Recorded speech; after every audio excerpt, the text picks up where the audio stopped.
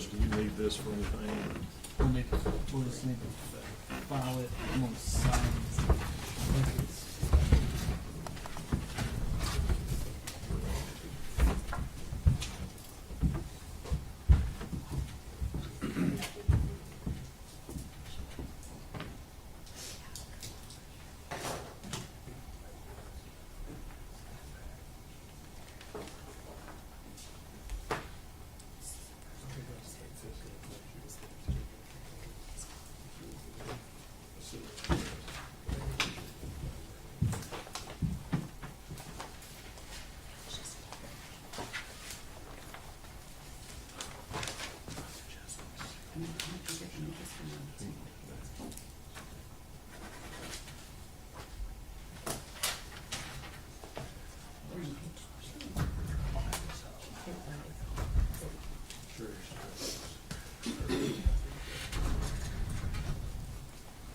Okay.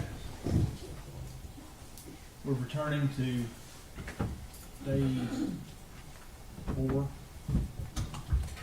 Started Monday. Day 4, State versus Megan Boswell, S72869. When we left yesterday, I was provided with the video interview of Ms. Boswell that Special Agent Fraley testified about, which I believe took place on February 25th of 2020. I was able to multitask. I watched it and listened to it all at the same time. So, over the break, I reviewed the case law, I reviewed the rules, and it breaks down to this. It breaks down if it's in the sound discretion of the trial court, and I have to view the fundamental fairness of letting just part of the interview in versus letting the whole interview in. And reading the case law, I think one of the arguments by the state was, well, we didn't introduce the interview. We didn't introduce the video or the transcript thereof. But the case law is clear that examination of the witness by a party is tantamount to introduction. So, for the fundamental fairness issue, I'm going to find that the entire video is going to be allowed. Now, what that means is that the jury is going to see and hear from 17 minutes and 50 seconds to 41 minutes and 44 seconds. That's when Special Agent Fraley came into the room. They're going to hear, of course, then they leave. They come back at 55:15, and they're there until 1:05:28. And then after that, the officers leave, and she's either sitting there by herself or it's just an empty room. So my ruling, my decision is, Mr. Scott, when you cross-examine Special Agent Fraley, you're allowed to play that video to comply with the rule of completeness. All right. Would you mind give me those times again so I don't mess it up? 17:50 to 41:44. 55:15 to 1:05:28.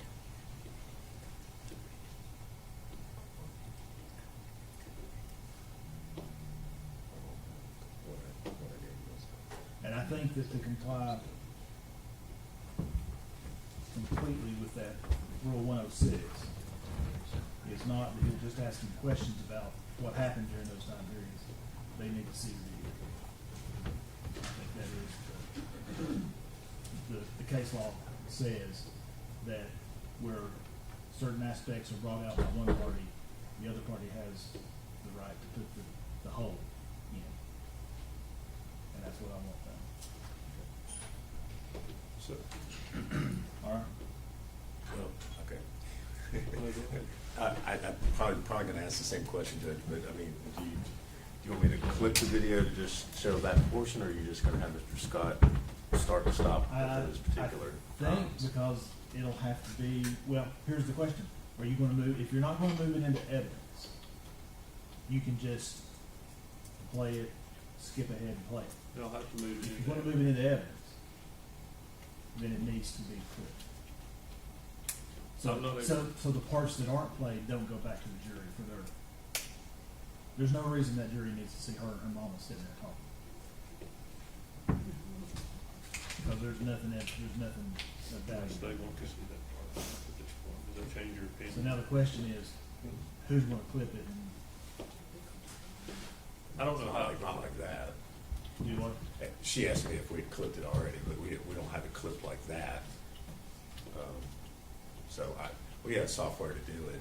It's just gonna And Mr. Shelton, Would you do that? take a moment, so. do you want this back? Yes, that might You help. can reuse it. Yeah.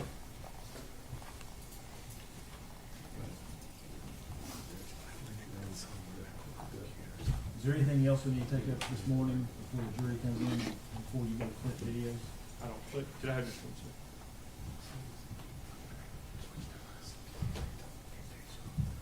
No, I'm good. I'm good. I'm good. I think that's enough. No, nothing. I'm sorry. Jen, is there anything we need to take up? before- Nothing else for the state. We'll be in recess till 9 o'clock. The jury's here, they're ordering their lunch, and then we'll get started. All right, I'll try to get this done as quick as I can. Thank you. Okay, Thank you. thank you. I'm gonna do the. Court stands in recess. I'm gonna do.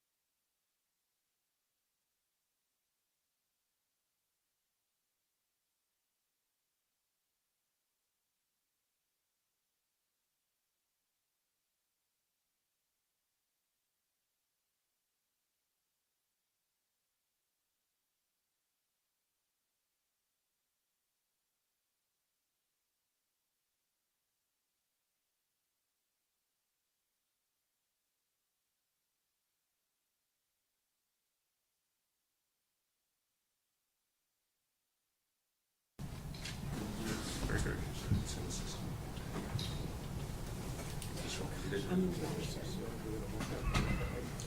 what? That's okay. This chair is so nice to stay on. Oh.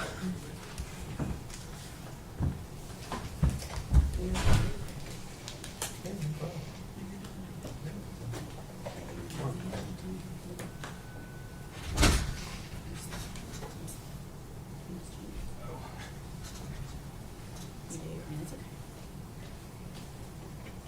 When have you seen it again? Not good anymore. No, take a chair from her. She can't move around, can she? Well, because she works on Saturdays, right? You said the other 4 hours. But she does. It has 3 days every day because the patient has his prayers.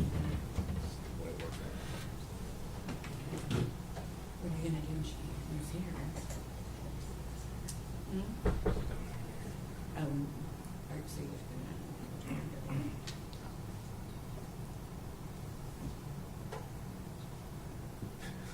No. All right, is the state ready to proceed? Yes, sir. Defense ready to proceed? Yes, sir. We need to get this call. I'm gonna double check this to make sure. I'm gonna double check on this to make sure.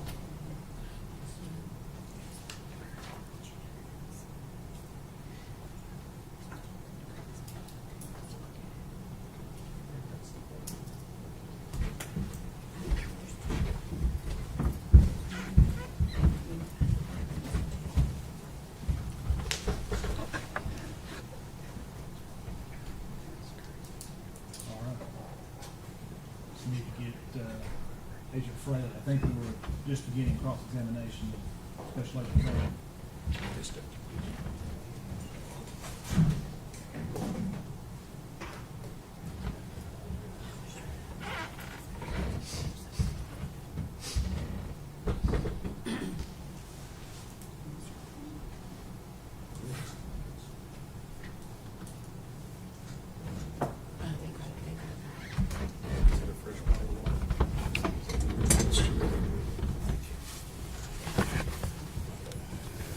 All right. Bring it to the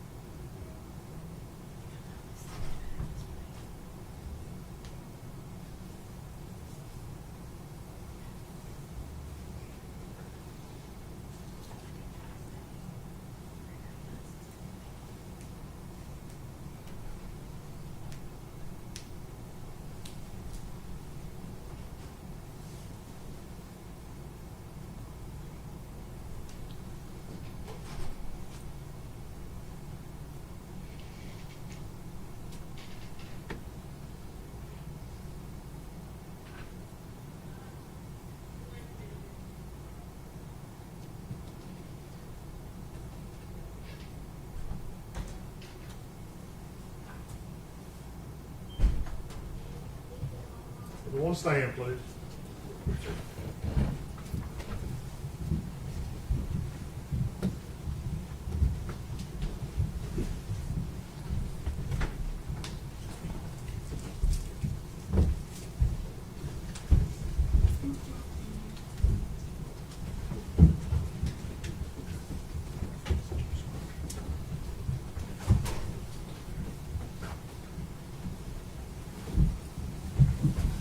You may be seated. Thank you.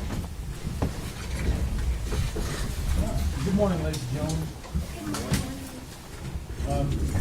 I gave you certain admonitions yesterday before you left for the day. Does any juror have anything to report? If you do, raise your right hand. Let the record reflect that none of the jurors have raised their right hand. I believe we were beginning cross-examination. Mr. Scott? Yes, sir. You're up. Good morning, Mr. Fraley. How are you? Good morning, sir. Fine, thank you. I want to start where General Harper left off yesterday. Okay. You were asked, you conducted an interview of Megan on February the 25th of 2000. Yes, sir.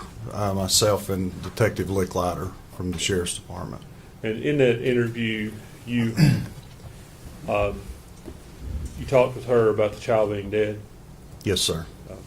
and some other things. Yes, sir. Judge, this time would ask to show that video.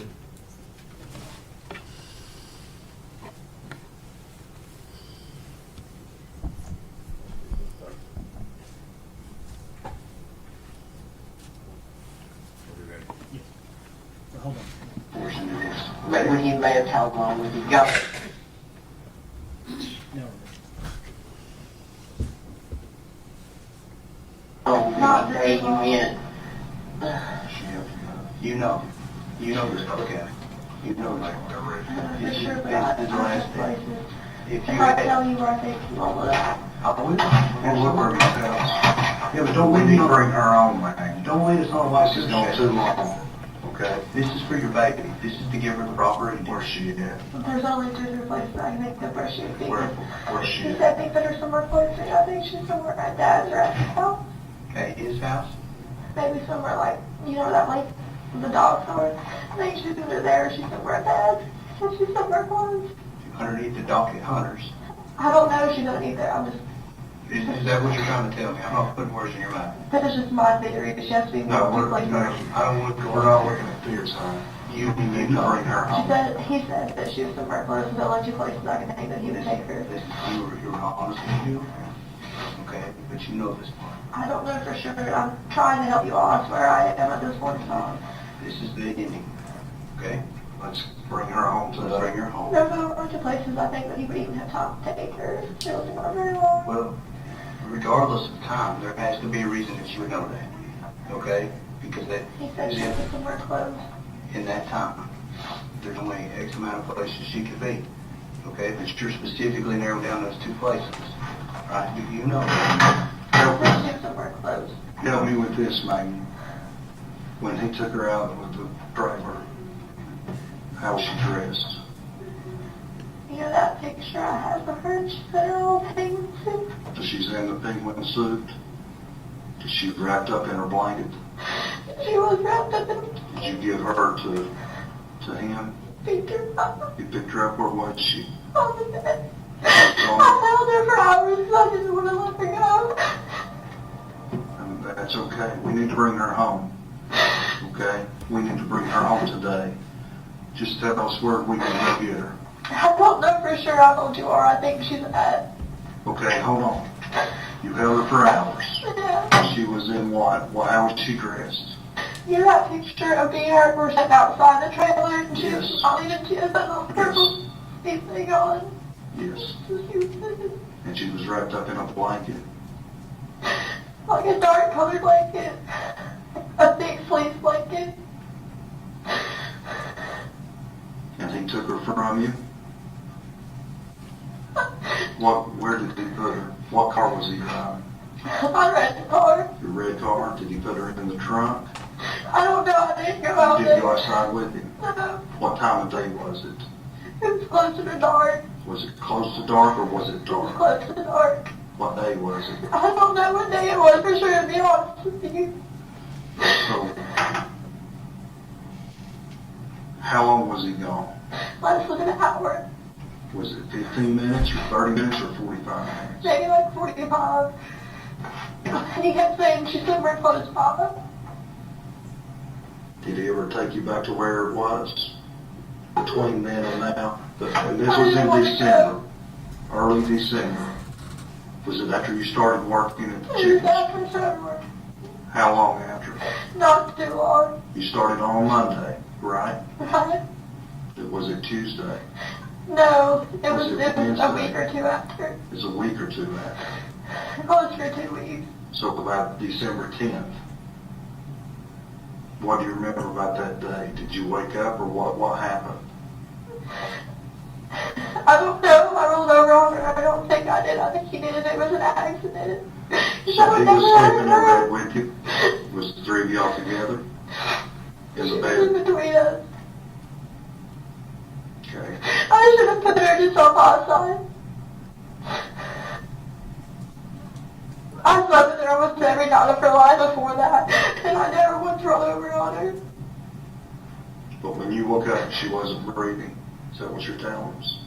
Her head was like buried in her pillow, she wasn't breathing. Okay. So, there. So do you tell him, hey, I was panicking. He was like, well, you can't call anyone, we're both going to go why to can't you jail. call someone And he said we were both going to go to jail if you take care of it. for her? For her just rolling over, or you rolling over on him? Or on her? I don't think I rolled over on her though. I don't know if he did an accident or what, but like I said, I slept with her like her whole life before that. With her up against me or right next to me, I never rolled over on her. We need to bring her home, Maggie. You need that peace. Mom needs that peace. Everybody needs that peace. We need that peace. Help us bring her home. You're the only one that I knows. told you all the only places I know he could have went. Where? Name it. My dad's in his house. When you say your dad's, where are you talking about your dad? I'm Muddy Creek. Because he wouldn't have taken her inside the house and said, hey, Tommy. Well, I don't know. I just don't know. Why would he take her back to Tommy's? He said he was going to take her somewhere close. See, I don't think he would have taken her to Tommy's. That's too much of a risk. Why would he do that? I don't know. What if your dad would have caught him? See, I don't think she went there. But can you all just please check and then We're check going to check everybody? everywhere we believe she may be. Okay. But again, we need to understand where she's at. I don't know for sure where she's at. When you say for sure, I just have guesses and I've told you two what they are. and why has Hunter never spoke to you about this? I don't wanna When know. he came back, what did he say? I'll put her somewhere close. Did he say how he put her? No, I Did he didn't throw her in want the to know. trash can? Did he throw her in the lake? Did he bury her? I didn't want to know. What did he say? Just that she was somewhere close and not to worry about it.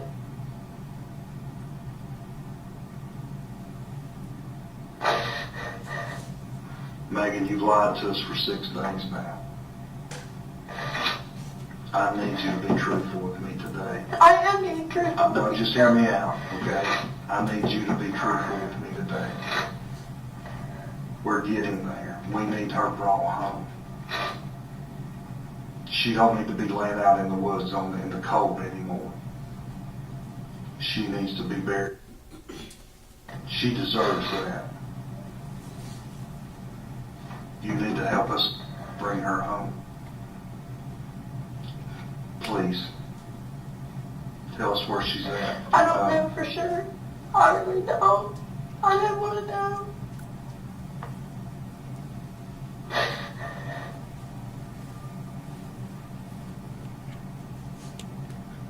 I think you do, Maggie. I think you're scared to tell. I don't. I told you the only two places I think she could be. When you say the boat dock, what do you mean by the boat dock?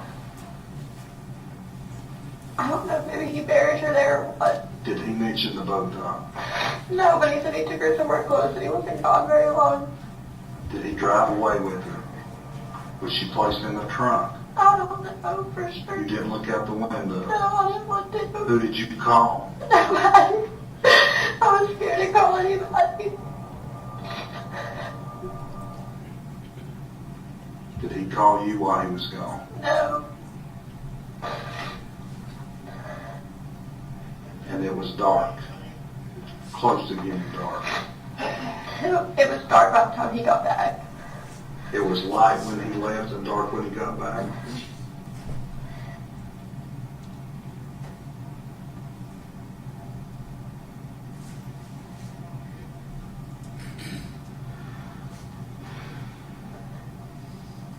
We need to bring her home. If she's laying out there somewhere, she deserves better than that. I don't know. I told you the only two places I could think he could take her.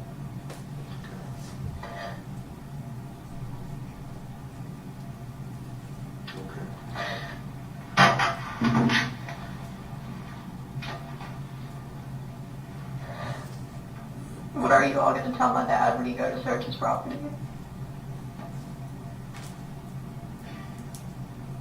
What should we tell him? I don't know.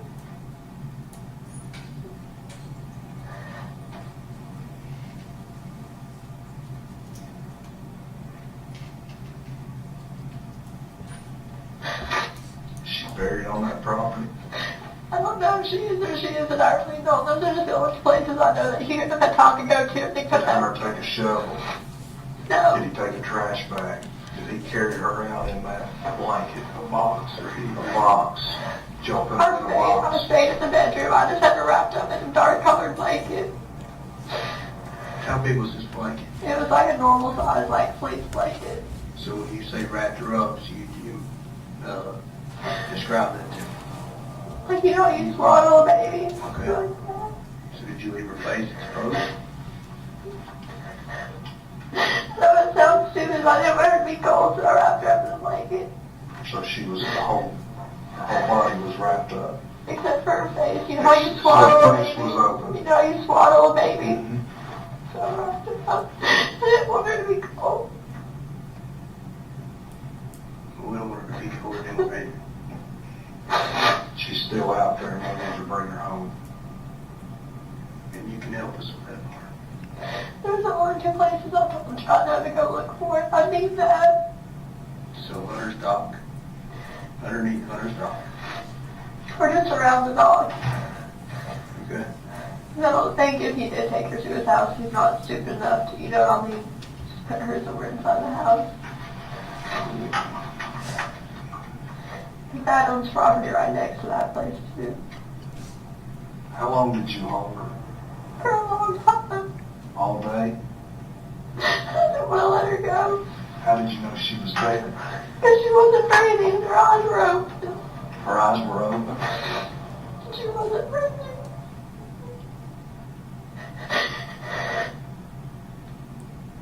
I tried to give her CPR, but she was already gone. How did you try to give her CPR? Mouth to mouth. What else? That's it. I just held her. Like, Did she gag or anything while you were trying to give CPR to her? no. How did she feel? What do you mean? Was she cold? No. She's still warm? What about the color? She was still Was she blue? No, not really. What did she look like? Just like her. As the day went on, she got colder and put up her in the blanket because I didn't want her cold.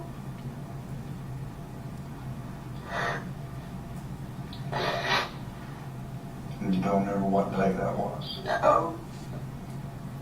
I know it sounds bad, but I'm just trying to block it out of my memory as much as I can.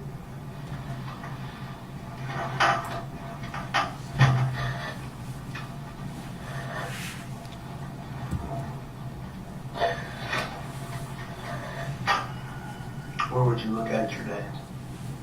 I don't know if that's a lot of property back through there. Back behind his house? So where does that connect to? Where does the back of his property connect to? I don't know. I don't know. So you, Yeah, that's what's there. There's that creek and like right up to the asphalt, stuff like that. you shoot in one of those asphalt piles? I don't know. I really don't. Is there a lot of asphalt piles on his property? I don't know if there is anymore or not. So I've not been out there, I don't know, I'm asking. I don't Again, know. that's what I'm trying to do, man. Help us bring her home. She don't deserve another night out there in the cold and alone. She needs to be brought home. I don't know. I really don't.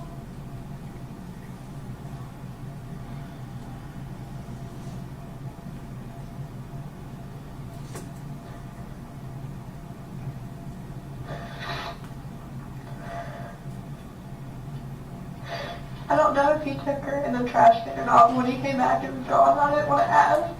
Your trash can and the trailer was gone. I didn't want to ask. Was there a dumpster anywhere there close? I I don't know, you have to look. No, to where when you lived there, what did you normally do with your trash? So get to the road and then the trash can. So you said took the trash can, the inside trash can, the outside On trash the can? inside. Just when you kept in the kitchen? I don't know if he took it with you or not, I didn't want to know. You said you sit there and looked at her. Yeah. When you woke up and she wasn't breathing, you tried to give her CPR. What did her eyes were open? Were they bloodshot? No. Were there any bruising around her eyes? No. She just looked like she always did, just like she was at peace asleep. No, her eyes were open. Her eyes were open. Not bloodshot or bruised. Not really, no. Because I can't help but think that's probably a lasting image that you think about Evelyn. So you know her bloodshot eyes were bloodshot or not, or black, and you're not saying they were. No. Okay, that they were just open. I didn't want to let her go. She wasn't cold, and when she started to get cold, I thought that the blanket around her, so I didn't want her to go home. What woke you up? Was she choking or crying? No. I just woke Or up. kicking? No.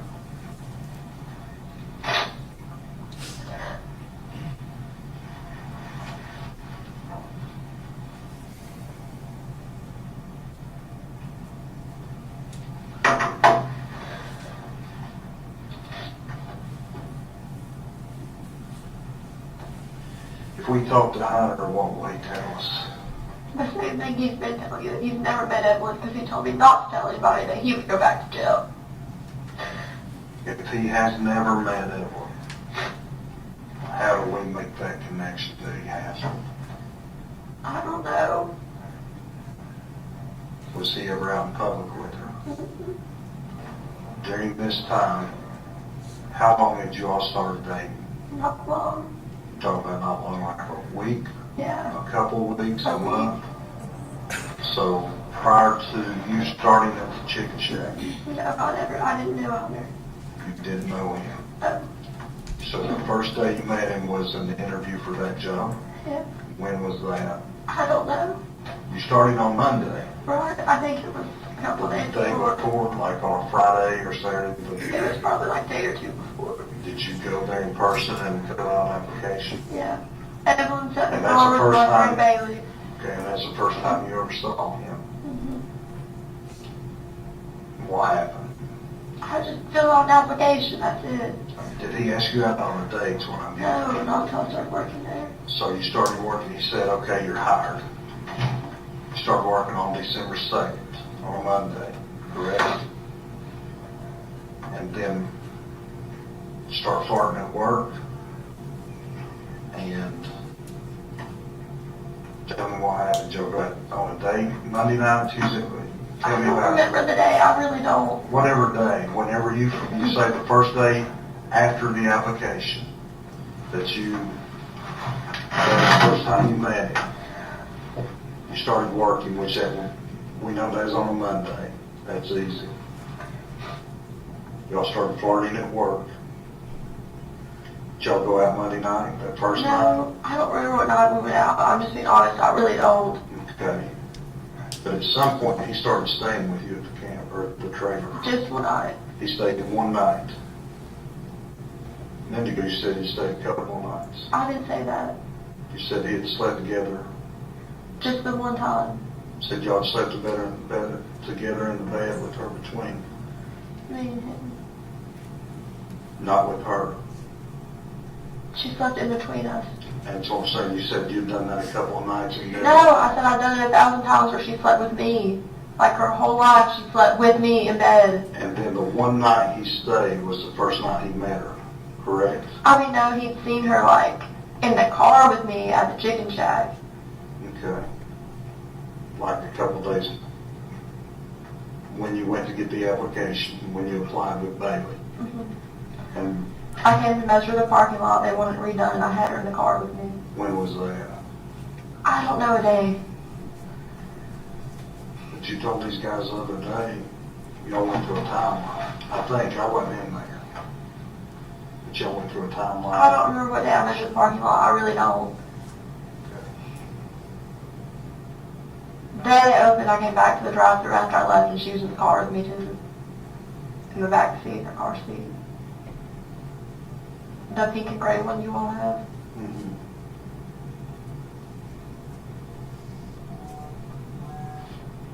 Do you think he took her in that trash can? I don't know, but it was gone. I never wanted to know.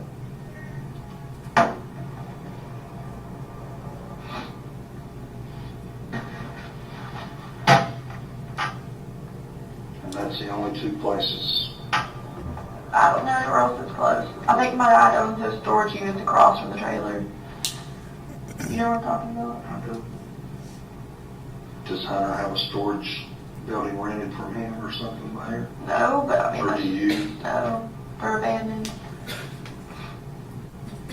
What do you put the baby at there? I don't know. You are asking me guesses. I'm giving them to you. He likes the lake a lot. Does he have a boat or anything like that? He used to. When you talk about the boat dock, you mentioned boat dock. What do you mean by that? Does he own a boat dock or? They're behind his dad's house. If you go to 217 Sandy Point Drive and look in the backyard, there's 3 huge ass boat docks. I promise you, you will not miss them. They're wide. And that's Have you close. been to that house? I Do you know what I'm talking about? did. Okay.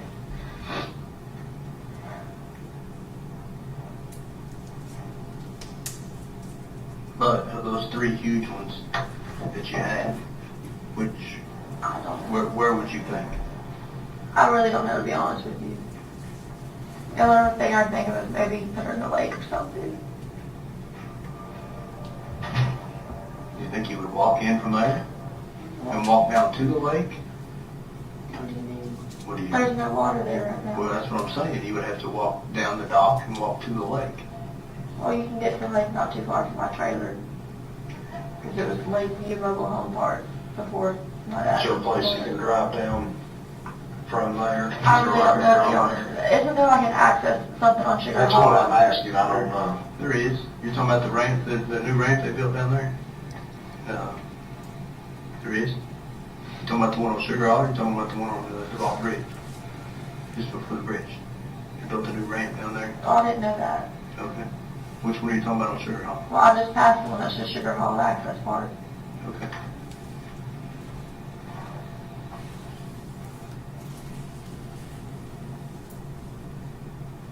Thank you for letting me talk to my mom.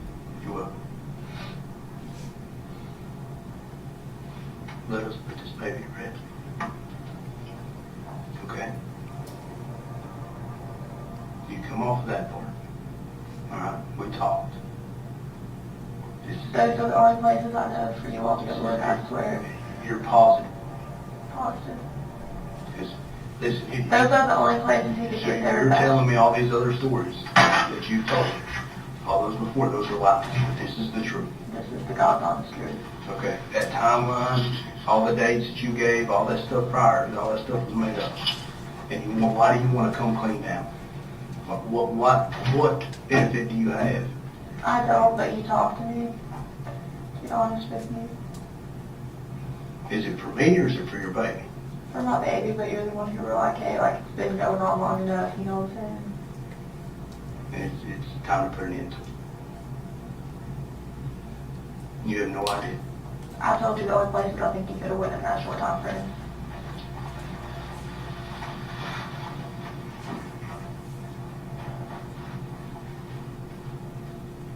I'm going to step in here. I'm going to try to look in the map for most places. Can you bring me a map and I'll try to mark on it where I think? You agree? All right, well, I'm going to grab a chair.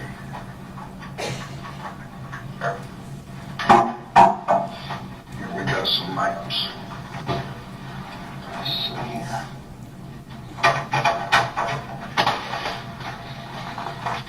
We got that one.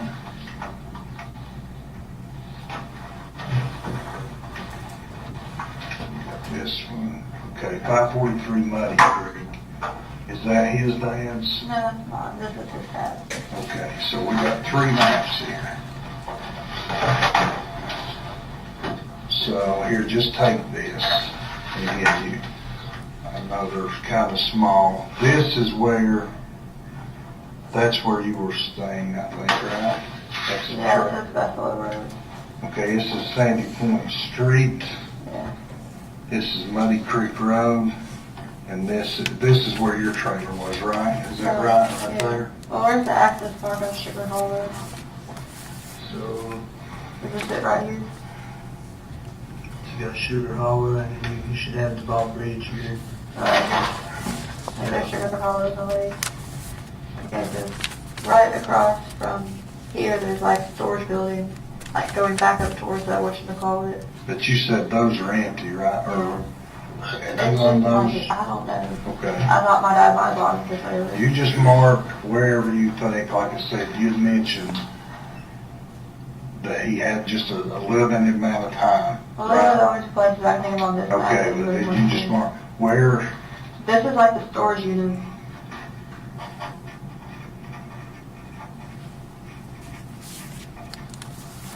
And is that the boat dock? That's an access part of Sugar Hole. Where's his dad's house? Is that here? Yeah. Well, I don't know anywhere else except for there and Muddy Creek. Okay, well, just mark that, mark what that is, boat docks. Put your lakes down. Is his, Can I just put Randy's house? yeah, that's fine.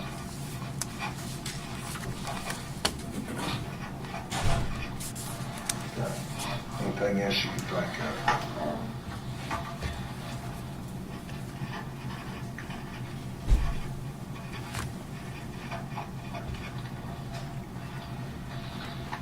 And if you don't care, just mark, I don't think storage. I think from what you're telling me, if she's in one of these 2 places, so just write what she was wearing if you don't care. And that's just whatever, what'd you say her clothing was? Was it her little jumpsuit, purple fleece? Sleeper. And a sleeper, was she wrapped up in a blanket?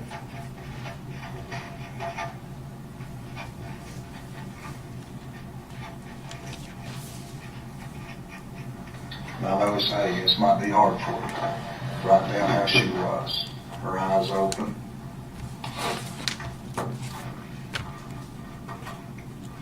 Just like she was sleeping, right? No bloodshot, but they were open. She was warm. And all her color was there. She wasn't blue or gray or anything like that, right? Okay. All right. And that would have been 1st of December. Okay, is that right? Like the first week, Second week, probably. second week. And that's December. Anything else you can think of? Anybody else you think Hunter may have told? His best friend, I mean, I'm just asking, you may or may The only not. person I know that he's really close to is his mom. Do you think she knows anything? His mom would defend him like to the end of the earth. Okay. Because I know exactly he's gonna be like, well, I didn't have anything to do with that. He's gonna go back to jail, and his mom will like sit and support him on whatever the hell he says to her. What else he been in jail for? I don't know. Okay. To be honest with you, I don't. Okay. All right. Let me go out here. Do you need to leave, or you want to hang out here? What do you want to do? Well, I can't leave. Huh? Why not? I figured you all were going to arrest me after I told you. For what? For withholding information. Why would we arrest you?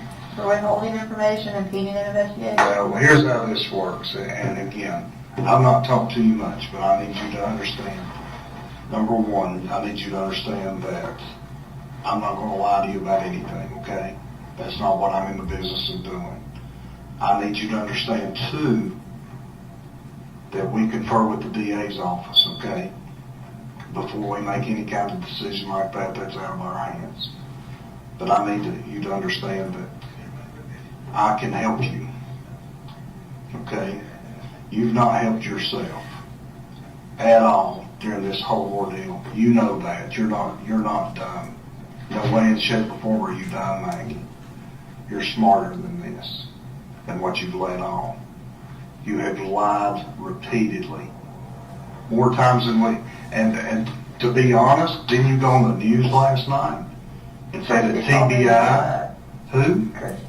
You go on the news last night and tell that TBI is not doing our job. You've been up here 100 times. How many TBI agents you see running around? How many Sullivan County investigators you see running around? How many FBI agents you see? We are breaking our backs to bring her home. Then you go out there and do that. That bothers us. But again, we're not in it for anything but to get and bring her home.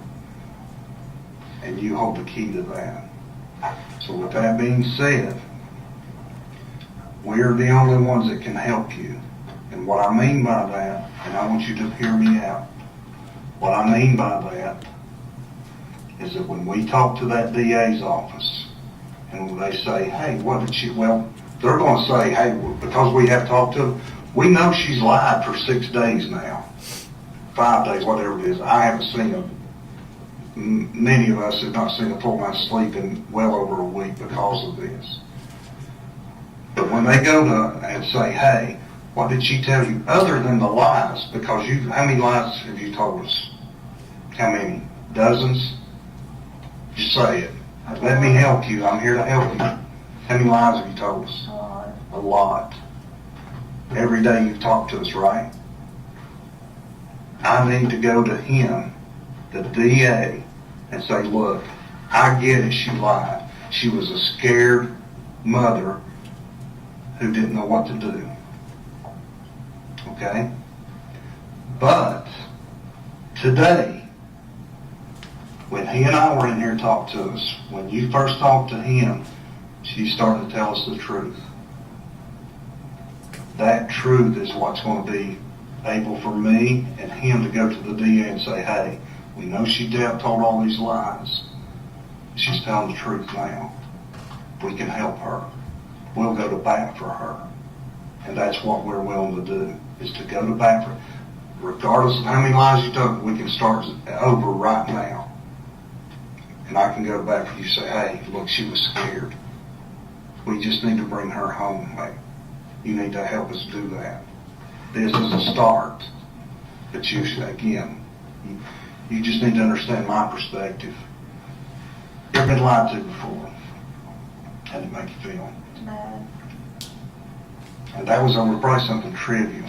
A boyfriend lied to you about going out with a girl or something like that. We're trying to bring her home.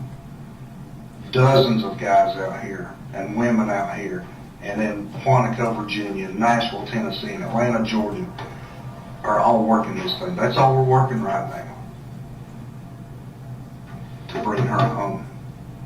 Help me tell the DA she was finally the key that brought Evelyn home. I need you to be honest with us. Can you be honest with us? I am being honest with you. Is there any place other than here that she is that you know of? Not that I can think of. Okay. Anything else you think might be important? Anything else you want to tell us? Okay. Where do you want to go? What do you want to do? I mean, I can't go. You're not under arrest. You know, I say all that to say that to be clear. You're free to go. Just you tell us if you want to hang out here, that's fine. Okay. We'll continue to help you out. But again, the lies are over. We can't help you unless you tell the truth. I am telling the truth. Okay. You're tired? You want to go outside? Can I just stay here? Yes, if you need anything, you know, come in the door. Is Angie here? Who? Angie? She is. Can I stay with her? You want to sit with her in here? Can I stay with her in her office, or do we have to sit here? You'll be fine. Just sit tight. You've got food here, is that okay? Is that right? Thank you.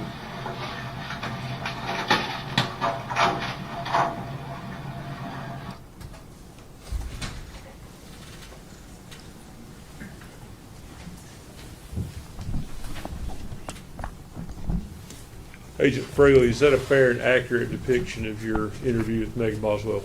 Yes, sir, it is. Judge, I would move that as the next exhibit.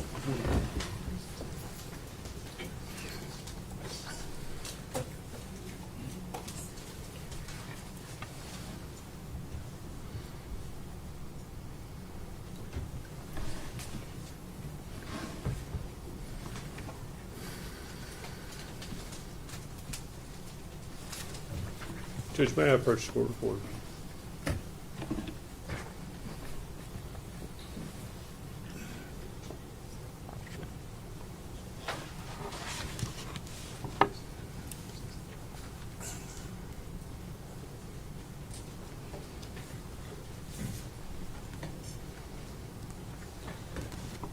Agent Fraley, I want to, go back over some of the things she told you.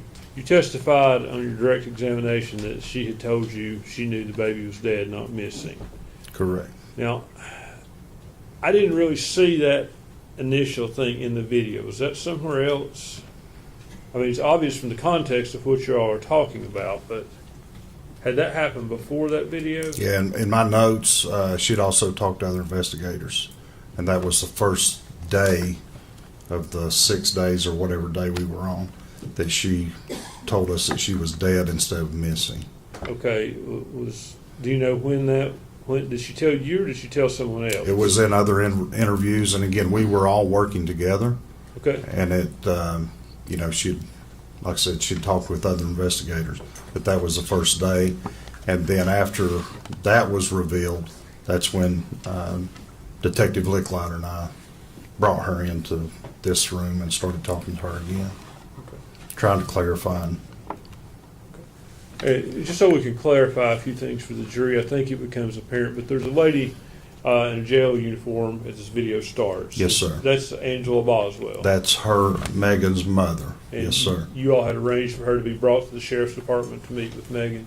Yes, sir. She asked to meet with her, and was able to do that. And then as the video starts out, you start talking about he back a lot, and later the name Preston or Hunter Wood comes. Is that the he you all are talking about throughout that video? Yes, sir, it is Hunter Wood that we referred to as her boyfriend. And at some point,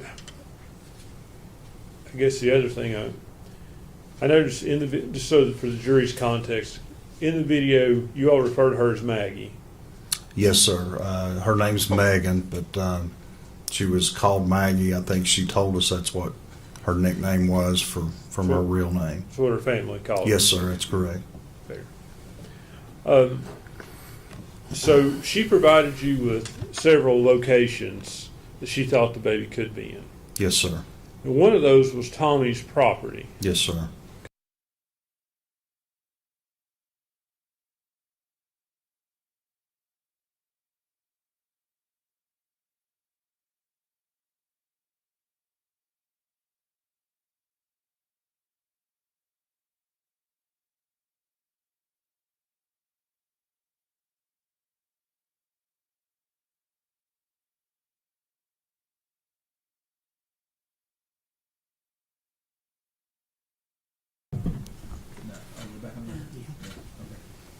I'm sorry, can you? Yes, sir.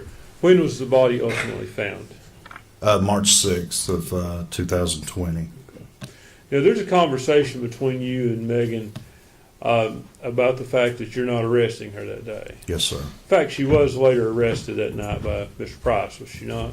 I believe she was. She did not end up leaving the Sullivan County Detention Center from the time the detention center and the sheriff's department are all connected together here. Yes, sir. They're connected here. Their offices are in the same building. One large building. Yes, sir. So she did not leave there from the time of that interview until she was arrested. I don't think she did. Now, when did you first search Tommy Boswell's property?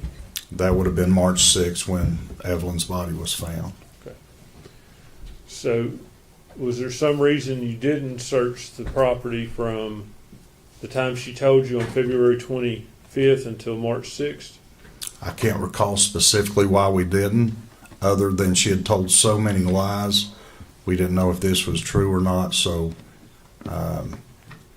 there wasn't solid evidence because she had lied so much that this was the truth. So, Are you certain the property wasn't searched before? not by me, no, sir. It may have been searched, but Was it searched by the TBI, or do you know? I don't recall. I wasn't out there until the 6th that I recall. Okay. There may have been other detectives, agents, FBI, Sullivan County, or even TBI for that matter. Well, as far as TBI goes, who was in charge of this at the time? Agent Gratz was the case agent, David Gratz. Who was the field office manager? Christopher Wilhoit, he's the assistant special agent in charge. What was your position at the time? I was to assist Agent Gratz in the case. Okay. So you went there one time to that property? That I recall, yes, sir, on March 6th.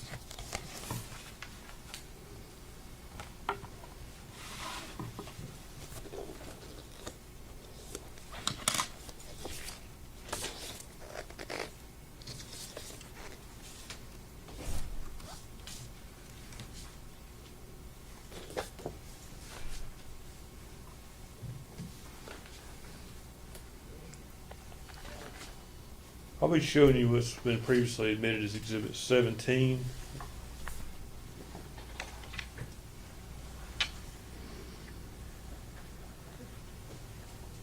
Agent Fraley, you previously identified this photograph as how the trash can was found when you Yeah, there. yes, sir. It looks like the ones from yesterday. Yes, sir, it is. Okay, yes, sir. Judge, all the monitors are off. Yeah, I know, I'm trying to, Okay, I see. you'll have to look at the big, Okay. the power surge. is going.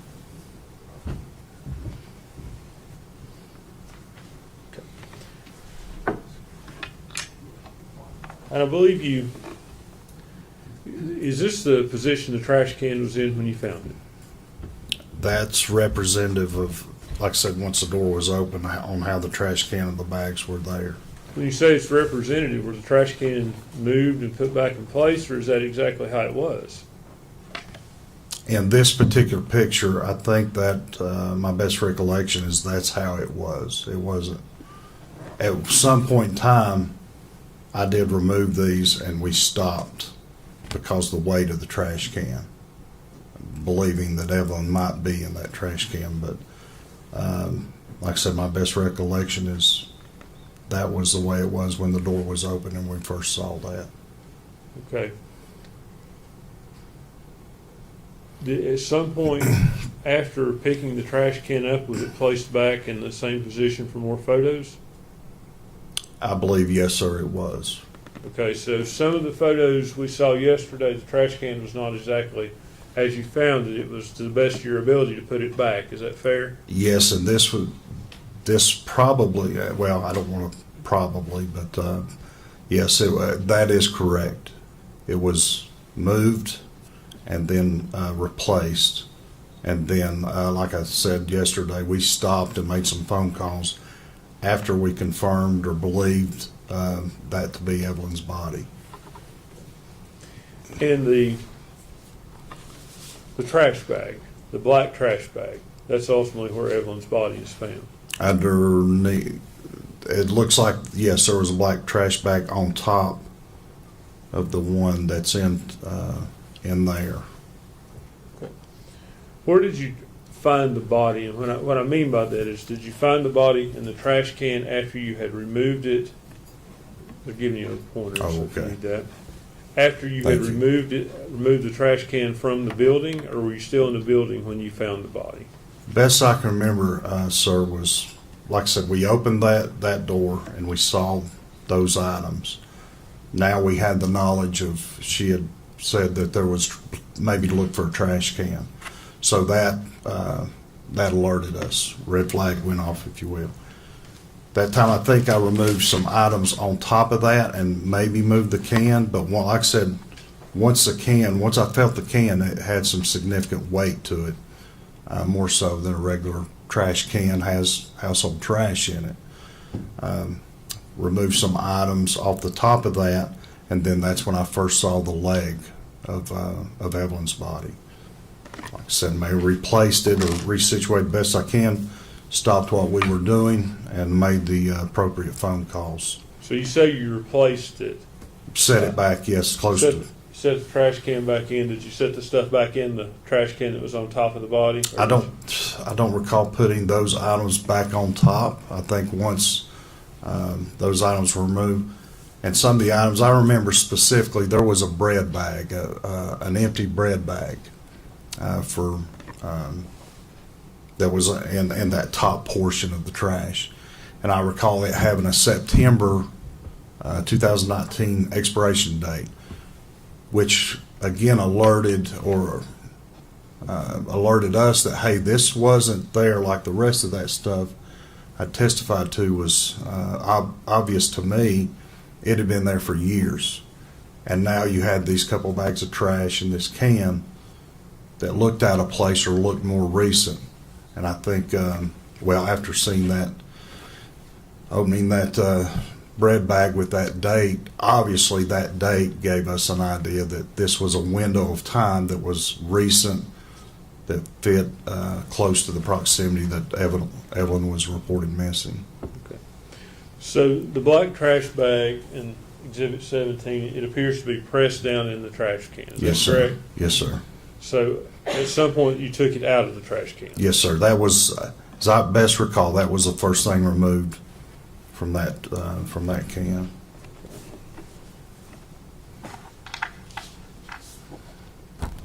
Agent Fraley, I'm going to show you what's been marked as Exhibit 15. Okay. Is that the same black trash bag?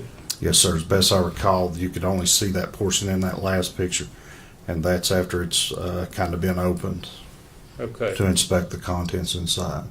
Okay. So that picture was taken after you open the door, obviously. You take the trash bag out of the can, or did you? I can't recall if I did or not. Like I said, I think I did, because to inspect the bigger bag that was down in the bottom of the can with Evelyn's body. Okay, did you place the black trash bag back in the can? I can't recall if I did or not. Like I said, once we confirmed that was Evelyn's body or what we believed to be, we stopped. But I can't remember if I placed it back in there or set it to the side.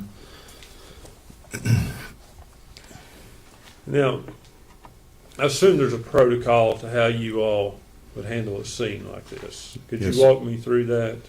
Well, typically, like I said, this was a looking for Evelyn's body, because based off of what the phone call had come in to come there to search for items that he had said had been brought there and placed in the yard barn. We found those items. I think Special Agent Gratz and Haraz with the Sheriff's Department started looking, inspecting, and made the decision to take that. And then the process of that led us to just to look in the playhouse where we found these items. So for protocol, I guess there's not a checklist to start looking, but once items are found, the protocol is to photograph those, bag those, seal those bags, mark those bags, and ultimately send them to our TBI labs for examination. And I assume the protocol would be not to contaminate other pieces of evidence there. You want to keep everything as separate as possible. As best we can. You described a situation where you all placed her body on a clean body bag. Yes, sir. And I think you said y'all put wax paper on the porch prior to doing that. I think it was like butcher paper, this rolled butcher paper, then the body bag on top of that, and then as we were removing the contents of the trash can, it was onto the body bag. The black bag, when you inspected it, anything significant in it? Like I said, the only thing that sticks out is that bread bag with the date. Kind of, like I said, that other stuff had been there for years, it appeared to me, and the others.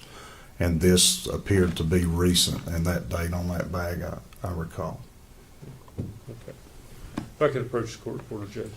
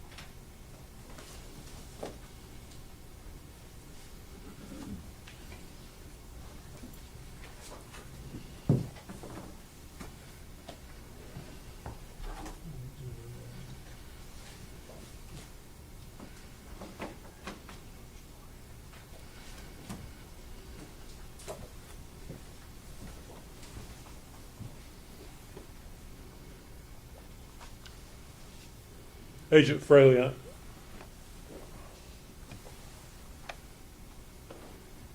I'm showing you what's been marked as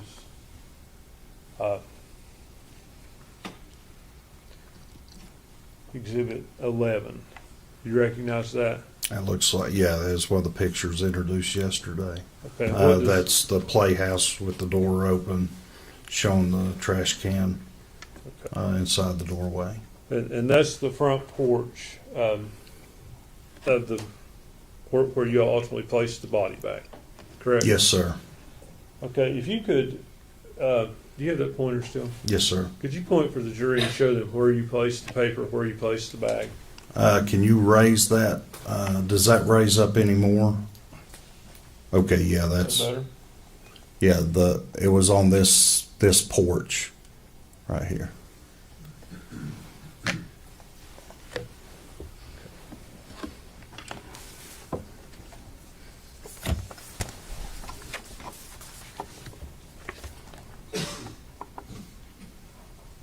And take that one down. Actually, if we could go back to that for just a minute. Okay. Over here on the side, can you see what looks to be like is wire? This right here? Yes. Yes.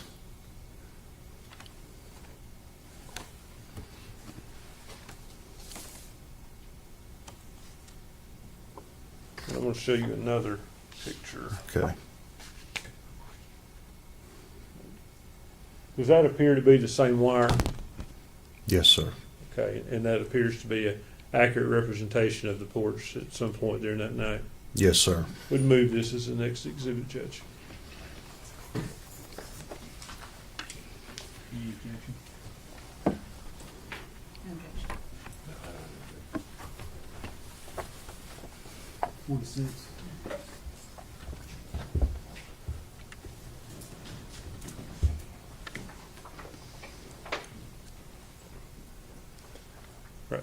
Oh, Let me see everybody over here.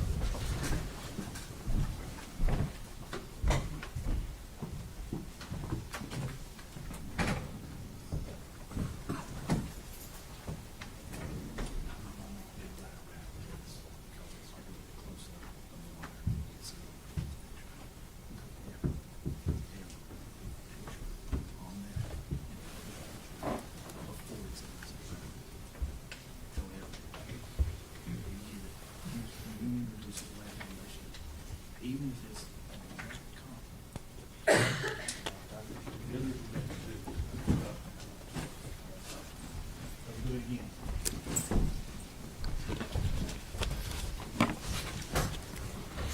All right, go ahead, Mr. Scott.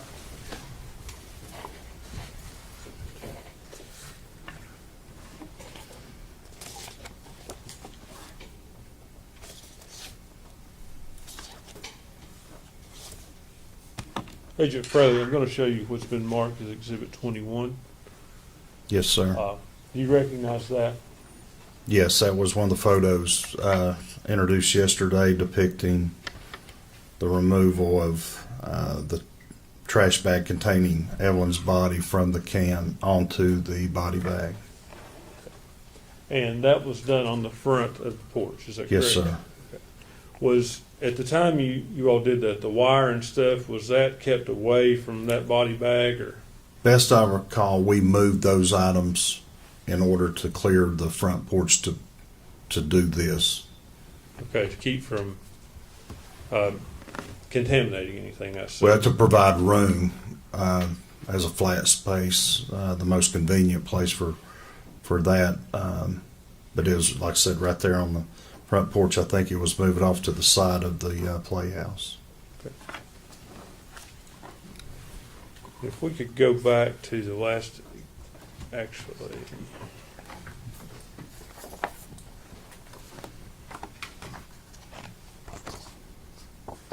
We'll put back up Exhibit 46.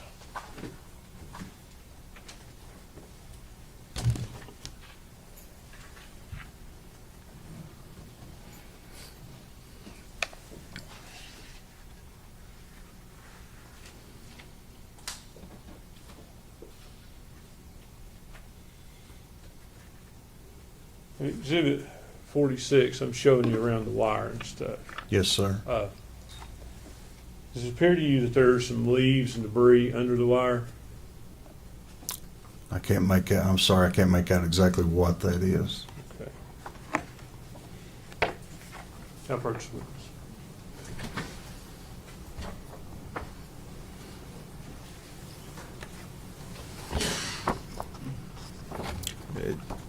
Do you recognize what that is? Like I said, that's a little clearer picture. That's not. What is that a picture of?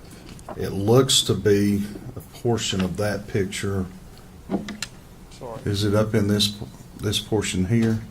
That area, is that a zoomed in of Yes, sir. that area? Yes, sir. Yeah, there's that's a little clear. Okay, and you recognize that picture that you have in front of you?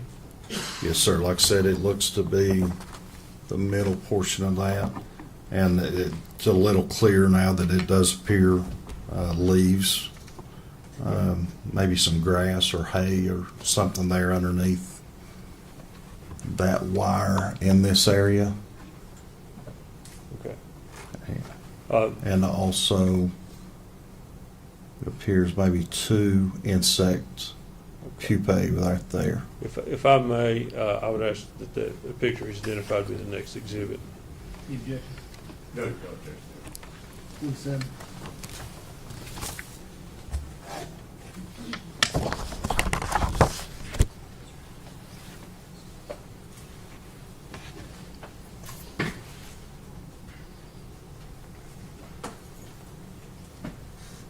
We'd ask to publish this at this time. Agent Fraley, is that a better Yes, sir. picture for you to Yes, describe sir. to the jury? It is. I believe you said you saw some leaves. Yes, sir. It looks like maybe right there. Uh-huh. And that might, that area right there is what I said looked like grass or hay, possibly. Okay. And then, I'm sorry, Oh, those go two, right there is what it said looked like insect. You described those as pupae. Yes, that's, You talked about pupae yesterday. What's pupae? it's just where an insect, once an egg is formed, it's formed as larva. In the middle of that stage before it fully develops into an adult, that's the stage of that. Okay, so the egg would be laid and then it forms into this. Is that what you're saying? That's correct. Yes, sir. Okay. That pupae, those do they move on their own? Yes, they're they're living organisms, and they feed, which, like I testified yesterday, it's common with human decomposition, that the eggs are laid on that decomposing human flesh, and that's where they develop from there.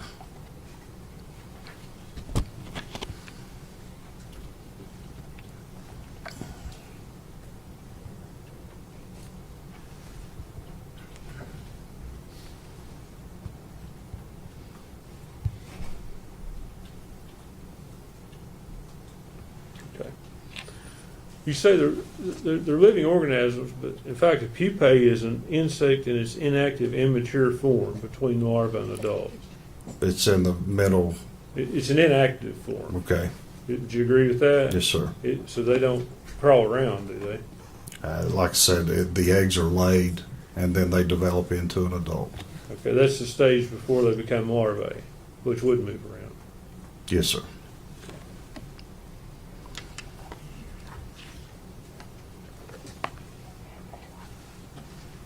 Let me ask you about the so when you found the body in the trash can,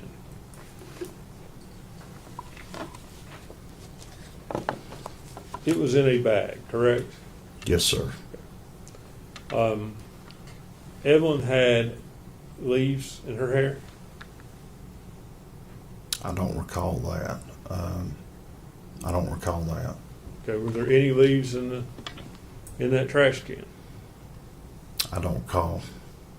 You The say you don't. leaves. When you say you don't recall, I guess I want you to clarify that you say I don't remember. You saying I don't remember, or I Well, don't remember? even reviewing the pictures yesterday, I don't remember saying. I mean, it's been 5 years, but even reviewing those, I don't remember seeing leaves inside of those. So you don't think there were leaves in the trash can or her hair?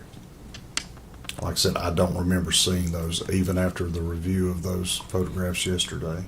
Okay. I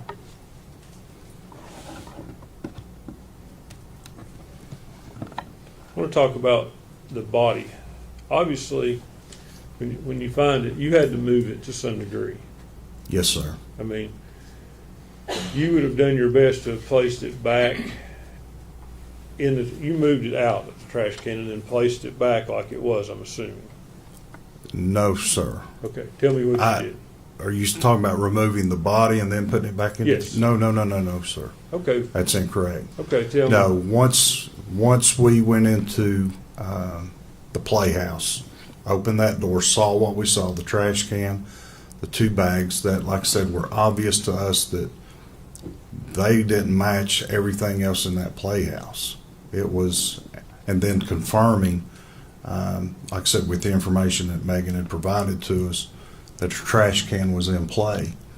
That first black bag removed, and then like I talked about the empty bread bag that had expiration date, that confirmed this wasn't in the time frame of this other stuff with the dust and the cobwebs.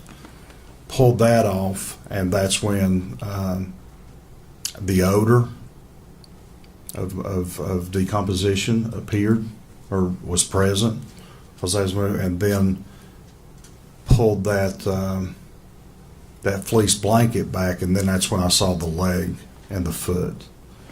That's when we stopped at that point.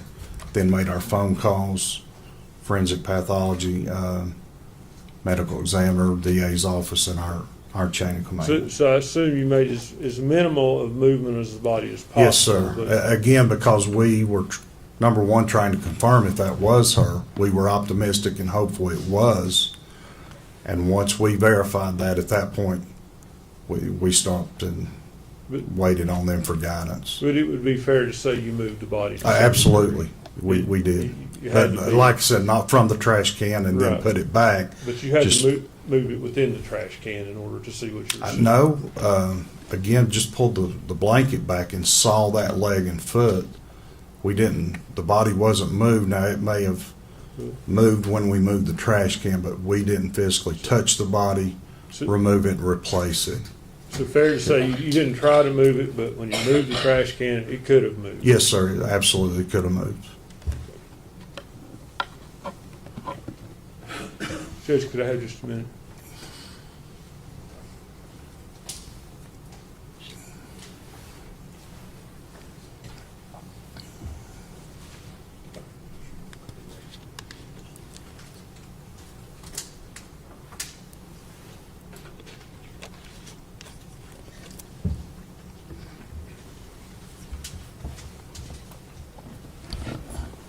Did you collect any evidence there yourself? I know, and what I'm saying is typically, at least for the jury, I'll explain the question. I know you know what I'm asking you, but typically a lot of law enforcement people are there. One person may collect this, one person may collect that.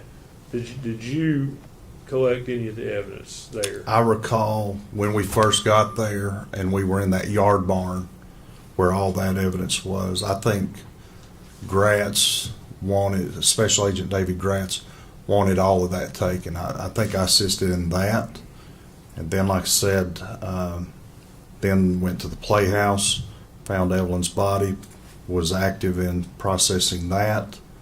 Those bags, what wasn't sent to the forensic center for autopsy, which included Megan's body and the clothing, and the blanket, those other items were collected. They were transferred from that scene over to the Sullivan County Sheriff's Department, where we continued to process. But I think I was party to that as well. So I think to answer your question, what you're getting at, if I collected evidence items, and yes, I did. Do you know which items? I'd have to look at those lists because they were, it was voluminous in the items that were collected. It was dozens, I believe. I'd have to see that list to refresh my memory.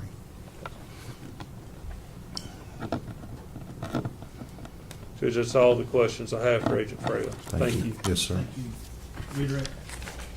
Just briefly, Judge.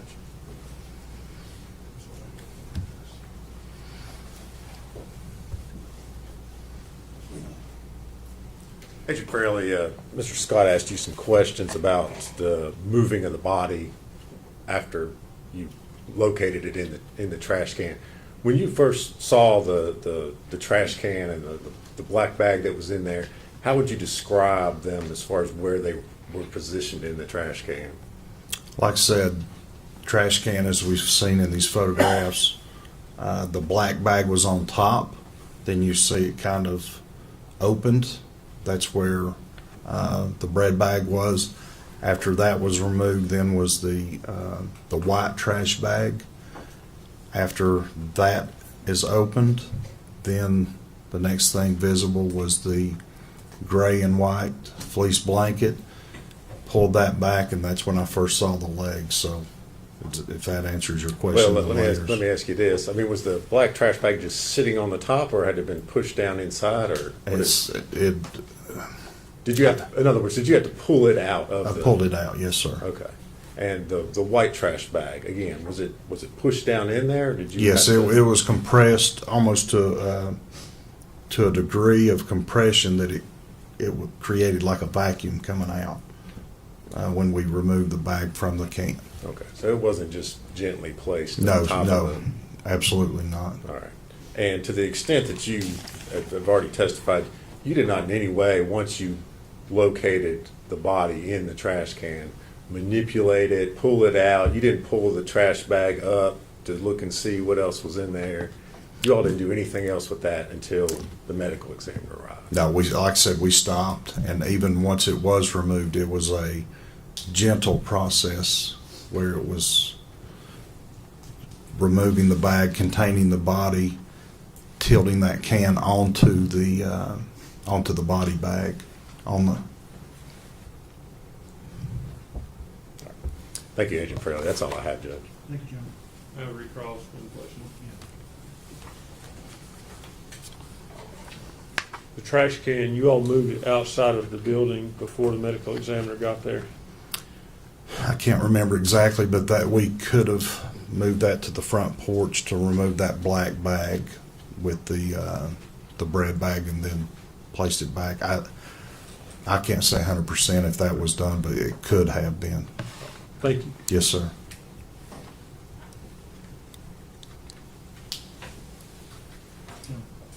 That's all, Judge. Is he need to be under subpoena? I have served an additional subpoena on him should he be needed later. He'll need to be. All right. Agent Fraley, thank you for your testimony in this case. You're still under subpoena, so you'll need to remain in. Okay. Thank you. You ready for this witness, Judge? Yeah, Statement called Tommy Boswell. unless anyone, do any of the jurors need a brace?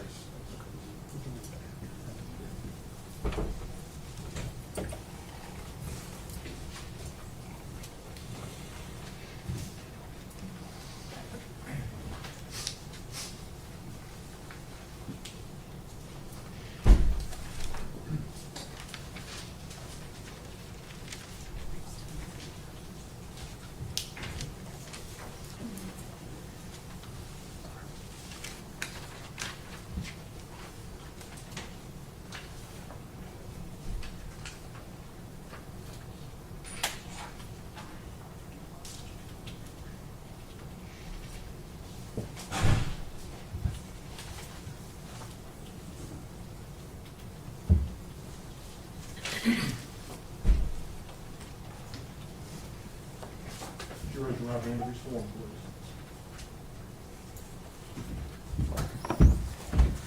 I gotta give you your microphone. Raise your right hand. Yes, sir. State your name. Tommy Boswell Sr. Solemnly swear affirm testimony about to give you the truth, the whole truth, and the truth, sir. Yes, sir. Speak into the microphone, please. Good morning, sir. Good morning. If you would, scoot like Judge asked, scoot up close to that microphone. All right, how's there that? you go. That's better. You're Tommy Boswell, is that correct? Yes, sir. And Mr. Boswell, where do you live? 543 Muddy Creek Road, Bluntful. All right. Is that here in Sullivan County? Yes, sir. Okay. And you are the father of the defendant, Megan Boswell, is that right? Yes, sir. She's your daughter? Okay. And Evelyn is your granddaughter? Yes, sir. All right. Now, Megan's mother, who was she? Angel Boswell, All right. or Jones. Okay. And two of you, are you still married? No, we've been divorced since 16. 2016? Yes, sir. How long were you all married? 17, 18 years, something like that. Okay. Megan lived with the two of you when she was growing up? Mainly lived with my mom and dad. Okay. And where did they live? Right below me, we lived on the same piece of property. Okay. There on Muddy Creek? Yes, sir. Okay.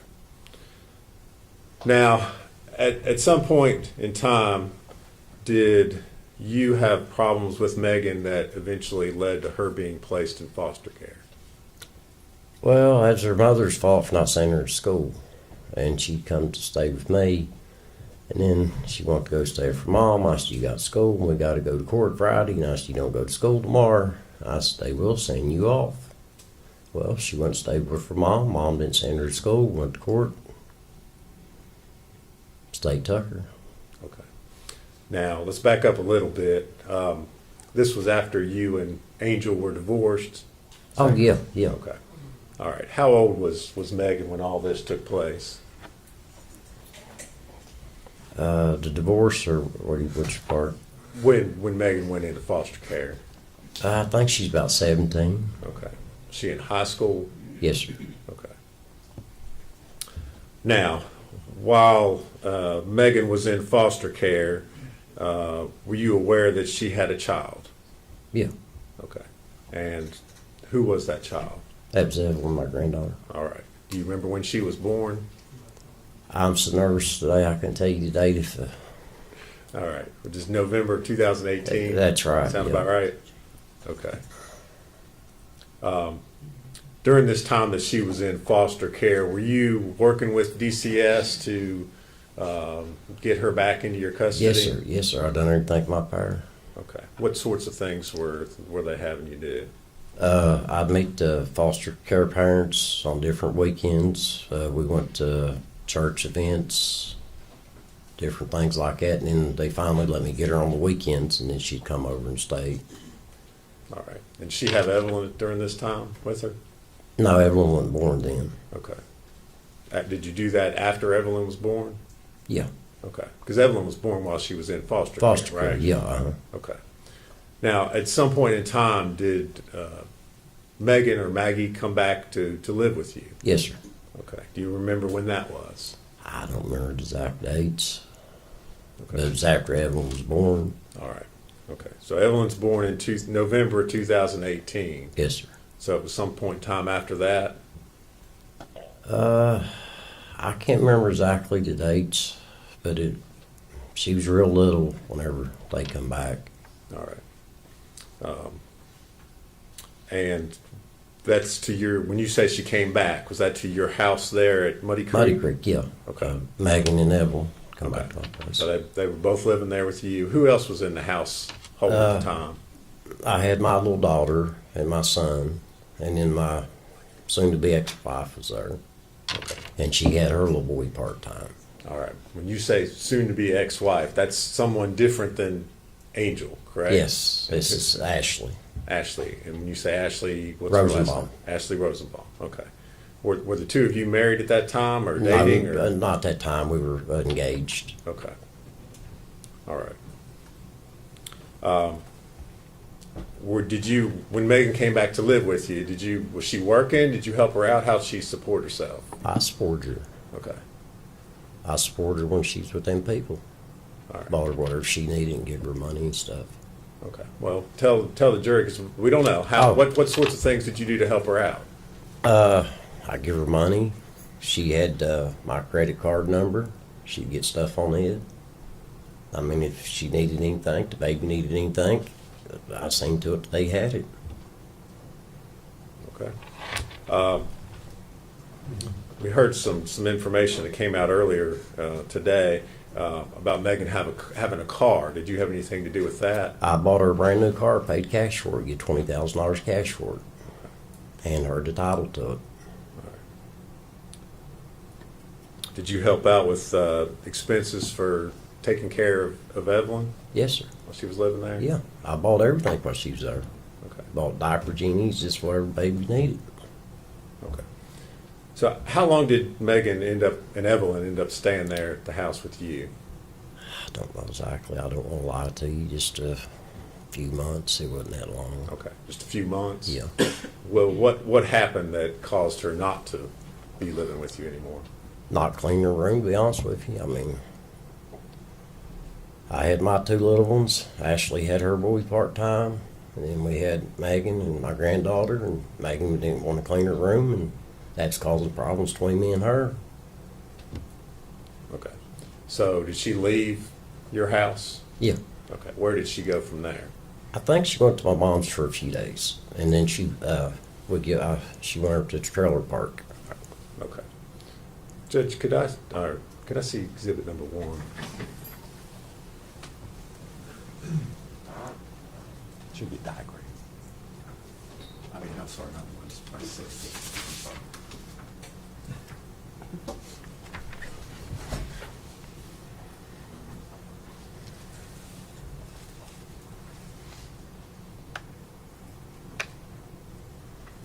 Mr. Boswell, I'm going to show you what's been admitted as exhibit number 6. Do you see that on the screen in front of you? Yes, sir. All right. Does that look like an accurate diagram of your property where you live out there on Muddy Creek? You recognize that? Yeah, yes, sir. Uh-huh. Okay. And if you're looking at the diagram up there at the top, it says Tommy Boswell trailer. Yeah. Is that where you were living? Is that Yeah, where you live? that's a house. It's not Okay. a trailer. Okay. And then down below that, what's labeled as residence, is that the trailer where your mom was Yeah, living? that's where my mom lives. Okay. So she left your place up at the top there, Tommy Boswell, and then she moved just down, same piece of property, but there to where it shows as a residence. Until her and Ashley got the trailer cleaned up and ready for her to move into it. Okay. All right. Thank you.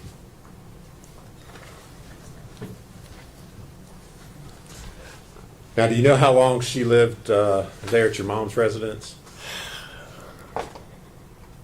No, I don't, sir. I mean, Was it a long I time? stay, Weeks, months? no, maybe a week or two. It wasn't long. Okay. So where did she go from there? To the trailer. Okay. When you say Trailer park. okay, did you or your son, family members, own a trailer park? Yeah. You're referring to it as a trailer park, Yeah. but we don't Yep. we don't know what that is. Yeah, we owned a trailer park and we gave her a trailer. Okay. Where was this trailer park located? I can't even think the name of that road. Is it here in Sullivan County? Yeah, it's here in Sullivan County. It's Sugar. I can't even think the name of that road, sir. Did you say Sugar? I think it's Sugar something. Is it Sugar Holler? Sugar Hollow. Okay. Is that the name of it? Okay. Well, I can't answer that. I'm asking questions. So Okay. you got to answer. Yeah. All right. So was that something you owned or your son owned? Or My son owned it. Okay, your son owned it. So how was it? Explain to me exactly what happened as far as Megan's living arrangements were concerned there at the trailer park. What do you mean? She Well, didn't have to pay no rent, no light bill. I mean, she didn't pay no bills. If Okay. that's what you're asking. Okay, so you had a trailer out there and you let her go live there. Yeah, and I paid all the bills. Okay. Did she live there by herself or who lived there with her? As far as I know, her and Evelyn. Okay. Do you remember when this was that she moved into that trailer? Goodness, no, I don't, sir. Okay. Would you say, All this stuff I've tried to put back in my brain and to want to forget it, and I'm trying my best to remember it. And well, I appreciate that. Okay. So she and Evelyn are living in this trailer by themselves out on Sugar Hollow. Is that right? Yes, speak up. yes, sir. Okay. I see you shake your head, yes. Okay. You okay? Yeah, I'm fine. Okay. If you need a minute, let us know. Okay. I'm good. Okay. Did you ever go out and see Megan and Evelyn when they lived there at the trailer? A few times. Okay. Did you see the condition of the trailer, what it looked like?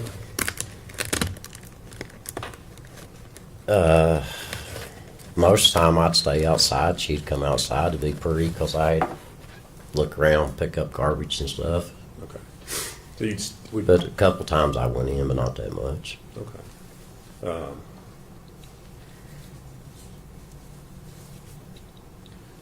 Did she have Evelyn with her? Yeah. When you were out there? Okay. So did there come a point in time at which you realized Megan was no longer living there in the trailer? Yeah. Okay. Do you remember when that was? Nah, I don't remember the dates. Did you do something as a result of the fact that Megan was no longer? Oh, living yeah, I there? told her, I said, if you're not going to live there, I said, you need to let it snow. I said, we need to rent that. Okay. And did you do something? Yeah, I told her, I said, if you're going to live with Hunter, I said, you need to move your stuff out. Okay. And did she do that? Yeah. Okay. Did you have to clean it out or do anything to it before you could re-rent the trailer? Babe's a guy worked with us. He took care of the park, as you say. He got free rent, and he cleaned it up and done stuff like that and mowed. And Okay. Well, do you remember what the condition of the trailer was when Megan moved out? it was pretty dirty. Okay. Did he have to do anything, or did you have to pay to have anything done to the trailer to be able to re-rent it? Oh, yeah. And what was that? Just cleaned all the furniture and stuff out and cleaned it up, and they had to replace some of the floor, which was bad. Okay. Did Megan leave anything behind in the trailer, or do you know? Did she take her? Well, let me ask you this way: did she take all her stuff with her? I didn't go through the trailer. Okay. This But guy that you hired. Hired, he did, and I told him, I said, whatever's left, she said she didn't want, and I said, there's a truck there, load it in the truck, take it to landfill. That's what we done. Whoever moved out, we clean them out. That's what we do. Okay. So you loaded up a bunch of stuff in the truck and hauled it off, or had this guy do that? Yeah. Mm-hmm. All right. Do you know where Megan was staying? You said she was no longer living She's in your supposed to trailer. have been living with Hunter. Okay. Was that Hunter Wood? Yes, sir. All right. Was that, as far as you know, was that her boyfriend at the Yeah, time? yeah. Okay. Had you met Hunter? Not at that time, I don't think. Okay. Do you remember when the first time that you met Hunter was? Goodness.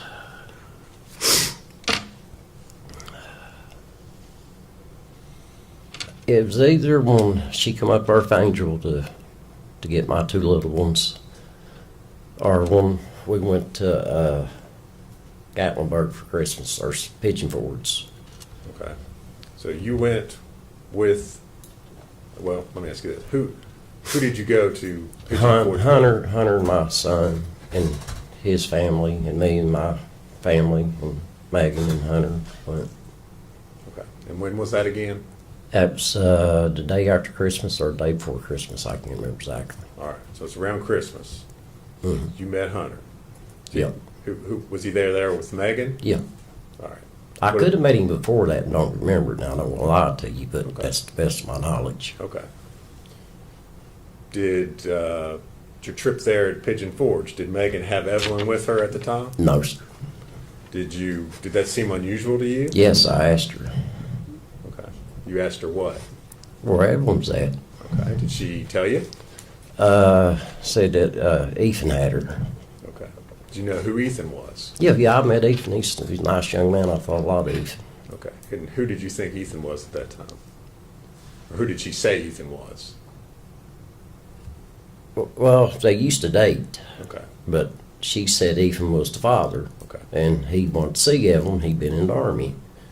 So I said, I'm going to stand back. If he's going to man up and want to see his child, I'm going to let him see her for a while. And then after a while, I said, enough's enough. It's my turn. Okay. So at that time, when you went on this trip, she told you Evelyn's with Ethan. Yes, sir. Okay. And you thought that was a good thing. Yeah, I mean, Okay. After this trip to Pigeon Forge, did you see Megan after Christmas? here or there, very rarely. I'm sorry. Could you Just repeat what here or there, not that much. Here, there. Okay. Did you see Evelyn? No, last time I seen Evelyn was on Thanksgiving. Okay. Did you ever, in those times that you saw Megan after Christmas, did you ever ask her, hey? Yes, I asked her numerous times. Okay. And what did she tell you? She kept coming up with different stories and different lies. Okay. Well, what was she telling you? First, it was Ethan had her. No, first, let me back up, I'm sorry. Hunter's mom was watching her.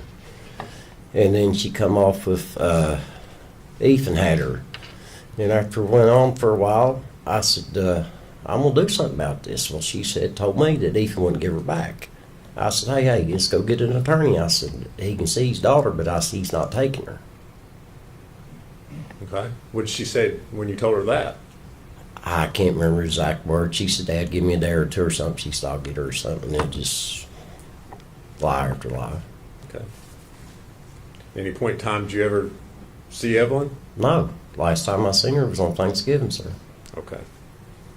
So, at some point, did you make an ultimatum to Megan about seeing your granddaughter? Yeah. I told her and I told her mom.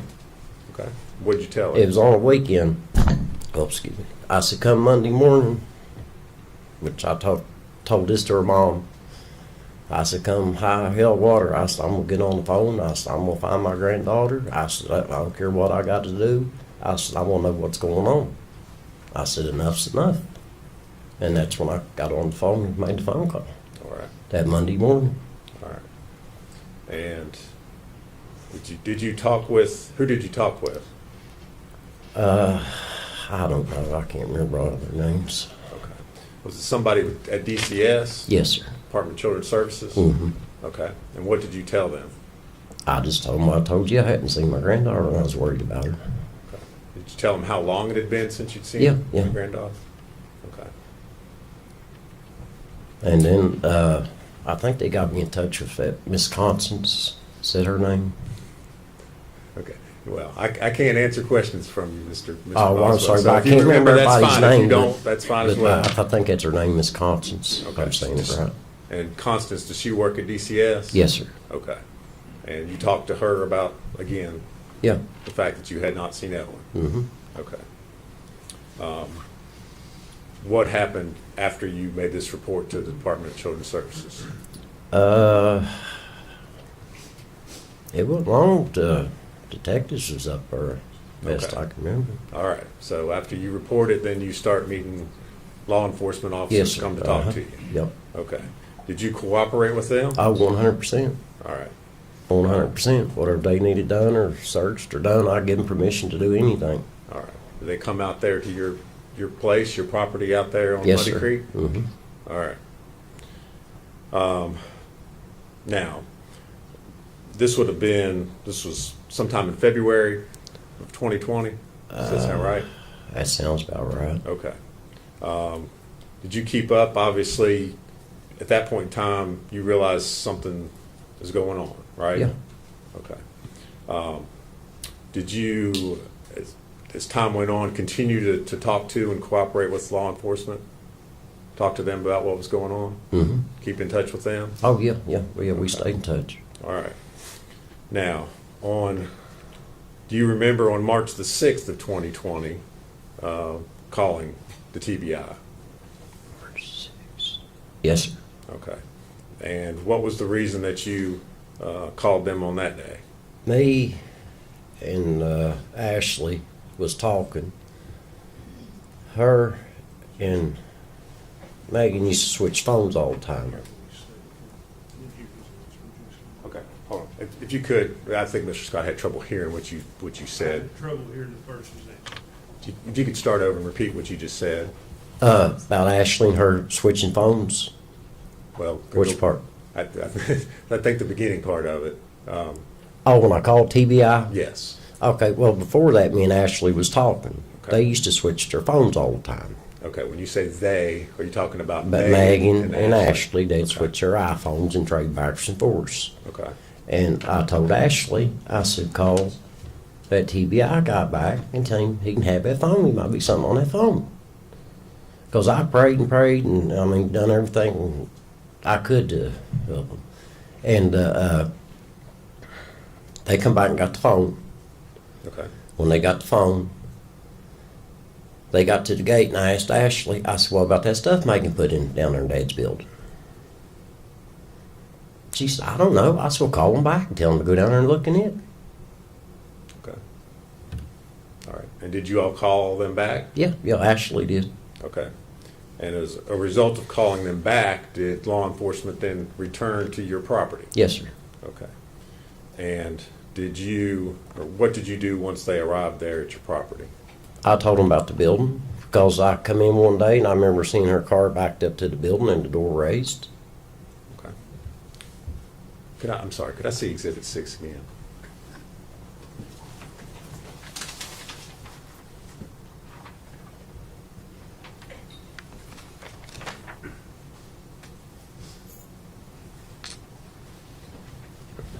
Sorry, Judge. All right. Mr. Boswell, you see Exhibit 6, what's been previously introduced as Exhibit 6 again? Yes, sir. All right. There should be there's a laser pointer right there when you're standing up on your stand, witness stand right there. This? Yes. Mm-hmm. All right. If you push the button, you described a vehicle being backed up next to a shed. Can you on there Let's see. point where? This one right here. Okay. You've indicated on there what's Right there, it's got a roll-up door. All right. That's the one directly below what's listed as residence. Right, yeah. Okay. All right. And so after you showed that to the law We enforcement went down officers- there, I rolled the door up, there's a pile full of stuff, and as I was walking away, I saw there's her playhouse back her dad had built for her. Okay. They said, can we look in that? And I said, do what you need to do. Okay. Let's back up just a second. When you rolled the door up to the shed, Mm-hmm. all right, you saw stuff in there. Just clothes and miscellaneous stuff like All right. that. Had you at any time in the months leading up to that, been in that shed at all? Or had anybody been in that shed to your knowledge? That one there where her clothes are at, yeah, sometimes we're in and out that one because we got some stuff we keep in there. Okay. All right. So after you look in that building, where do you take law enforcement, or where do you? I showed them where to. Let me show you on the thing. Yes, if you don't care. Let's see. I can't really see it from here. It's right there. Okay. Is that what's been At- marked as the at playhouse? Playhouse. All right. Yeah. As I was walking away, I said, "That's the playhouse my dad had built for Megan." All right. And when was that built for Megan? See, we moved there in 03, probably around 04, 05. He built a barn, and when he got done building the barn, he had some leftover lumber, and they made he built a playhouse out of it. All right. And that was built just for Megan? Yeah. Okay. Anybody else ever use it or play in it? Or? As far as I know, no. Okay. And again, in the months leading up to sheriff's office showing up there, had anybody been in that playhouse? As far as I know, no. Okay. All right.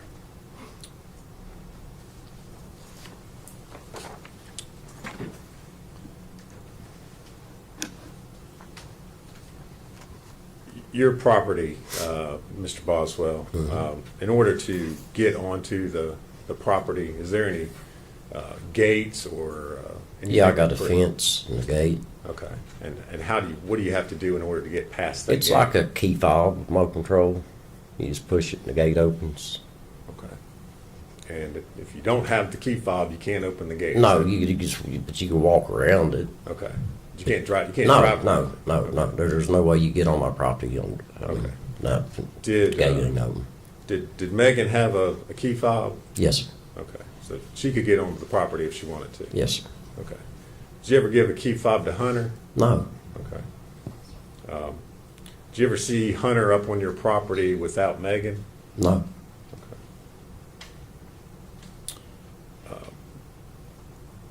Mr. Boswell, do you remember giving permission? I know you said you cooperated with law enforcement. Yes, sir. You remember giving permission to the sheriff's office to film the entrance to your property with a drone to show the location of that gate and where the shed and playhouse were? Yes, sir. Yeah, I remember. Okay. And do you remember reviewing that drone footage prior to coming into court here today? Yes, sir. Okay. And did that footage accurately show the location of where your gate was, the trailer on the property, as well as the shed? Yeah, playhouse? yes, sir. Nothing's changed. Judge, there's a video drone footage that Mr. Boswell's identified. I'm going to move to make that an exhibit, and we'd ask to publish that to the jury. Any objection? Yes. The full exhibit number 48.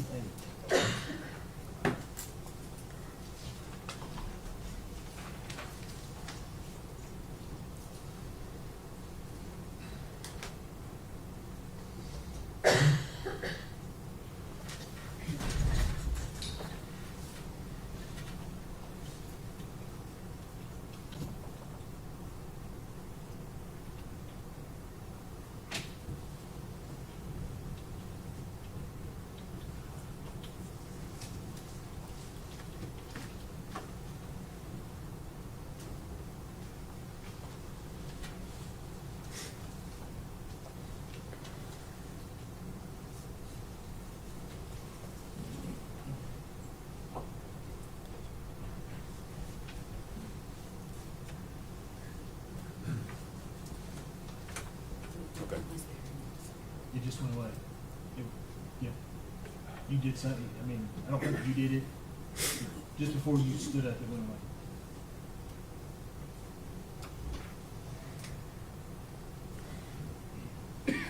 Hold on. With that. Yeah, I can see it.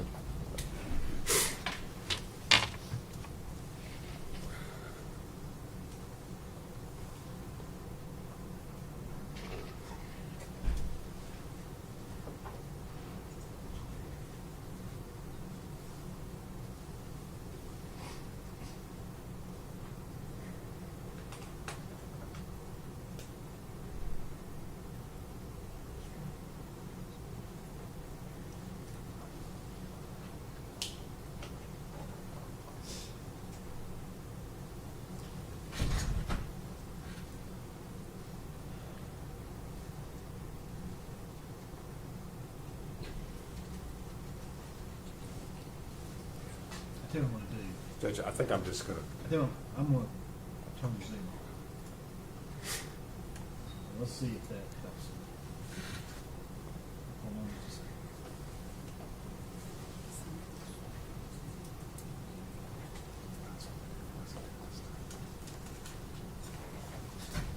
all right.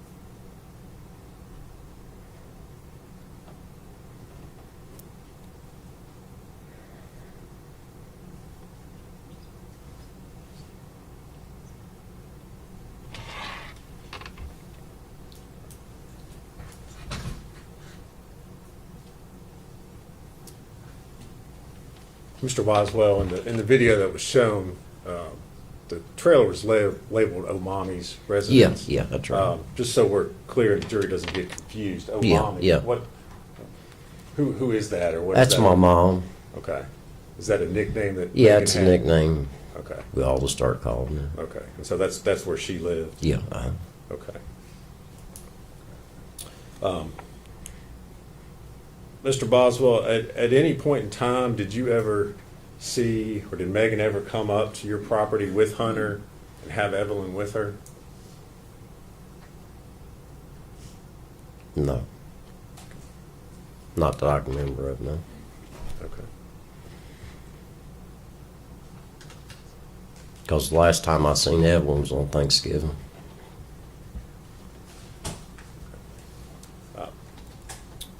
Mr. Boswell, one other thing that was shown in the drone footage there, there was a camper that was sitting in front of the trailer. That camper was not sitting there No, back no, in 2020. no, Is that right? That's right. Okay. But everything else as far as... Everything else is actually the same. Positions of the buildings. Yeah, other than the camper. Okay, that was accurate.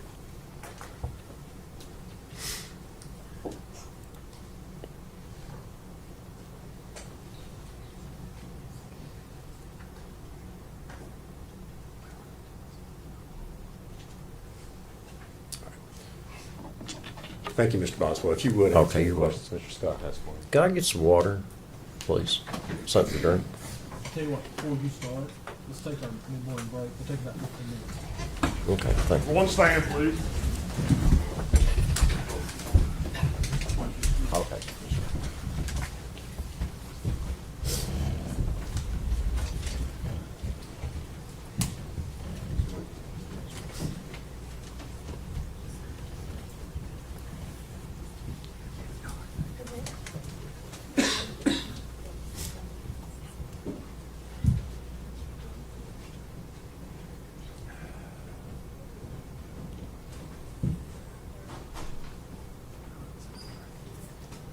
You may be seated, thank you. Mr. Boswell, during this break, you're instructed not to discuss your testimony with any other witness or allow any witness to discuss their testimony with you. Okay. You can step down, and we'll get you a bottle. Okay, thank you. 15 minutes. Judge, just so the court's aware,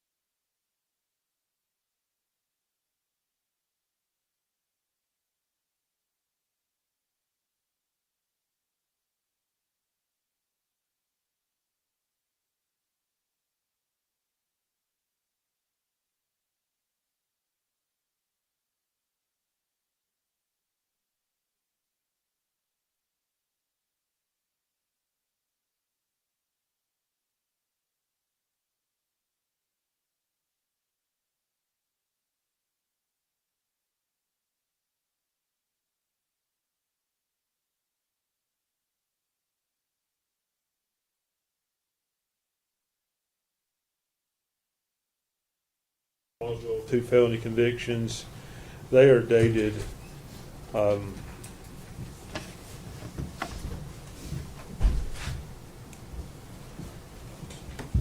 they're dated 9/24/2014.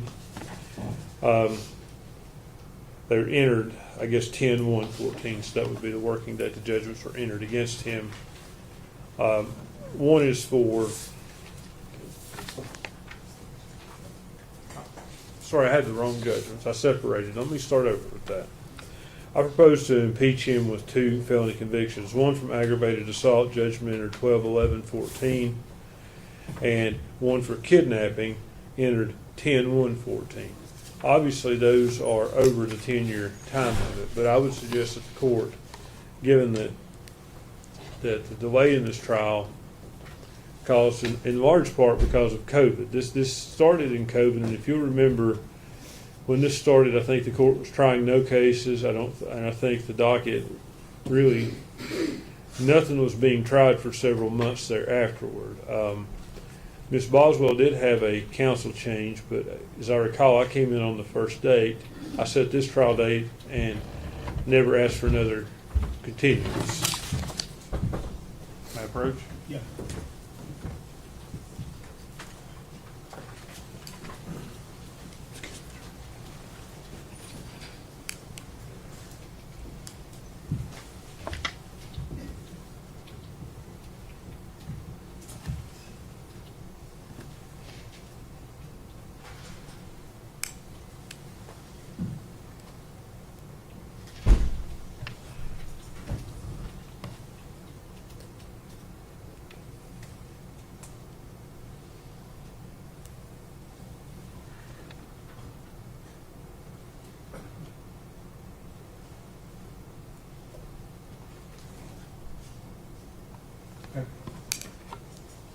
Well, Judge, that is outside the 10-year time period.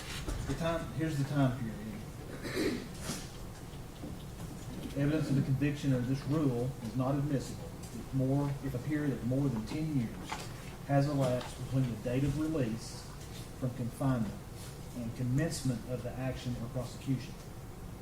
If the witness was not confined, the 10-year period is measured from the date of conviction rather than release.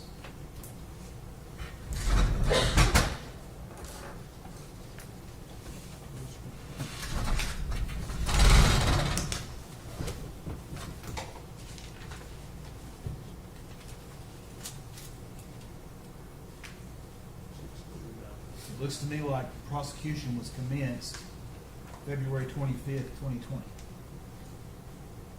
Right?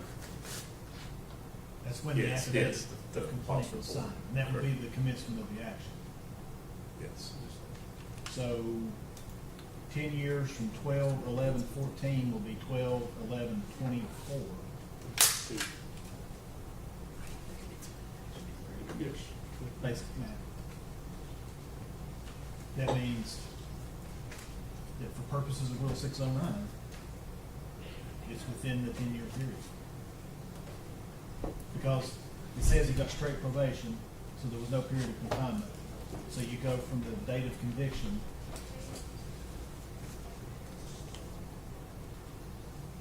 Well, the judge signed it on 12/11/14. Sentence that was imposed on 12/9/14. So 2/25/2020 is within the 10 years.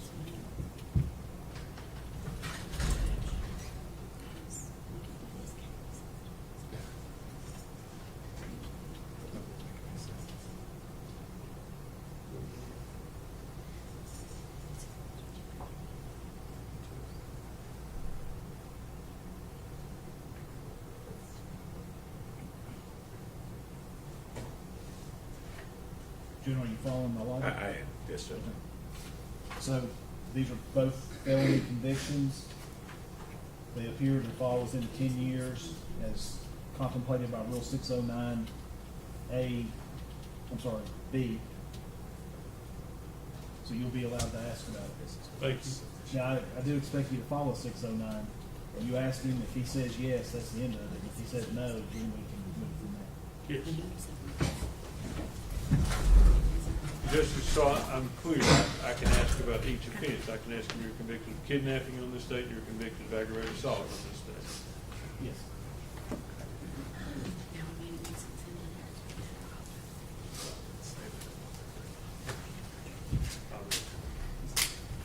Judge, do you want Mr. Boswell back on the witness stand before the jury comes Now, are we ready to proceed? Yes. Yes, sir. Yes. Did we get him a bottle of water? I think so. Didn't you?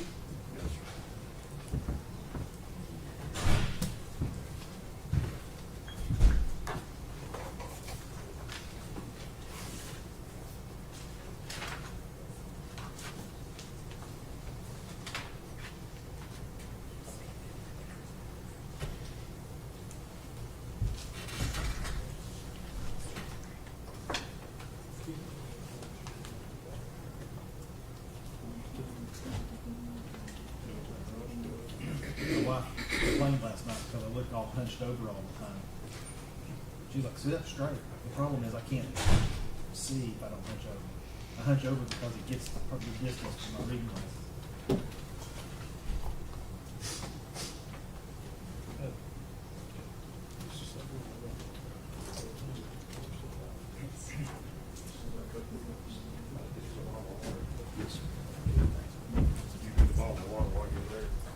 Did you get some more? If you don't. All right.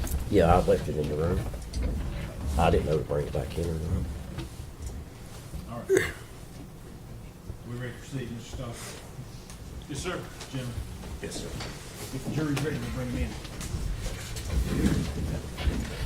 Jury, need to-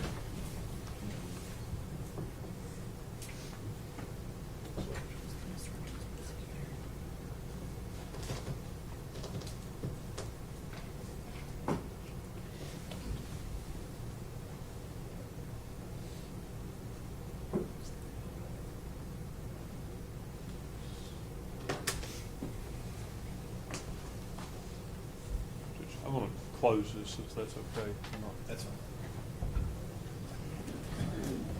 One stand, please. Thank you, sir.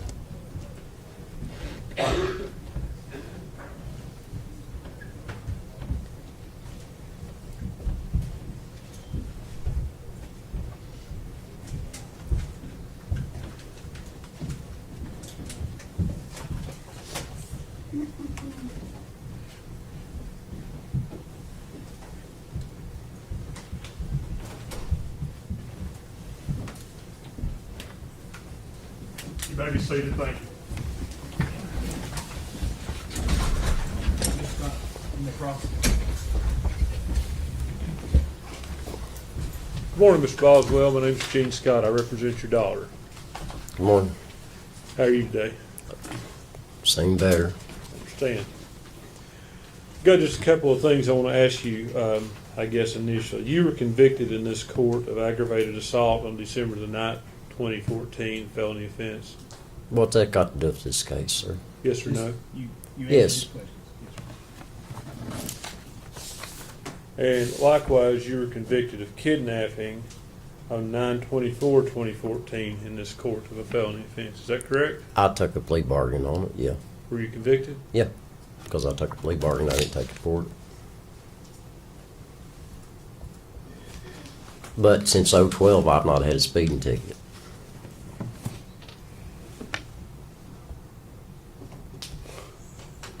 Well, Yeah.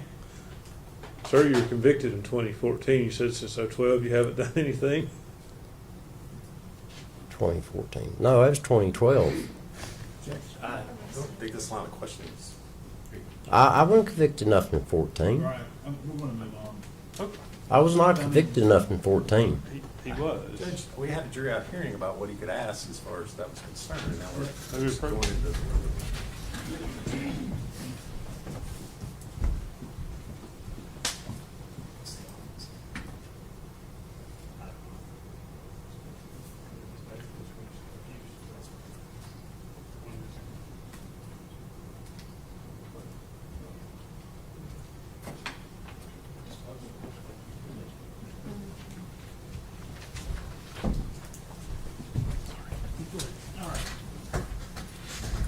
Go ahead, Mr. Scott. You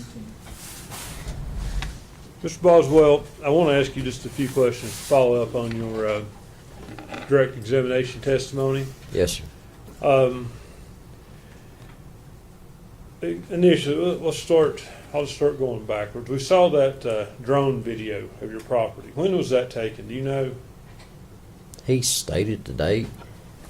I don't remember dates and times. That was taken after this investigation Yeah. had commenced. Yeah. Correct. After Evelyn's body had been found, obviously. Yeah. And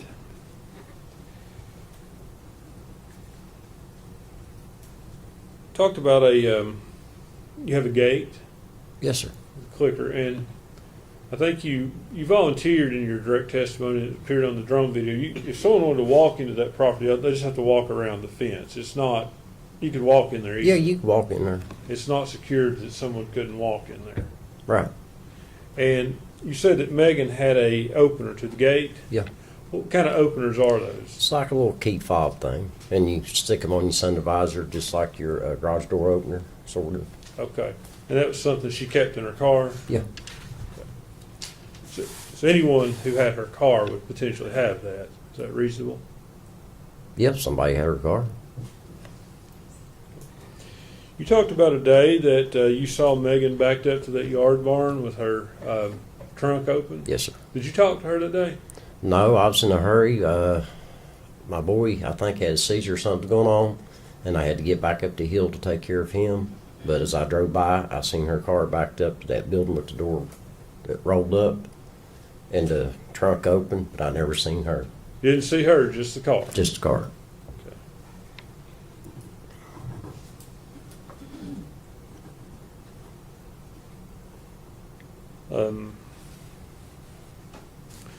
Also, you talked about Megan telling you at some point that Hunter's mom was babysitting Evelyn. Do you remember that? Mm-hmm. Was Hunter present for that conversation? No, not that I remember of. Not that you can remember, or do you know, one way or the other? I don't think so, sir. I don't want to lie to you, but I don't Appreciate think so. Were you present for all the searches conducted by law enforcement on your property? Most of the time, yeah. How many searches were conducted on your property? Just the one, I think. You don't recall a search on February 23rd of 20? That's when they brought the dog out, I think. Okay. Who brought the dog? TBI guy, I guess. I don't know who he was. And that was prior to Evelyn's body being found? Yeah, that's before. Okay. And obviously, they didn't find anything that day? No, Did you watch them run the dog? not really. I watched some of it. I mean, Okay. Did you see the dog pass in proximity to the playhouse? they was mainly concerned down in there, in that bottom where it's filled in at, and back, like that farm Mm-hmm. that joins my property, back around in there. They searched the whole property, though, didn't they? I don't think they brought the dog on top of the hill. I don't know. I didn't watch them the whole time. You didn't watch it? No, when they got the dog out, that's where they were at, down there in the bottom, and then I turned around doing something else. You talked on your direct examination about how Megan come to move out of your home. There's some kind of discord, I guess, with you, her, Ashley, about the way she kept her room. Yes, sir. Did you kick her out, basically? No, I didn't kick her out. What'd you do? She went to my mother's, and I had a trailer waiting on her that her and my soon-to-be ex-wife Ashley cleaned up and got ready for her to move into. Okay.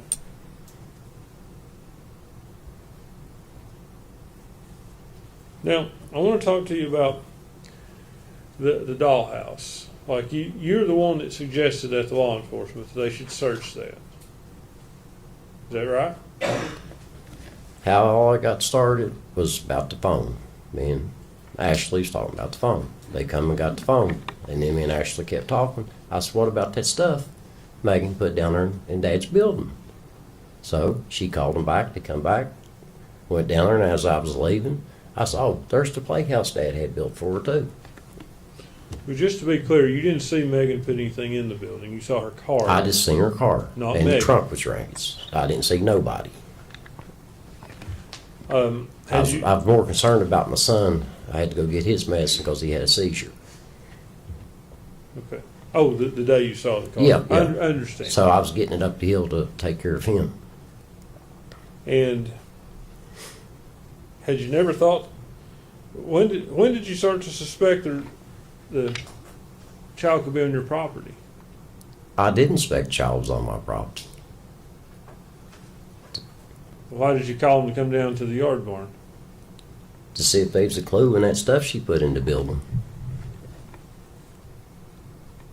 Because I worked right hand in hand with the law enforcement to try to help them every way I could.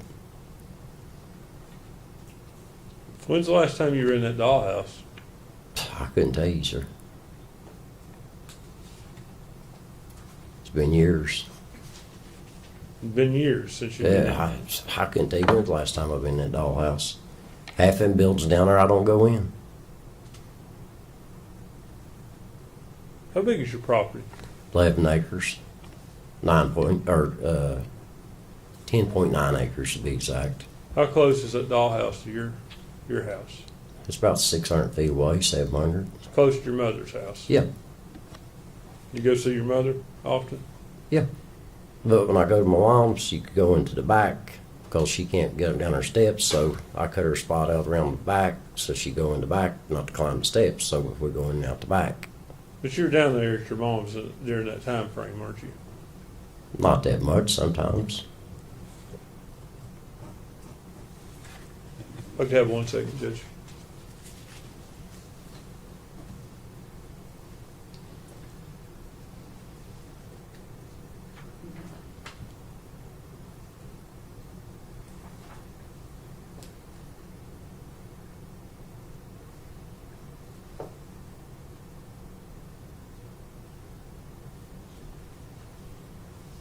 No further questions. Thank you, Mr. Boswell. Read Ray. No, Your Honor. Is he free to go, or does he need to remain under subpoena? I would say under subpoena, Judge, we would ask that he not watch the trial or talk about it. We've instructed them as far as Mr. that's Boswell, you're finished with your testimony for now. Okay, You're sir. being subject to recall. Okay. So you're not to discuss your testimony with any other witness or allow any witness to discuss their testimony with you. And you're specifically ordered not to watch the live broadcast. Okay. Oh, I never watched TV anyway. Thank you. Thank you, sir. Go, Lieutenant. Sorry, next. The state would call Austin Feller.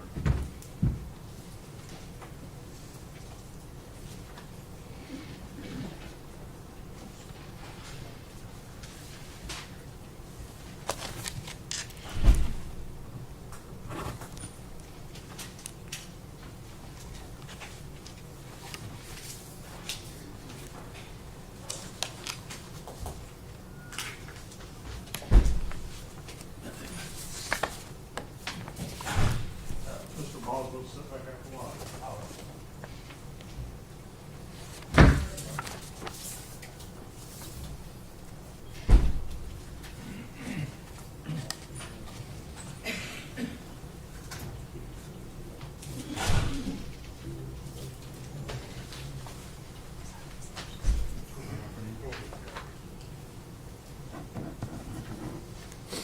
Let's go straight up the ramp to it, stand on the left, speaking of the microphone, the main standards of the judge can swear you. Raise your right hand, sir. State your name. Austin Feller? You solemnly swear or affirm testimony you're about to give be the truth, the whole truth, and nothing but the truth, sir. Yes, sir. Have a seat right there. Speak in the microphone for us. Good morning, sir. Morning. You're Austin Feller, is that correct? Yes. All right. And Mr. Feller, at one point in time, did you live at a trailer park out on Sugar Hollow Road? Yes. And is that in Sullivan County? Yes. All right. And why were you living there at that particular location? Because at the time I was working for Tommy & Sons Paving, and they said I could live there for free if I were to do maintenance on the trailer park. Okay. And was that back in 2019? Yes. Okay. I'm going to hand you two pictures, Mr. Feller, and ask you if you recognize what's shown in those pictures.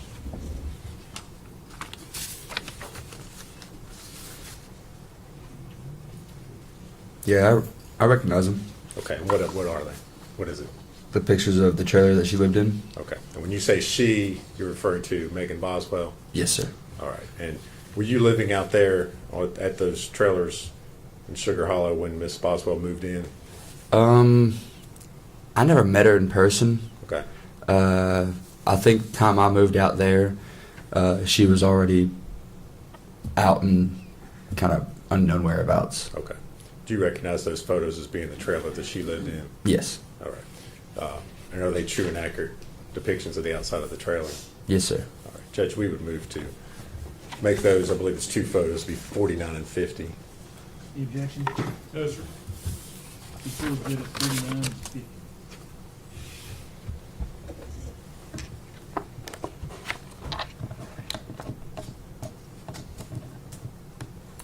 And I'm going to publish those to the jury.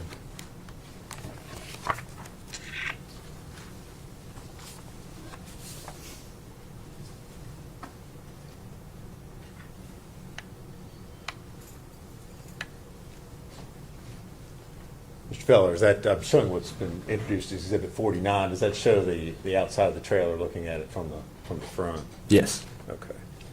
And then I'm going to show you Exhibit 50. What does that show? The front of the trailer? Okay. Just a little closer view. Yeah. All right.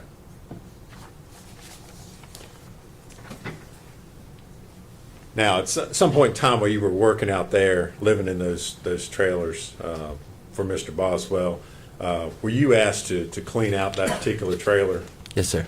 Okay. And do you remember when that was? The exact date, no, but it was probably about a week and a half after I moved into the trailer. I lived in there. Okay. When was that? It's been like 5 years ago. Okay. I couldn't give you an exact date. All I'm right. sorry. That's fine. All right. And did you in fact go to that trailer and clean it out? Yes. Okay. If you would kind of describe for the jury what you found when you got inside there. When I got in the trailer, there was dirty diapers stuck and molded to the floor of the carpet. Couldn't even open the fridge. It was so bad. I just left it alone. Let Tommy and them deal with it. There was open jugs of milk in the oven. Food on the ground, just feces on the ground, just very nasty, just not clean at all, bad. All right. And did you take photos of what it looked like? I did, but I don't have those photos of that phone anymore. Okay, that's fine.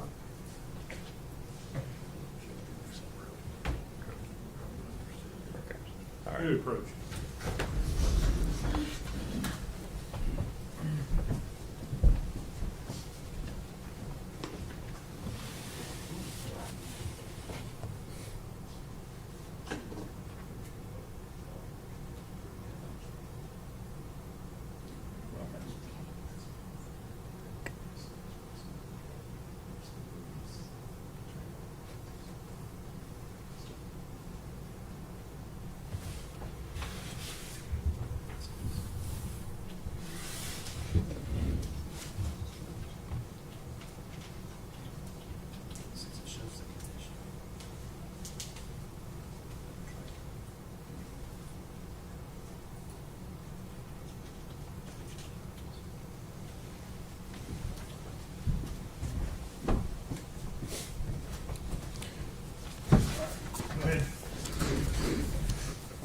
Mr. Feller, I'm going to hand you 6 photographs and ask you if you can identify what's shown in those photos. Okay.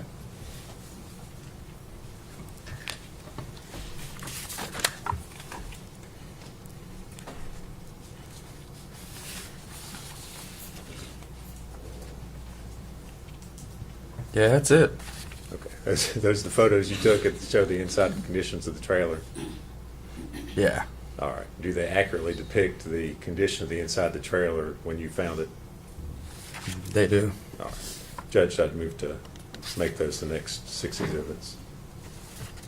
The, 51 through 56. 51 through 56.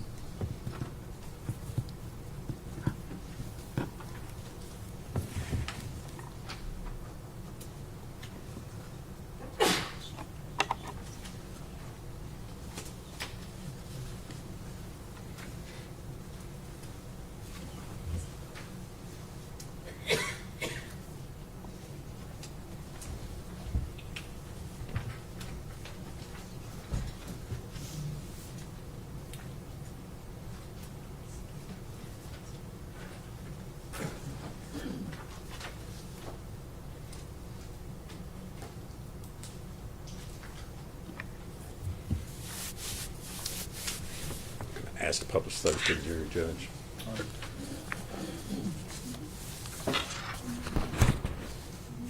Mr. Feller, I'm going to start with Exhibit 51.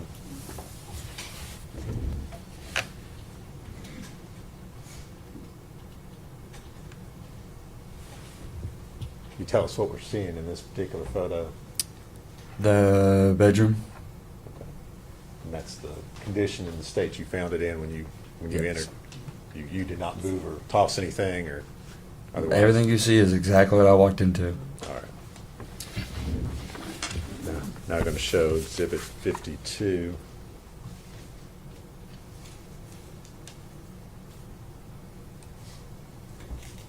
What are we looking at there? The hallway into, I believe, the daughter's bedroom. All right. And again, you did not. Objection. We approach.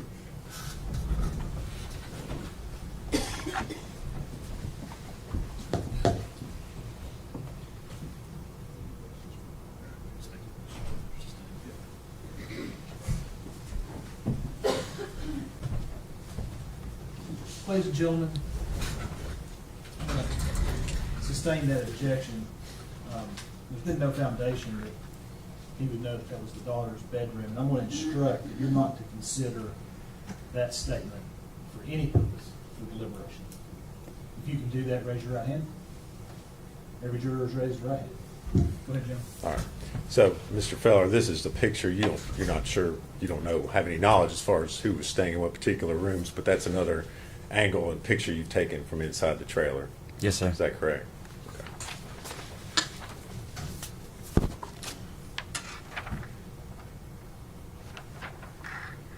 Now showing Exhibit 53. I think that was the walking into her room, Megan's room. Well, don't speculate as to whose rooms. Gotcha. Okay. Same instruction. Okay. So you've taken a photo looking into another bedroom. Is that Yes. correct? Okay.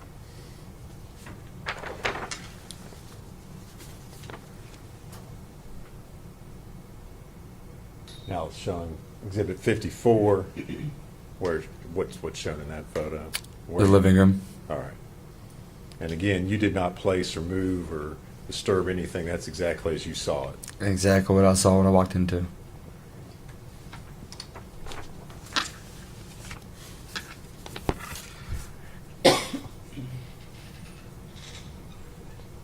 From the kitchen going into the living room. All right. This is Exhibit 55. All right. You're standing in the kitchen. Yeah. Is that where that was taken from? Yes.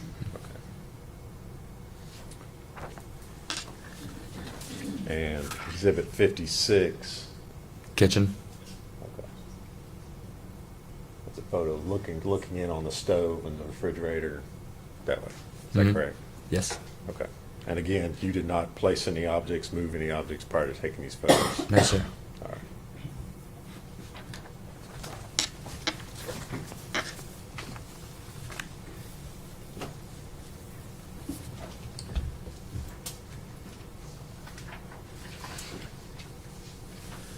After you removed all these items from, or what did you do with the stuff after you took these photos? I was instructed to take it to the back of the driveway where the Tommy and Sons had a big dump truck, and they just used equipment and put most of it in there.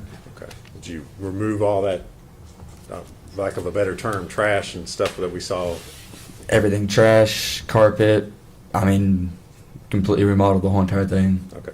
What was the condition? I mean, was it like inside after you got all that stuff out of there? After I got everything out, I mean, I had to rip up subflooring and put down new subflooring and linoleum, and I mean, it was bad.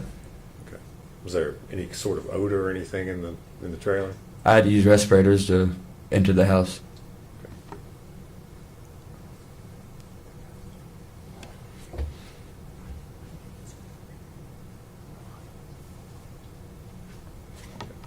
Was there any particular reason why you had a respirator on? Or? It's just such a foul odor coming from the just moldy milk and food and dirty diapers that were laying out. Just bad smell. Okay. All right. Thank you, sir. If you would answer any questions Mr. Scott has for you. Morning, Mr. Fellers. Morning. When, you don't know when you moved in out of the trailer park? It's been so long, I couldn't really give you an exact date. Without giving me an exact date, was it before or after Christmas of 2019? I think after. I think so. Do you remember what the weather was like when you were cleaning out the trailer? It was warm. It was warm. Yes. So probably February. Probably before Christmas, then if it was warm. Before Christmas, if it was warm. How much before Christmas? I like I said, I couldn't give you an exact date or anything like that. I just knew that it was pretty warm outside. I didn't really need much of a coat, just some long sleeves or, you know.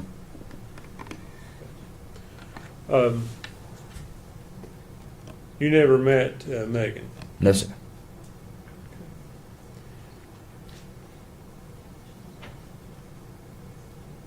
So the pictures, you took those contemporaneous with cleaning it out? Yes. Why did you do that? Just because it was the worst thing I've ever seen. I've never cleaned out a place like that, looked like that. Just wanted to show people what it looked like? Well, to show Tommy and them, because they didn't step inside or go inside. They just wanted it cleaned. So, gave those pictures to them. All right. Thank you so much.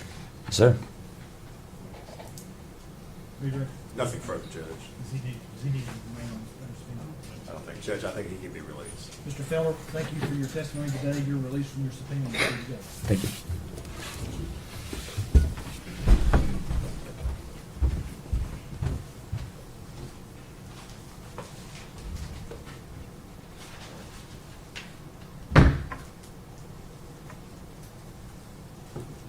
Statement called James Lewis.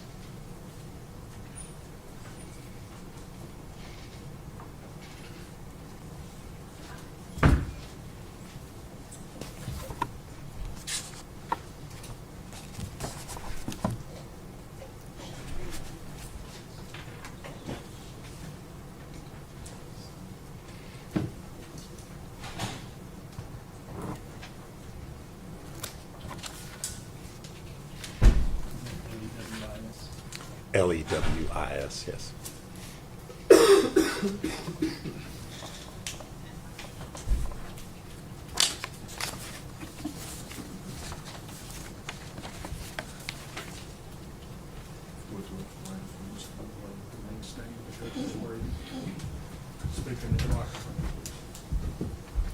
Raise your right hand, sir. State your name. James Lewis. You solemnly swear affirm testimony you're about to give be the truth, the whole truth, and the truth, sir? Yes. Have a seat, please. Good morning. Morning. You are James Lewis, is that correct? Yes. And Mr. Lewis, where are you employed? With the Department of Children's Services. All right. What is your current assignment there? Currently, I'm a supervisor for the department in the Division of Child Protective Services. Okay. How long have you been employed by, we call it DCS for short? Yeah. All right. How long have you been employed there? I've been with DCS for 6.5 years now. All right. Back in February, specifically February 18th of 2020, what was your assignment with the department at that time? Yeah, so my role with the department during that time was an investigator to investigate reports that we received in Child Protective Services. Okay. So in other words, well, maybe explain for the jury how that process works as far as you're referring to allegations of child abuse. Yes, Is that correct. right? Okay, so if you Yes. would kind of educate the jury a little bit about how that process works. So the department receives referrals of reports of abuse or neglect. We receive a report from our Nashville office that receives the intake, then it gets sent over to the worker. And then from there, we review the report, the allegations that came into the report, and then we start following our policy and procedures that can be found, outlined in 14.6 of our policy and procedures, and start investigating, doing internet checks and background searches, and really just start notifying important personnel that need to be involved in the case. For example, like our Child Protective Investigation Team in Sullivan County. All right. Back on February 18th, 2020, did you get a referral that was made on a 15-month-old child by the name of Evelyn Boswell? Yes, All right. And was that particular referral assigned to you? it was. Okay. For purposes only of explaining why you did what you did, what was the nature of the abuse allegation? The allegations in the report. Yes. Objection.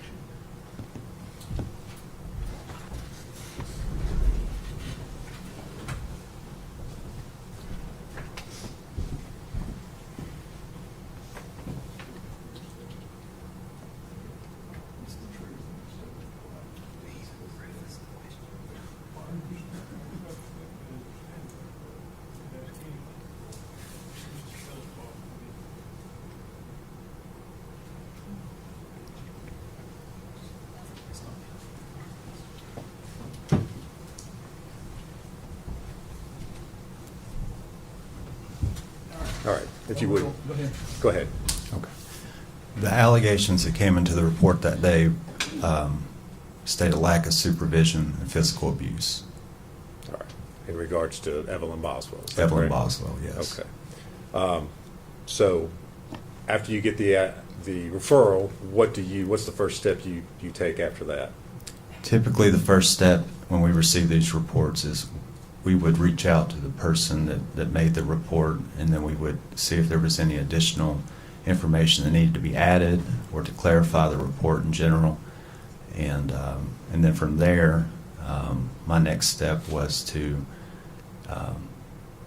reach out to any collateral contacts and notify our Child Protective Investigation Team partners.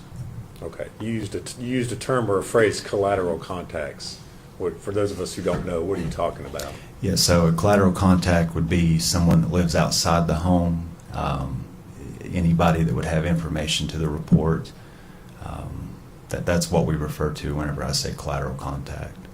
Okay. You've identified, and we've talked about the fact that this referral involved Evelyn Boswell. Were you able to identify who the parents of the child were? I was able to understand that, come to learn that the parents of Evelyn Boswell was, only to my knowledge at that point in time, it was Megan Boswell, the mother, Okay. was the parent. All right. And did you attempt to locate where Megan Boswell was at that time? Yes. Okay. As part of your file there at DCS, do you all obtain birth certificates or other documents that would, I guess, identify who the parents of the child were? Yes, And did you, in this case, obtain a copy of Evelyn's birth certificate I did. as part of your case file? Yes.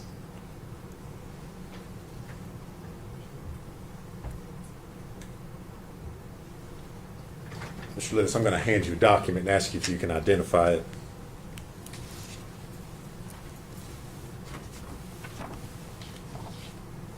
What is it, sir? So this is the certificate of live birth for Evelyn May Boswell, child. Okay. And is that the birth certificate that you obtained of Evelyn for this Yes. particular case? It is. All right. Judge, we would move to make that exhibit. I believe it's 57. No objection. B57.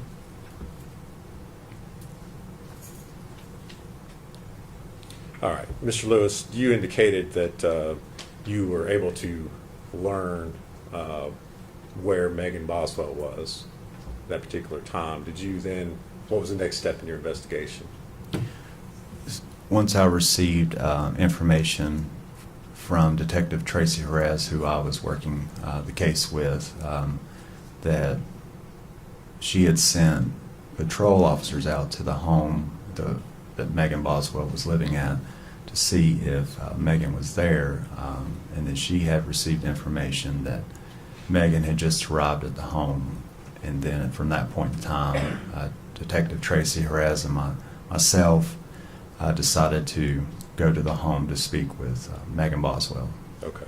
And where was this home? The address is 217 Sandy Point Drive, or Sandy Point Street, Blunttville, Tennessee. Okay. And just generally, where is that located? It's in Blunttville. It wasn't Okay. far from my office. I couldn't give you. Okay. It's here in Sullivan County? Yes, in Sullivan All right. County. All right. Did it take you all long to get there? No, it did not take us that long. Okay. What did you find when you arrived there at that address? So when we pulled into the address, we saw the patrol officers with Megan Boswell in the garage of the home. All right. What kind of, just generally describe what kind of home this is for the jury. The home is it's a 2-story house. It had a basement, larger, more of a typical subdivision type home. From the outside, the appearance, it was very well kept. It was a typical home that you would find in maybe one of your more newer built subdivisions, is the way I would describe it. All right.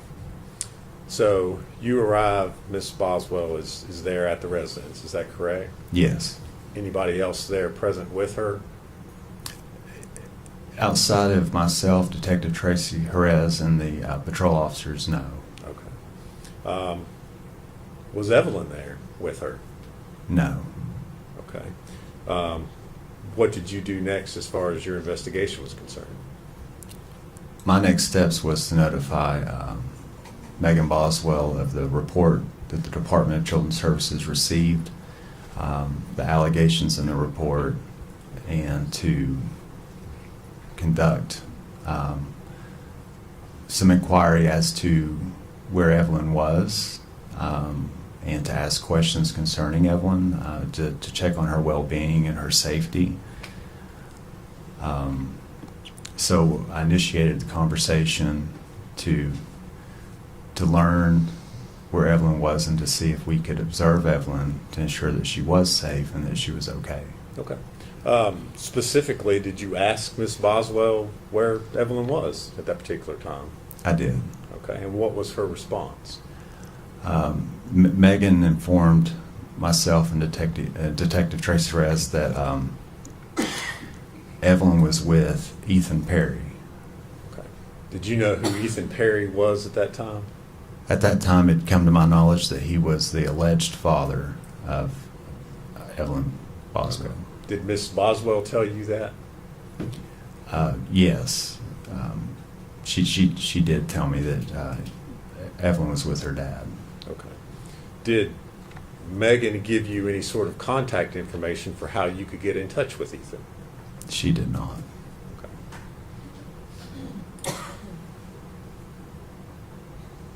What was her demeanor while you were talking to her about her daughter?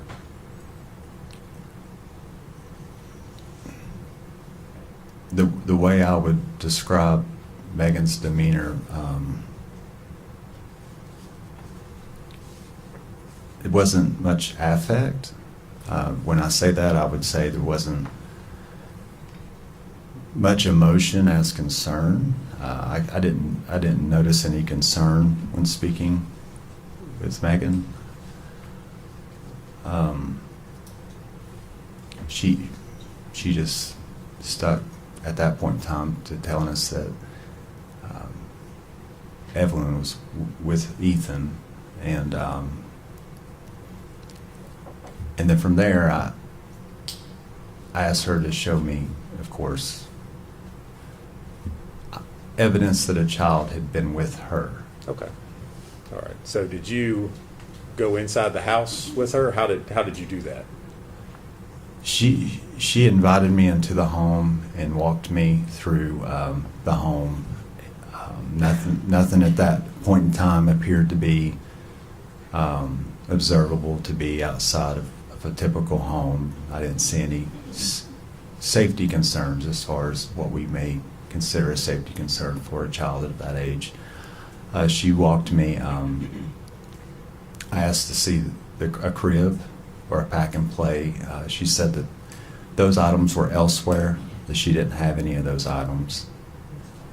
She proceeded to lead me to the bedroom where she could show me some items of Evelyn's. And so I followed her to the bedroom. Okay. All right, and did you observe any items? I asked her what items she did have. She proceeded to tell me that she had an outfit and what she called a memory box. Okay. You said an outfit. Was that one singular outfit? I observed one outfit, yes. Okay. Did you see any other baby items, diapers, No. anything like that? After she showed me the memory box and opened it to observe some of the items in it and the outfit that was still on the hanger, it was new and it hadn't been worn. And she took me downstairs to show me a sippy cup. Okay. And did you take a photograph or a picture of these items that she showed you? I did. All right.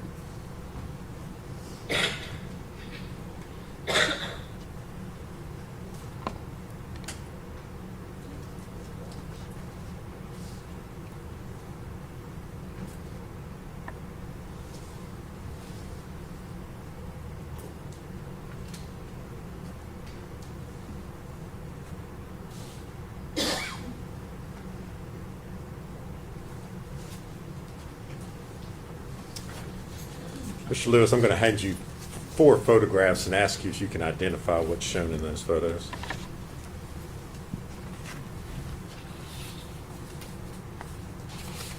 Do you recognize those? Yes. What are they photos of?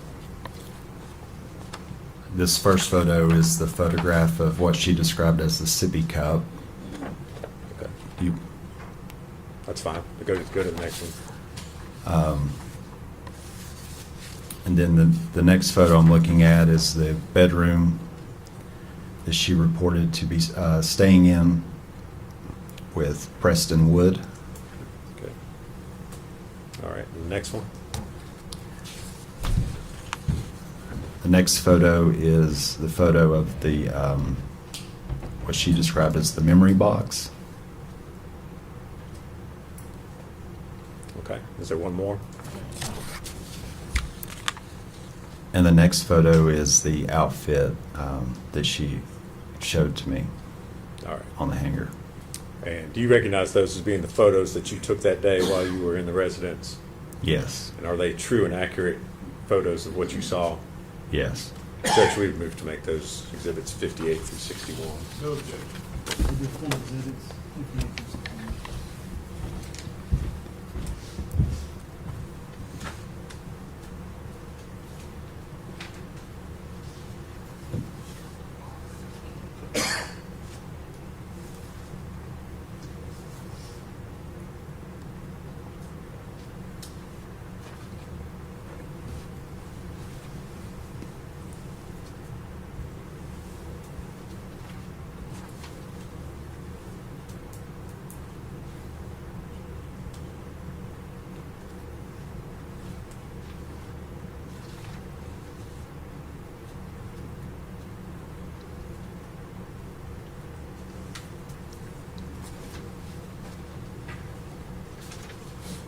Judge, I'm going to ask to publish those if I could.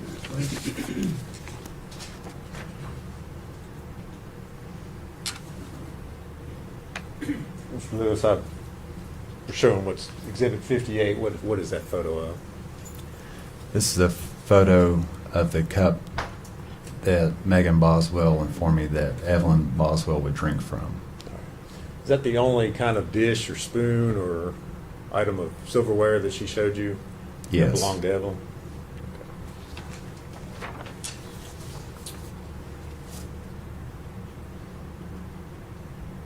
Now looking at Exhibit 59, what's that a photograph of? That's a photograph of Megan Boswell standing in the room where she reported to be living with Preston Wood. Okay. Did you observe any items, any baby items, toys, clothing, anything else in that room? No.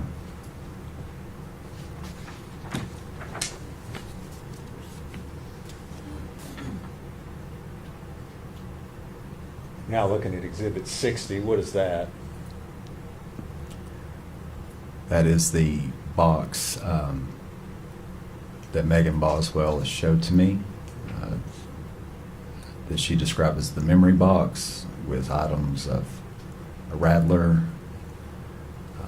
handprint, and footprints of Evelyn. Okay. Did you take any of these items at this time, or did you just take photographs of them? I just took photographs.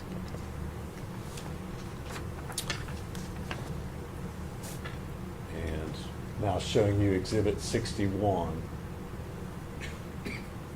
This is a photograph of the outfit that Megan showed me was Evelyn's, but it was still on the hangers and had tags on it. It was new. Okay. You tailed off a little bit there. Did you say it still had tags on it? Yes. Okay. Any other items of children's clothing that she was able to show you? No. Okay.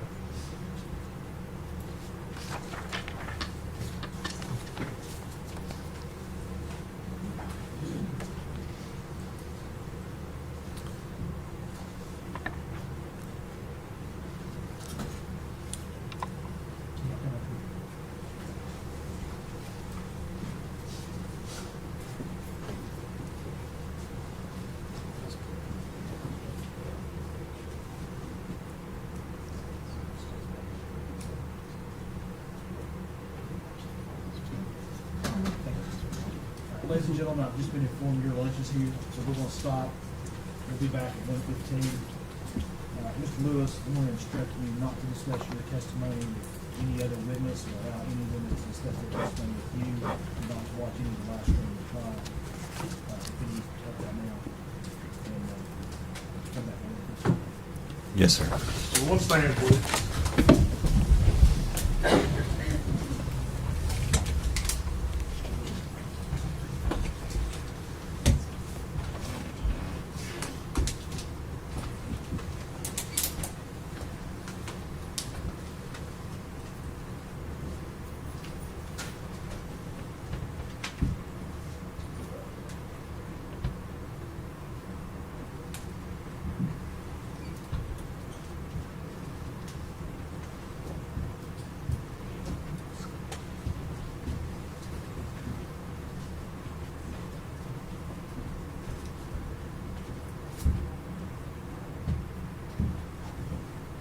You may be seated, thank you.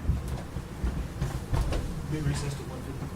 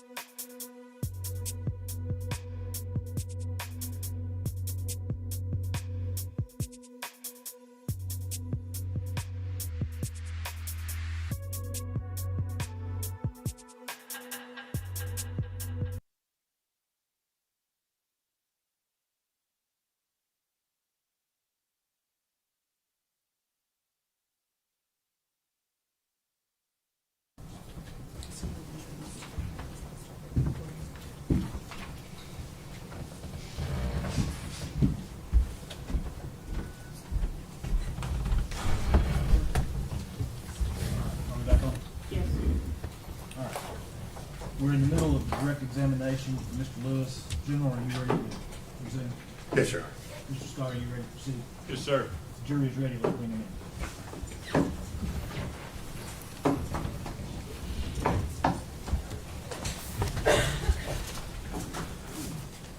You want me to give that admonition before you? One stand, please. Go into it? Before I play it, yes.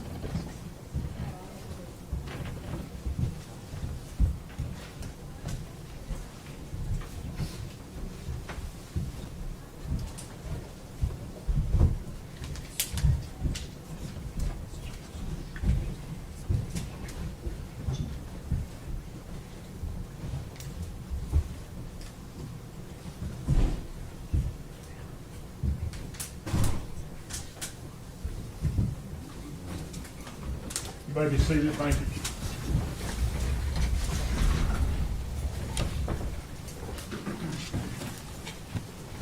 Good afternoon, Mr. Lewis.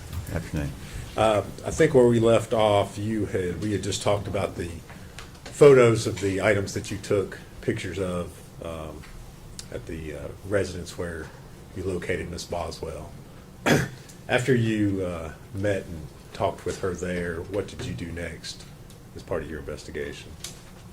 So after we spoke with Megan Boswell, we had received information of the address of Ethan Perry, where he would maybe be staying.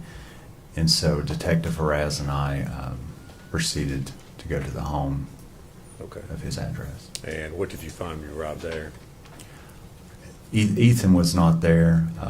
We had spoke to his parents and tried to inquire more information to the whereabouts of Evelyn Boswell. Did you find Evelyn there? No. Okay. All right. So what did you do after that? From there, after we spoke to Ethan's parents, we proceeded to go back to the Sullivan County Sheriff's Office, where we met with Megan Boswell to talk to her. Okay. more. And who was present there at the sheriff's office when you spoke to Miss Boswell? It was myself and Detective Faraz. All right. And where did you talk with her? There's an interview room at the Sullivan County Sheriff's Office, and we spoke to her in the interview room. Okay. And is that here in Blumpville, Sullivan Yes, County? Sullivan County. All right. Prior to coming to court today, did you have an opportunity to watch that interview that you did with Detective Faraz? Yes. And what you reviewed, was that a true and accurate depiction of the interview that you had with Ms. Boswell back on February 18th? Yes. All right. Judge, I would move to introduce that as Exhibit 62.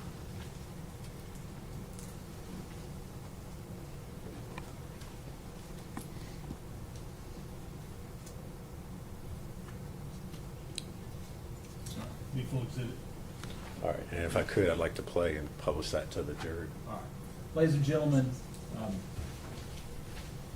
this video that you're about to watch has, well, what I'm going to call subtitles on it. Those are to aid you on the actual evidence is what's said during the video. Does everybody understand that?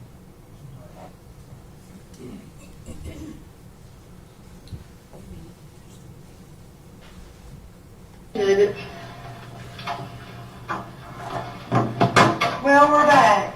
Hello. Ethan does not have the baby. But I don't know where she's at because she hasn't yet or last. He has not seen that baby since he was down here for Christmas. He has seen her.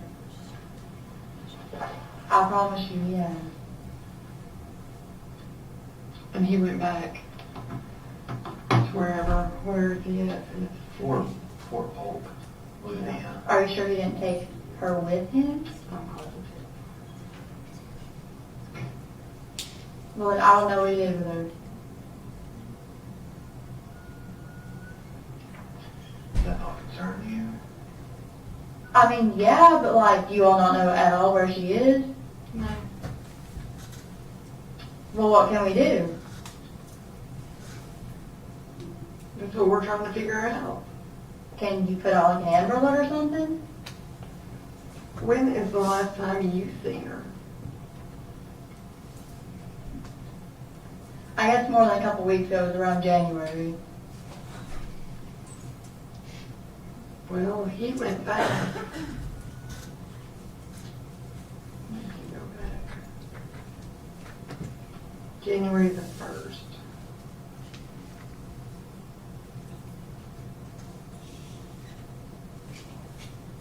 And he did not take her with. Well, then I don't know. I really don't like. What do you do when your child's missing? And you told us you were going to meet him tomorrow in Colonial Heights. No. What was that about? I was gonna try to contact him again and meet me. You said you lived in Memorial Boulevard. That's where the last time that I went to go see her was. How was you in contact him and said that you didn't have a phone number? I was gonna try to message him from Hunter's stuff, get a hold of him.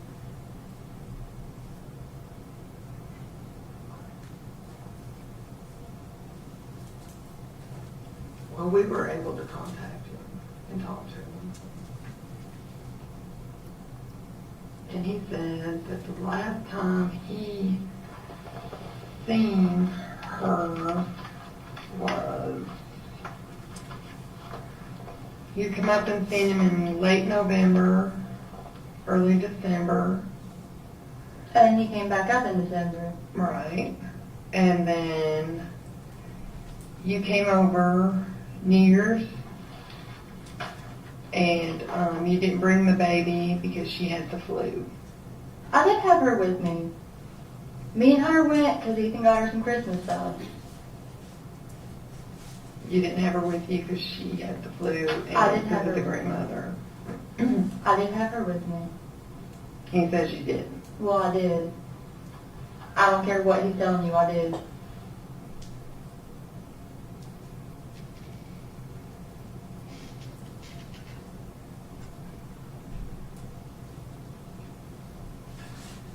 So when did the exchange happen where you dropped Evelyn off of Ethan? That you're saying that this happened? It must have been a couple days after that. New Year's. It was before New Year's because me and Hunter didn't have her on New Year's. Me and Hunter went to a party on New Year's.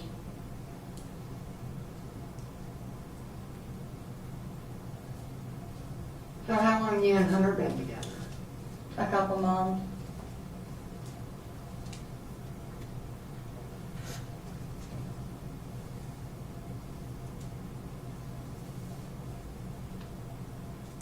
Are you going to put out an ambulance or anything, or what are you going to do? Yeah, my supervisors are on their way. Okay.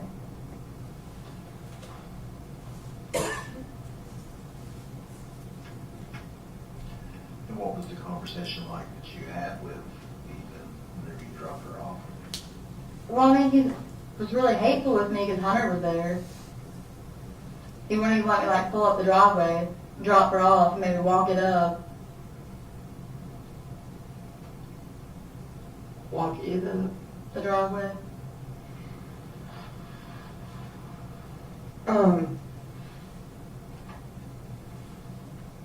What kind of relationship do you and Ethan have now, as far as, What do you mean? are you able to communicate, are you? I mean, no, not really. He does not want to talk to me about anything ever. He's been that way since me and her got together. He barely talks to me. Have you communicated through text messages or anything like that? You've not sent him any text messages? I've tried to call him and he doesn't answer me. Have you tried through text messages to contact him? Yeah, but he's not responding. I mean, I deleted him off on his phone. I'm not gonna lie to you. I'm just asking. Yeah. I mean, I've tried to text him. He's not responding. I've left him voicemails and stuff. He just does not answer. Does not call back. And what do you ask him in these text messages or voicemails you're leaving? Well, I've been like, hey, can you call me? I want to see her. He just does not call back. And do you see your real mom? My real mom? Yeah. Yeah, well, I was just wondering if she still live on West Carter's Valley? she's not there right now. I really don't know where she's at. She's gonna go to the hotel for the night.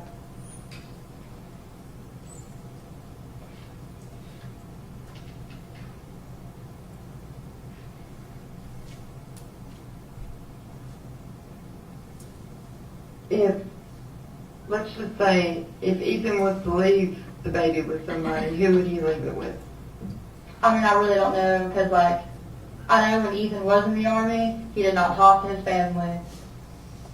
And really, when he was gone in the Army and I had Evelyn, we really didn't talk much.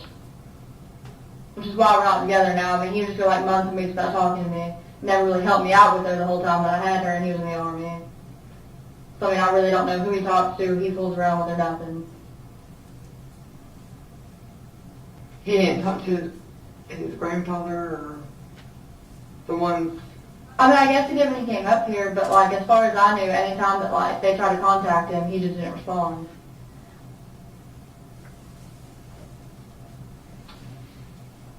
This guy named Paul is not his grandfather, but it's like his step-grandfather, and he would, like, all the time ask me about Ethan, and Ethan wouldn't talk to him. How come? I don't know. I really could not tell you. He just kind of, like, stopped talking to his family because they didn't really help him out while he was here, or went to the Army.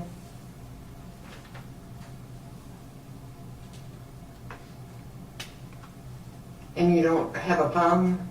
No, I use Hunter's. You need to get your phone. Okay. Do you want a description of her? Do you want me to try to find pictures of her? Yeah, we'll need a description of her. I'm worried about, too, the broke arm. I don't think he ever took her to the hospital and found out it was broke, though. I just know it was bruised. And that's all I know.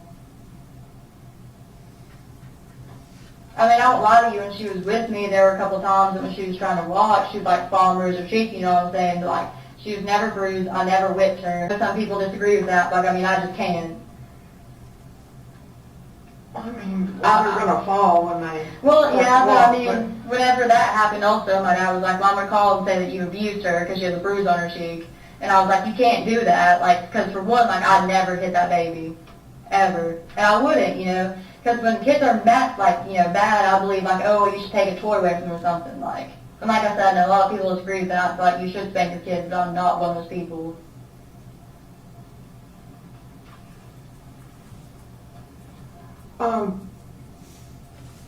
Now, when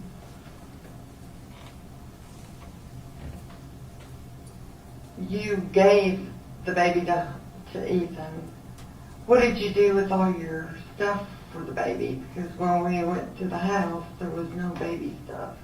Some of her baby stuff is there, but I gave him about all of her clothes. And the only, like, bottles I had for her was just, like, one sippy cup.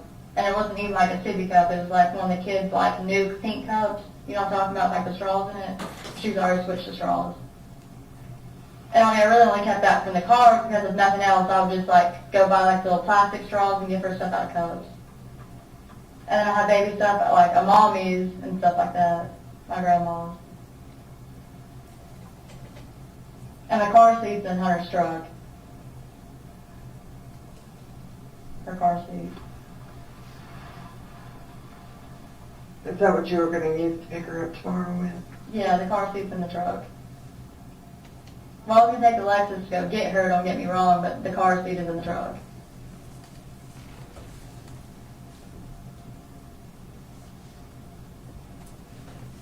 So, tomorrow at 4, who were we going to meet down there since Ethan? I didn't even know he went back. I thought he was still up here. To be honest with you, because he literally does not tell me anything.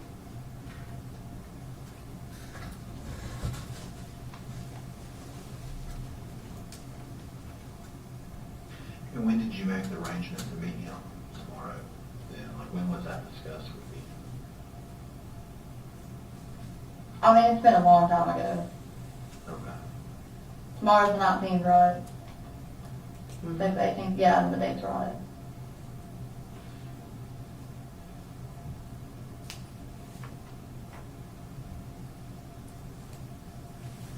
Was it after he took Evelyn with him? Yeah. I mean, I'll be honest with you, he got mad because he asked me for have custody of her, and I said you'll have to take me to court over it.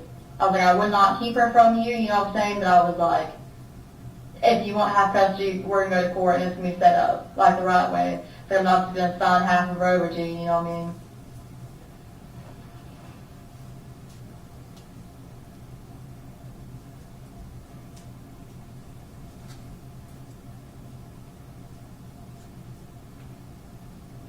When did that happen? When did you get mad about that? So when? It was like the day of Christmas. When did you all officially break up? Sometime in November, I don't know, to be honest with you. When you went down there to see him? Yeah.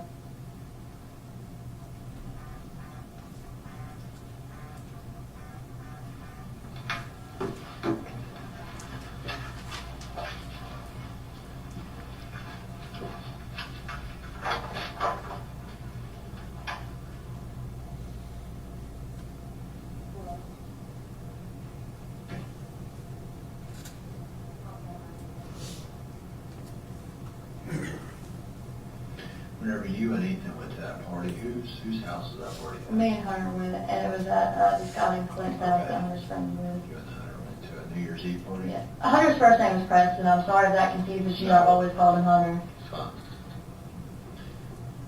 Went to a New Year's Eve party. And where was that at? It's in Piney Flat at Clint's house.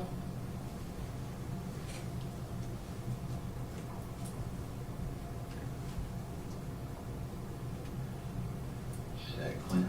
Yeah.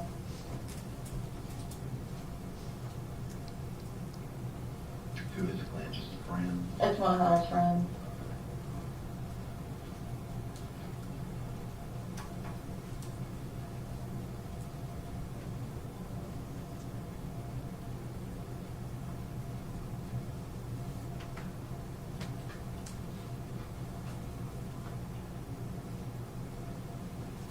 So what do you think about the entire situation? Well, I mean, I don't know what's going on, and I want to know what's going on. I mean, like, I'm kind of panicking on the inside. You know, I mean, I don't know what to do. There's not really much I can do. Got up with Michelle, she's on her way down to get the phone started. Was that your supervisor? She's one of the ones that works with me, and there's my supervisor. They're on their way from Kingsport. Okay.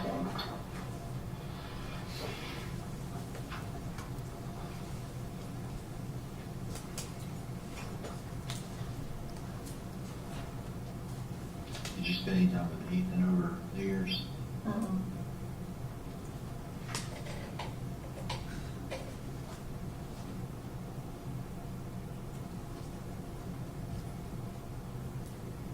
Like I said, I know he went back down to Louisiana, wherever he's at. Mississippi, or whatever you all said, I know he went back down there.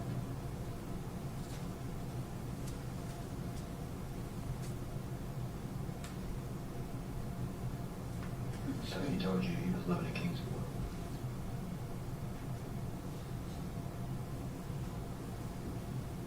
Earlier, did you tell us he was living in Bluntville? You thought he was living in Bluntville? Well, it's that apartment in Kingsport or Bluntville, because it's on Memorial Boulevard. It's in between. Not sure.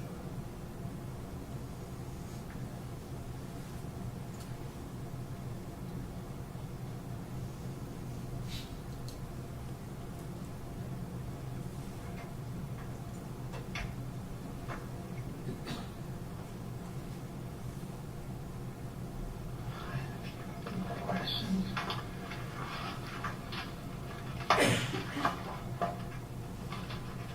So what do you all do when Amber Alert's out? Like, what's the process after Well, we're that? gonna have to find this baby tonight.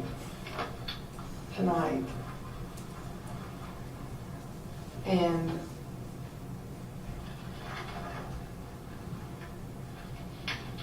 I don't know where this baby is, but it's got to be found.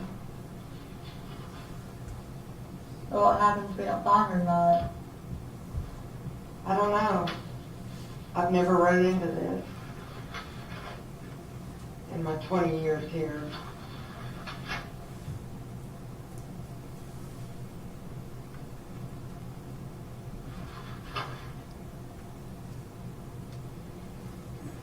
But we've got to find her.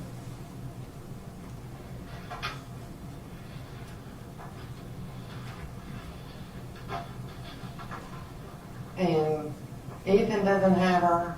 You don't have her. Where did this baby go? I don't know.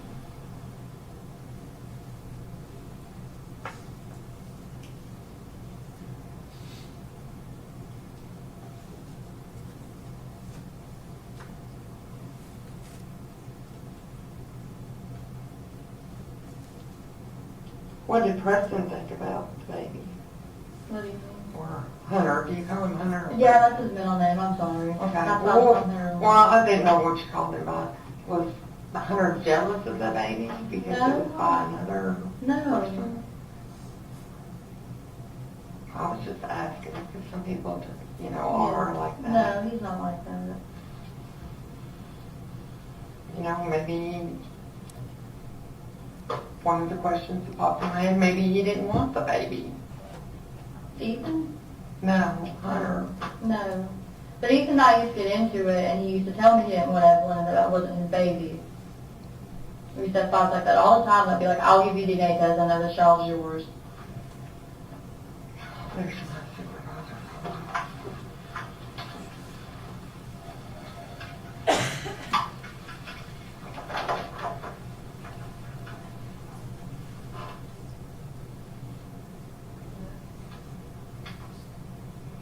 Ethan and I used to get into it, he used to like threaten to kill me all the time and stuff like that. You know what I'm saying? It's kind of why we broke up. I don't think he's a bad person, I don't make him sound that way, but you know what I'm saying?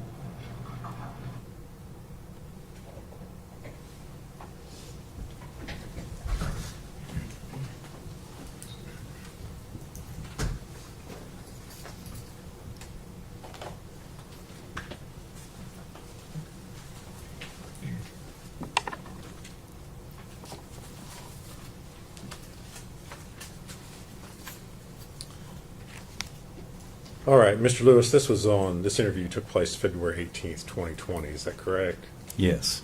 Did you, as an investigator of DCS, continue to search for and attempt to locate Evelyn Boswell? Yes. And were you able to do that? Were you able to find her? No. All right. Did you ever, did DCS, or you personally ever receive any reports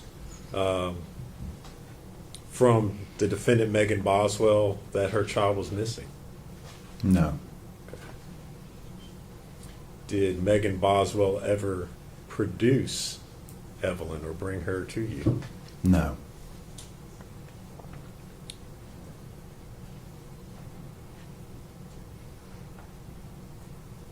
Since DCS was involved in this, since you all had received a referral, if there had been any court proceedings that had been instituted or took place regarding custody of Evelyn, would you all have been notified or made a party to that?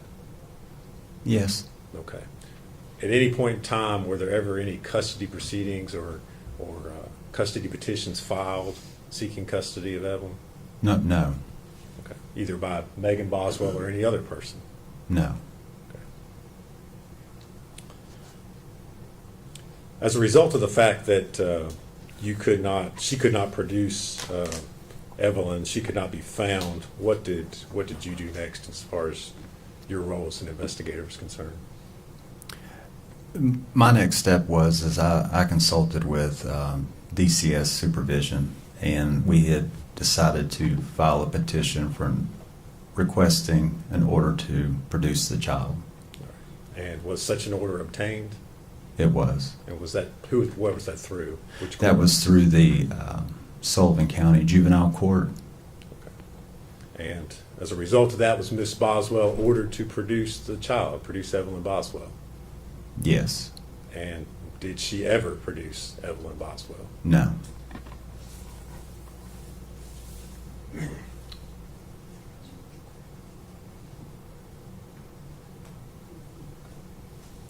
Thank you, Mr. Lewis. If you would answer any questions, Mr. Scott, Mr. Horn have for you. Mr. Scott? Good afternoon, Mr. Lewis. My name's Gene Scott. How are you? Doing well. I just have a little bit of questions about the timing of these interviews. You went to the house where Megan was and interviewed her. What time of day was that? Approximately 4:45 p.m. That was on February the 18th? Yes. Okay. And then that video we just watched, was that the same day? Yes. What time was that? I want to say approximately at 8 o'clock. Okay, so a time period of about 3 hours, 15 minutes? So, Sounds right. Yeah. okay. Did you take any further statement from her that day? No. Okay. All right. Thank you. Pedro? No, Your Honor. Is he free to go, or does he need to remain under subpoena? I don't think we need him, Judge. Mr. Lewis? Oh, I'm sorry.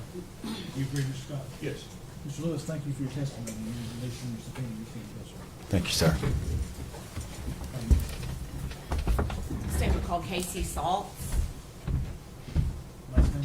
Saults, Saults.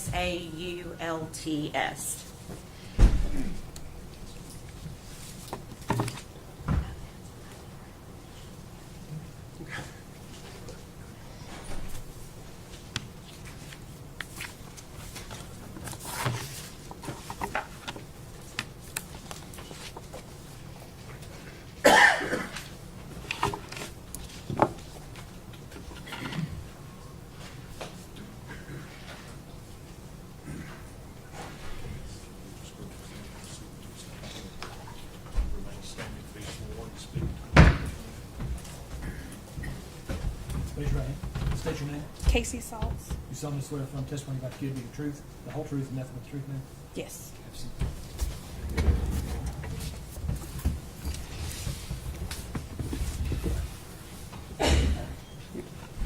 Good afternoon. Hi. Your name is Casey Saults, is that correct? Yes. And where do you live? In Elizabethton. Okay. Do you know the defendant, Megan Boswell? Yes. Can you tell us how, and I'm going to ask you to maybe go just a little bit closer to that microphone so we can catch your voice. Thank you. Tell us how you know Megan Boswell. She was a foster child to my parents. Okay. And what is your mom's name? Gail Kite or Patricia Kite. Okay. And so did Megan Boswell live with your mom, Gail Patricia Yes. Kite, when she was pregnant with Evelyn? Yes. Okay. And did she also have Evelyn while she was living with your mom? Yes. Okay. And do you see Megan Boswell in the courtroom today? Yes. Can you point her out to us, please? She's right there. Okay. Can you describe what she's wearing, please? A blue jacket, navy blue jacket. Okay. Your Honor, we'd ask the court to acknowledge that she's identified the defendant. Okay. So during this time frame, are we talking about 2018 and early 2019? Or do you, and you may not know the answer to this, when she was living with your mom? I'm thinking it was just 2019. Okay. Let me ask it this way. Do you remember when Megan gave birth to Evelyn? Yes. And where were you working at the time? Premier Pediatrics. Okay. And obviously we probably know the answer to this, but what is Premier Pediatrics? A pediatrician's office. Okay. And where was Premier Pediatrics located? In Johnson City. Okay. Do you remember how many, is that place still open? No. Okay. That's why I'm asking in kind of in the past tense. It's now closed, is that correct? Yes. Okay. How many pediatricians were working there at the time? 2. Okay. And what were their names? Dr. Pugh and Dr. Trosen. Okay. And what was your job description there? Receptionist, front office. Okay. Can you tell us a little bit about what your job duties were at that pediatrician's office? Scheduling and making appointments, answering phone calls, medical records, all the front duties. Okay. Would you check people in? Yes, check in, check out. Okay. Okay. And were you able to like see the waiting room when people would come in, or would they come up to the window and check in? How would that work? They would come into the waiting room, or no, they would come into the front office to the window and check in, and then we had 2 separate waiting rooms, one for well visits and one for sick visits. You could kind of see in there from where we were from the doors open, but to actually like see in there, you had to get up and walk in there. Okay. After Evelyn was born, is this the office that Megan Boswell brought Evelyn to for her well visits? Yes. And when she would bring Evelyn, would you know when they came into the office? Yeah. Okay. And is that based upon what you just told us about how the office runs? Correct. Okay. Based on your experience of that office, can you tell us what your office schedule was for newborns? Like how often would they come in? They would come in like once a month for the first couple of months, and then we would kind of space them out to every 3 to 4 months until they were about 2 years old, and then they would come once a year. Okay. So for that first year, is it common for them to come more than once from 0 to 3 months? Yes. What about from 3 to 6 months? How often would they come? I'm thinking it would be about 2 to 3 times within that time frame. Okay. What about from, say, 6 to 9 months? Probably just once at the end. I think by then it was like every 3 months. Okay. And same from 9 to 12 months, it would be just one Yes. visit? Okay. When a newborn and a baby in that first year, would they always, when they came to the office, would they always see the same doctor, or would they? We would try to keep them with the same doctor just for continuity of care. Okay. But if that doctor was unavailable, the other pediatrician would also see them too. Okay. And did Premier Pediatrics keep records of visits on their patients? Yes. Was that done on every patient? Yes. Including the records of Evelyn Boswell? Correct. Okay. And since you worked in the front, were you aware of whether that office did any kind of reminders for patients to remind them of appointments? Yes, they would get like an automated call the day before. Okay. And we could see if they answered or replied back to that. Okay. So you could kind of see if they said, yes, I'm coming, or no, I need to Right. reschedule, or whatever. Correct. Okay. Did your office also give appointment cards We out? did. Okay. And when would that be done? Usually when you check out for your previous appointment, we would schedule the next one Okay. and give an appointment card. Okay. And after Evelyn was born, did Megan Boswell bring her to her scheduled appointments? Yes. Your Honor, please approach.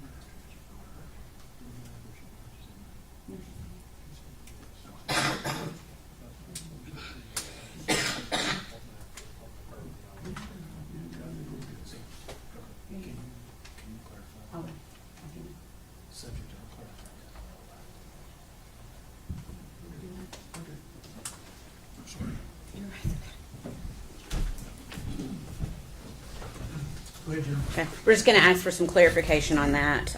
When I asked that last question, did Megan Boswell bring Evelyn, and I'll ask it in a different way maybe, did she bring Evelyn to her normal appointments for, say, the first weeks that she was supposed to bring her?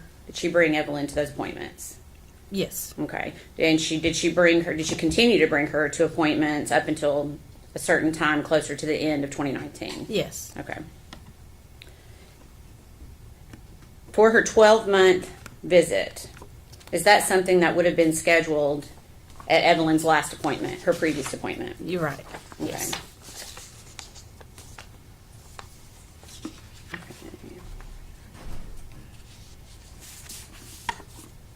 Okay. And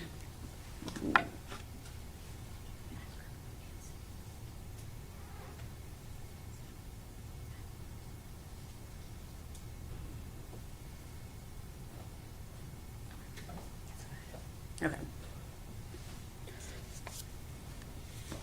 And so we asked about the appointment card. Do you recall anyone babysitting Evelyn during that same time, around early December? Yes. Okay. Who babysat Evelyn?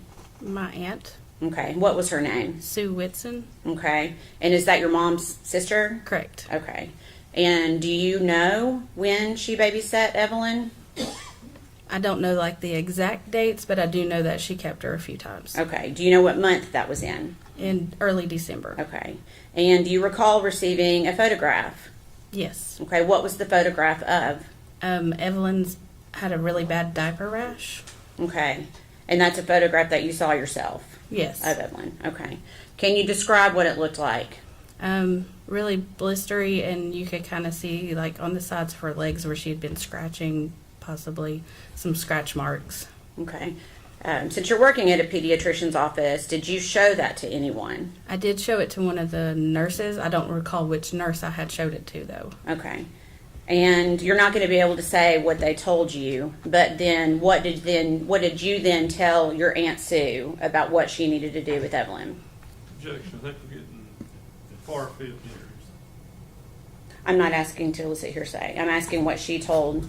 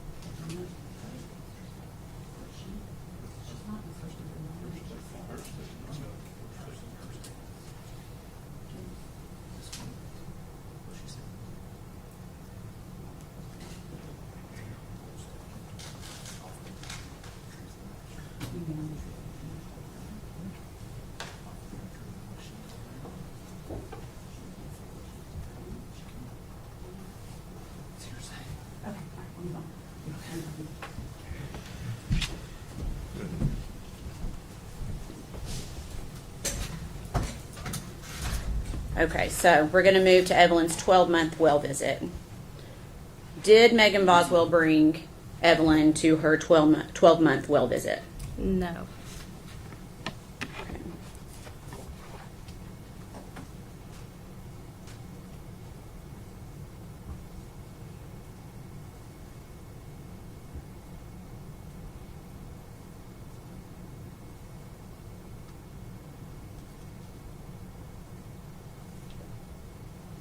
I'm going to pass you a document and see if you can identify it.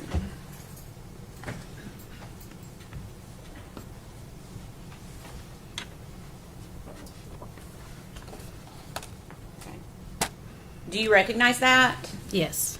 Do you recognize the handwriting? Yes. Whose handwriting is that? That is mine. Okay. And do you recognize what that document is? Correct. And is that a fair and accurate representation of what it looked like when you produced that document? Yes. Okay. Your Honor, we'd be asked for that to be admitted as exhibit number 63. My bad. Okay.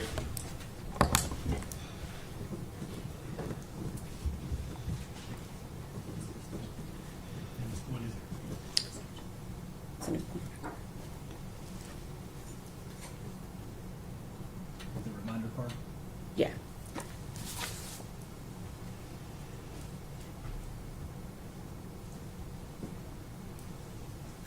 Permission to publish to the jury, Your Honor.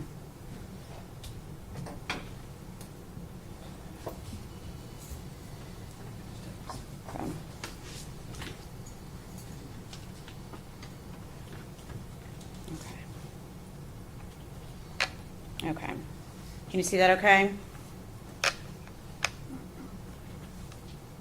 Is that the appointment card that you wrote on for Megan Boswell? Yes. And for the appointment of December 5th, 2019. Is that correct? Yes. Okay.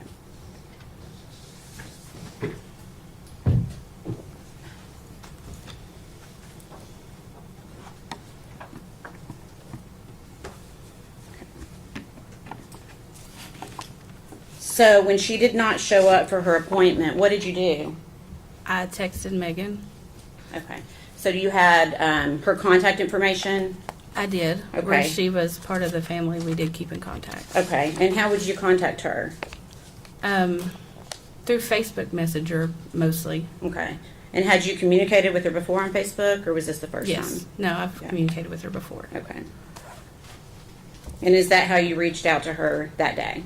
Yes. Okay.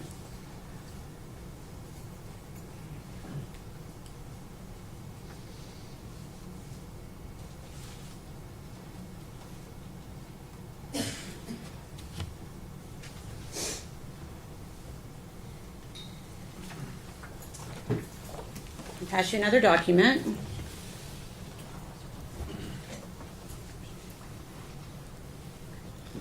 And I'm going to ask if you recognize that. Yes. Okay. Can you tell, without telling me what it says, can you tell me what it is? It's the text thread of off of Messenger where we were talking. Okay. And is that a fair and accurate representation of your conversation via Facebook Messenger with Megan Boswell? Yes. Okay. We'd ask that to be admitted as exhibit number 64, Your Honor. Any objection? No, sir.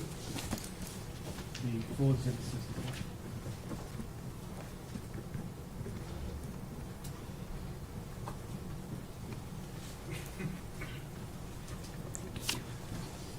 Permission to publish? Go ahead.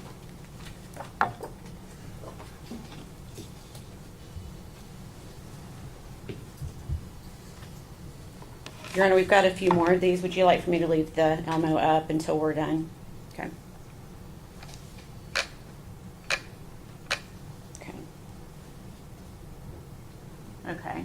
So obviously that's your name on the left. Is that correct? Yes. And so then Megan Boswell's is in blue. Is that correct? Correct. Okay. And can you tell us what you said, the message that you sent to Megan that day? That Evelyn had an appointment today. Do you need me to reschedule it? It was for her 1-year baby check. Okay. And then what did Megan Boswell say in response? That she had thought it was the next day. Okay. And then I'm missing part of that. What did you say in response to her? I had asked her where she was. And what was her response? That she was working. Okay. And I meant to ask you, the date is December 5th, 2019? Yes. Okay. And this would have been after her appointment, after she'd already missed the appointment? Right.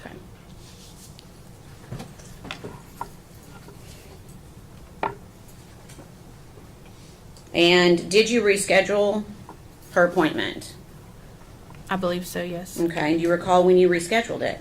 I don't recall the date, no. Okay. I'm going to pass you.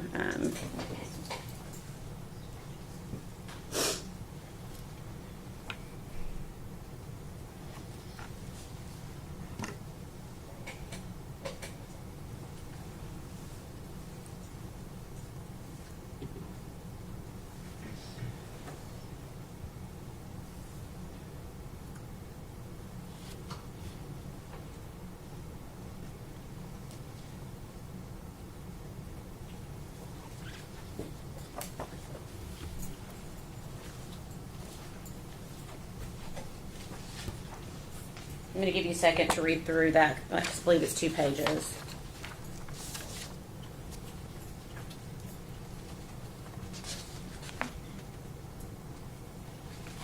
Okay. Do you recognize that? Yes. Is that a fair and accurate representation of an additional conversation that you had with the defendant? Yes. And how did you have that conversation? Through Facebook Messenger. Okay. And what is the date of that conversation? December 6th and December 11th. Okay. And does that December 6th date help refresh your memory on the date that her appointment was rescheduled for? Well, I did ask about the baby's appointment today, so I would say that I did reschedule it for the next day. Okay, so that would have been December 6th? Yes. Okay. Your Honor, we'd ask that be made exhibit number 65, please. Any objection? No, sir. So the December 6th message, Actually, I think I'm going to go ahead and let her look at this one too and keep it together as 1, 6, and 11. Sorry. To keep this is one continuous.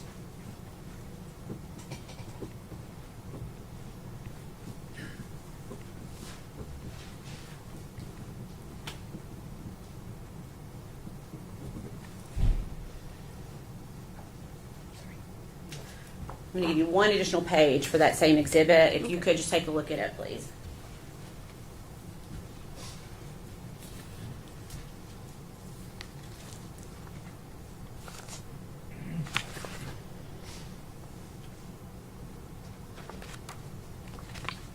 Okay. And do you recognize that as also being part of that conversation? Yes.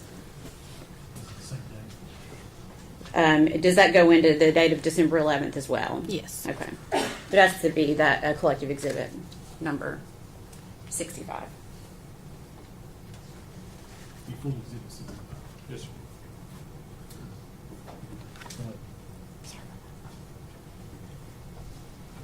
Permission to publish? ahead. Okay. Ms. Saults, I'm going to go through one page at a time of this, okay? Mm-hmm.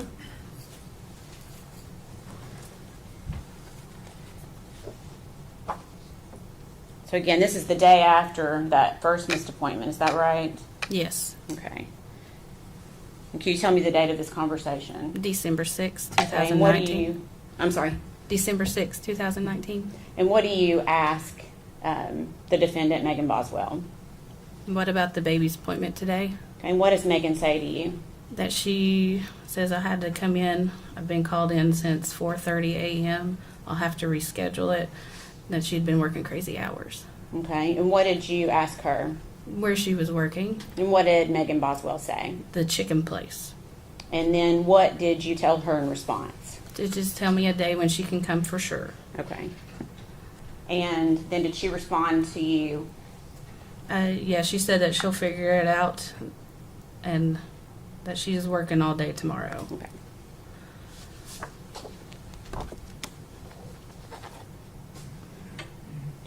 Is this a continuation of that same conversation?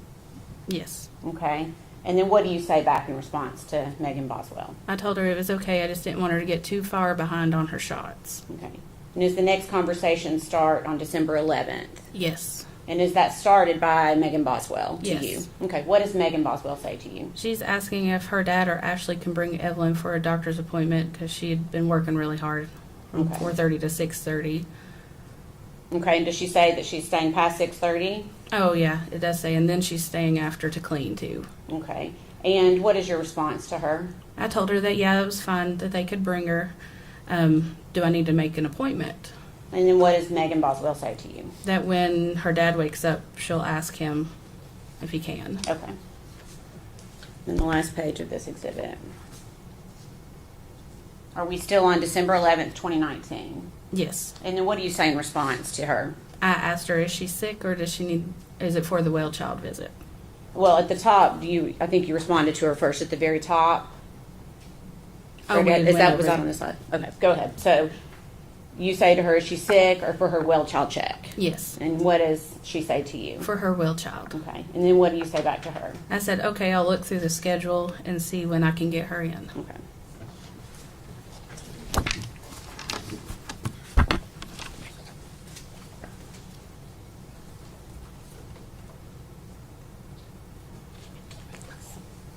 Okay.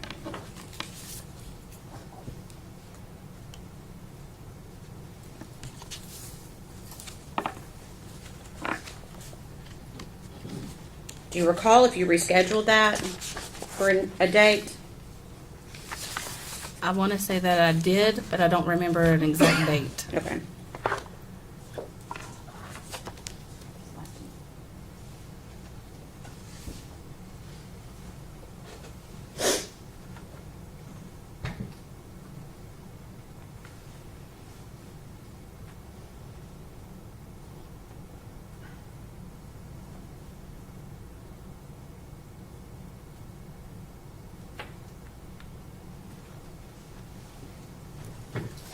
I'm going to pass you one last set of photographs.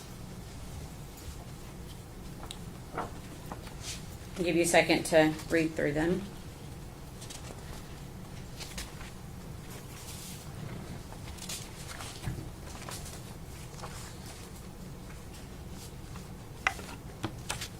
Okay. And are you able to identify that? Yes. Do you recognize it? Yes. Okay, what is it? It's more of a text thread off Facebook Messenger. Okay, what is the date of that? December conversation? 13th Okay. of 2019. Okay, and is that also a fair and accurate representation of your conversation via Facebook Messenger with Megan Boswell? Yes. Your Honor, we'd ask that be made exhibit number 66. No objection. Full exhibit 66. What was the date again? December 13th, 2019, Your Honor. Thank you.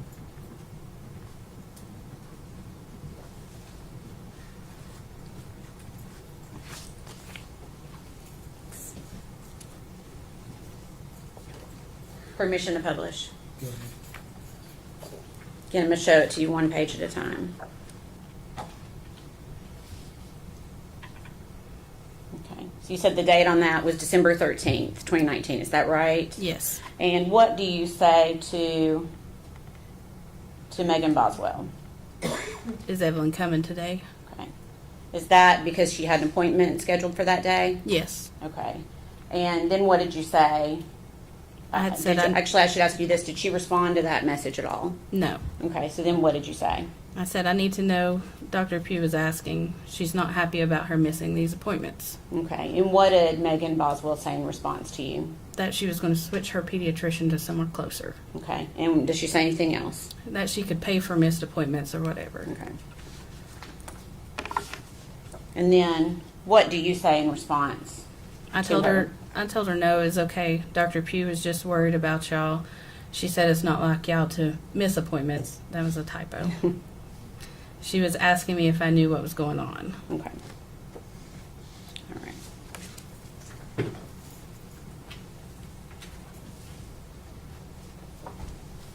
Okay.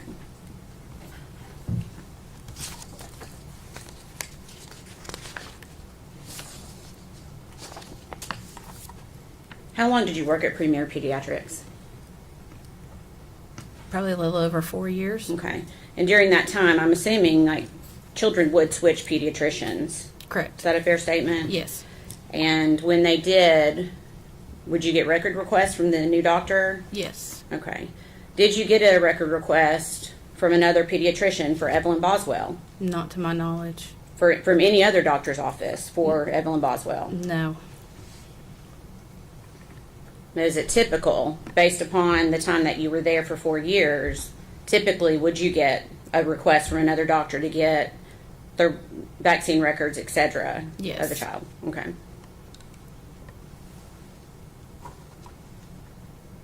And I'm assuming you personally, you've met Evelyn yourself, is that right? Yes. Do you recall the last time that you saw Evelyn alive?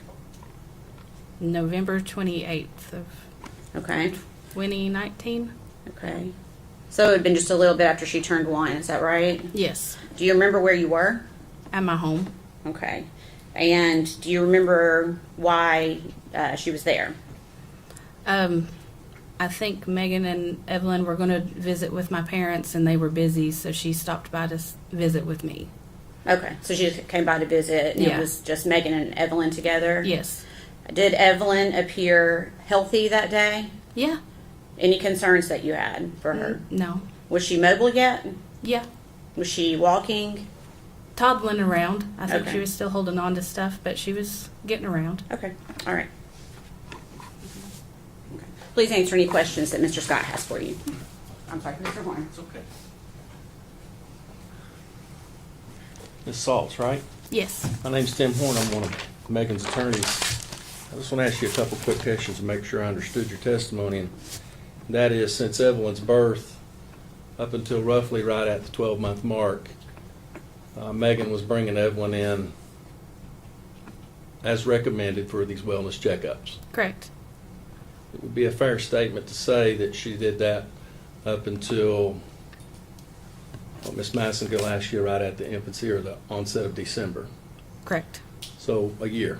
Yeah. And during that year period, you said you'd worked in a pediatrician's office for about 4 years. It would be normal or customary that if, when you're examining a child and you saw signs of abuse or neglect, you'd have a duty to report that, wouldn't you? Yes. And that's a statutory duty that's imposed upon physicians and doctors to do. Correct. So I'm gleaning from your testimony that Megan was doing everything that a mother should, or that we would want a mother to do for this first year of this child's life. Correct. And to your knowledge, there was nothing documented, or there was no concerns about Evelyn's welfare. Is that correct? As far as I know, that's correct. And so essentially the substance of your testimony here today is that at the end of December, or at the infancy of December there, she just didn't show and never showed from that point on. Right. Okay. That's all the questions I have. Are you ready? No, Your Honor.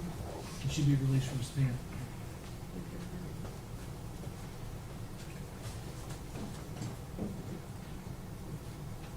Okay. Yes, Your Honor. She can be released. All right. Ms. Saults, thank you for your testimony today, and you can be released from your stand. Thank you.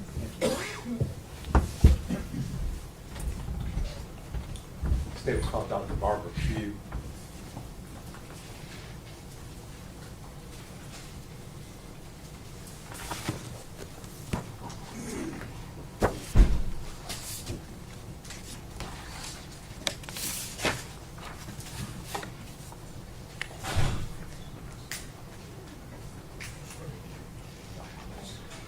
No,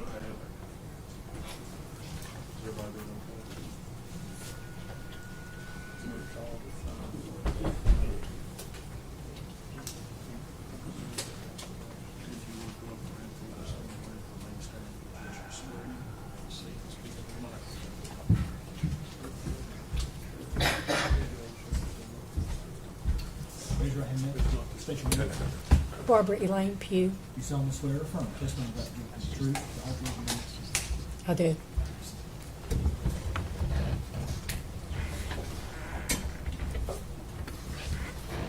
Good afternoon. Hello. Dr. Pugh, if you would scoot up real close to that microphone there so we can pick you up. Okay. There you go. That's better. All right. Your full name, please. Barbara Elaine Pugh. All right. And where are you employed, Ms. Pugh? I am currently retired. I'm a pediatrician. All right. And how long were you a pediatrician? I think 37 years. All right. Where did you practice? I own my own practice Premier Pediatrics in Johnson City. All right. And was that an open pediatrician's office back in 2018? Yes, I think that's right. Okay. While you were had that pediatrician's office, did you have a patient there by the name of Evelyn Boswell? I did. All right. And the mother of the child, her name was Megan Boswell? Yes. Okay. How many doctors were in the practice there at Premier Pediatrician? At that time, we had a physician assistant and another doctor, another pediatrician. Okay. So how did that work when you had a patient there at the office? Did one doctor, was that assigned to a specific patient, or was it just kind of on a Well, they could rotational request basis? who they wanted to see, but most often they saw the same one for their physicals, usually. Okay. And did you see Evelyn shortly after she was born there in your office? My partner at the time, Dr. Trozen, saw her for the very first time at 8 days of age. All right. And would you all have reviewed her birth records from the hospital as part of your usual protocol in taking her on as a new patient? Yes, and that was in the chart when Dr. Trozen got the information. All right. And you had an opportunity to review Evelyn's chart? Yes. Okay. Did you note any concerns as far as her birth, pregnancy, anything like that prior to her coming on as a patient there at your office? Well, the mother was a teen mother, and in pediatrics we consider that of concern. So she was 17 at the time. The baby had group B strep, Mama was group B strep positive, so the baby got Saults for a couple days, but she went home at 2 days. She was small for gestational age, like 5 pounds and 6 ounces, I think it was. So she was small, but other than that, she was doing well. All right. And did you all see her on a regular basis there at your office? Yes, she came for her physicals 2 weeks or 16 days is how she was, but she came with the second visit and then 2, 4, 6, and 9 months. And again, you said you had an opportunity to review her records. Anything stand out to you as far as health concerns during that first year? No, I mean, the last time we saw her was for a sick visit. She was about 10 and a half months old. So that was the last visit in October of 2019. But her 2, 4, 6, 9 months visits, in 2 weeks, she was doing well. Okay. She had a few little odds and ends, but they're normal. Okay. No. Developing normal like a Yes, a she was newborn growing would? well, and her developmental skills were very well. She was actually advanced at 9 months, talking some, and she was doing well. Okay. So meeting normal milestones, nothing that Yes. would, as a pediatrician, would give you any sort of concern. No, she was doing well. Okay. You aware that she had a visit scheduled for December the 5th of 2019? That probably would have been her 12. It should have been her 12-month checkup. All right. And you learned that she failed to make that visit. Is that correct? Yes, I think she had more than one. I think it may have been rescheduled, but I'm not sure. But she did have, because the front office takes care of that. But she did not come anymore after 10 and a half months. All right. And obviously, as a pediatrician, it's important for you to see a child regularly during the early parts of her life, correct? Yes. Okay. We have a. Okay. So did that concern you when she did not show back up for her year visit? Well, yes, but in pediatrics, it's, sometimes people move, they change, so you don't always know as the doctor, you may not know why they don't show up. But all you can do is call and try to find out and follow up. Okay. All right. So you said the last time you saw Evelyn was in October of 2019. Well, actually, Dr. Trozen saw her that day for a sick visit. So the last time your office saw her? Yes. Okay. All right. Does your office maintain medical records as a normal course of treating patients there? Yes. When I sold my practice to when the charge of maintained with Dr. Justin Jones with Ballot Health. Okay. He's a pediatrician. All right. Okay. Dr. Pugh, I'm going to hand you some records and ask you to take a look at them, see if you can identify them.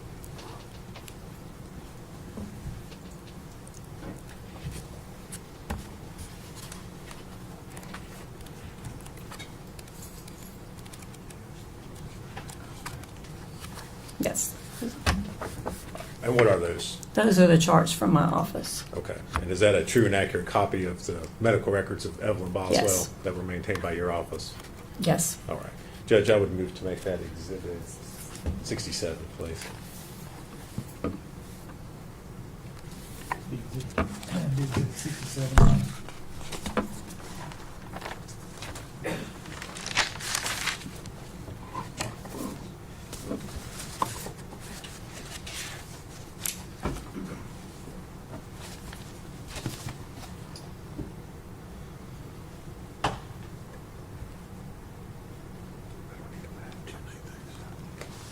Thank you, Dr. Pugh. If you would answer any questions, I believe Mr. Horn might have for you.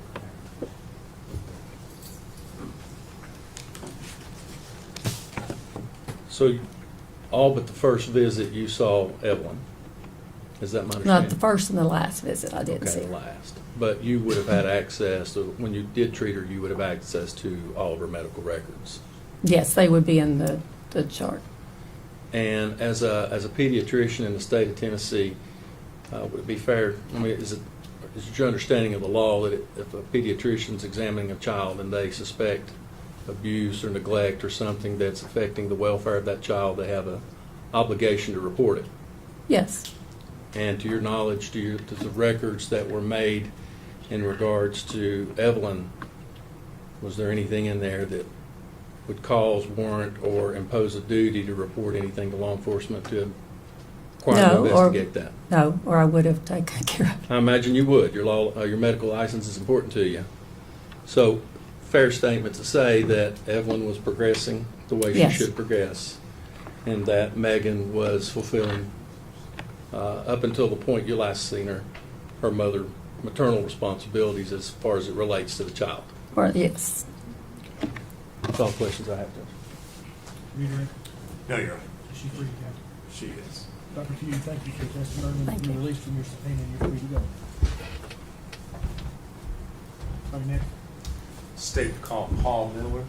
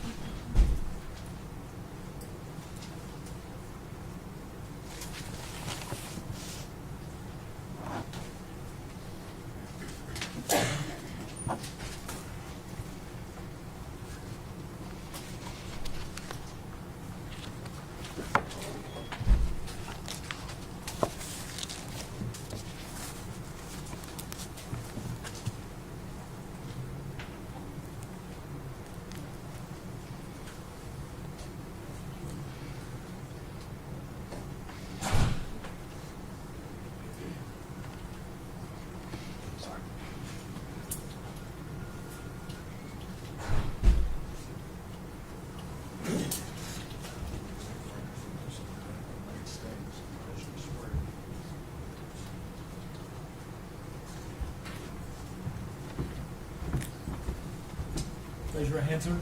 State your name. Paul Miller? You solemnly swear affirm testimony you're about to give me the truth, the whole Yes. truth, and nothing but the truth. Yes, sir. Have a seat right there. Speak anything else. Good afternoon, Mr. Miller. Good afternoon.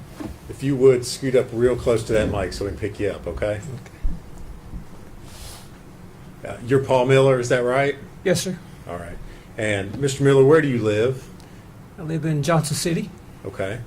Now, at one point in time, you were married to Ethan Perry's grandmother, is that correct? Yes, sir. All right. So, just getting this straight for everybody, you are Ethan Perry's step grandfather. Yes, sir. Is that right? Okay.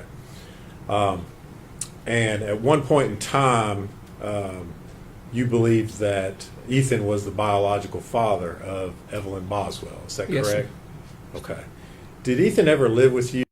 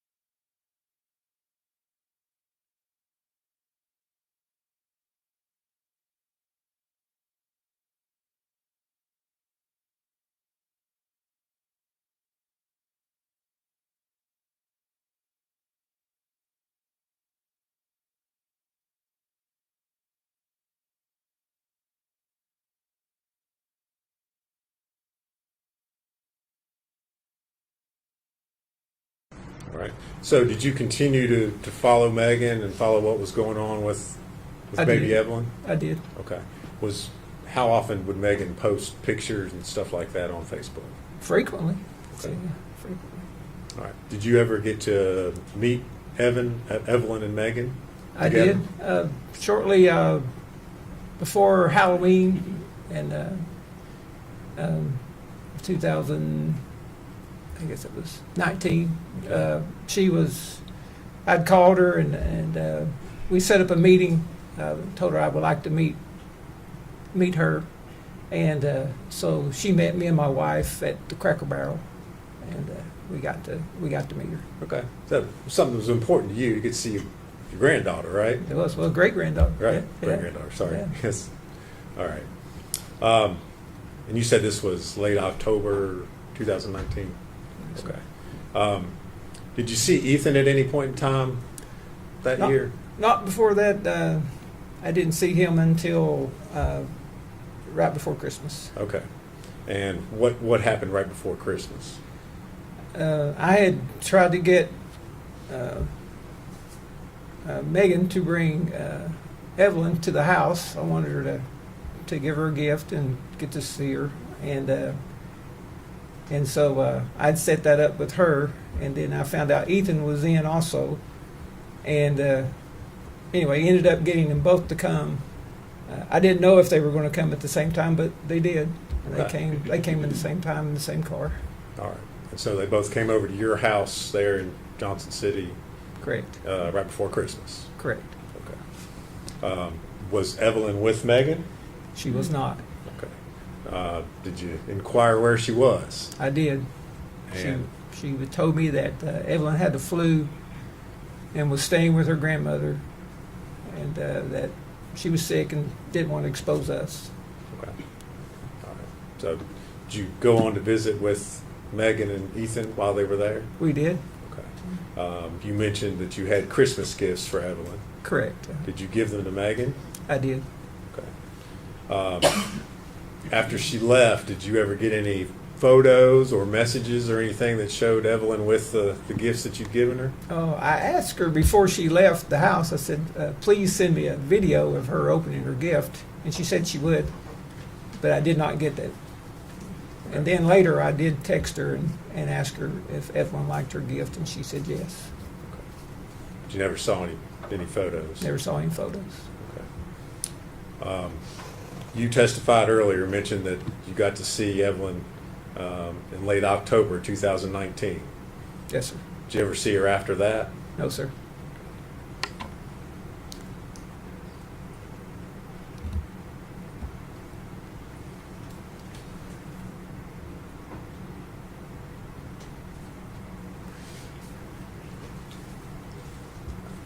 Thank you, Mr. Miller. If you would answer any questions Mr. Scott may have for you.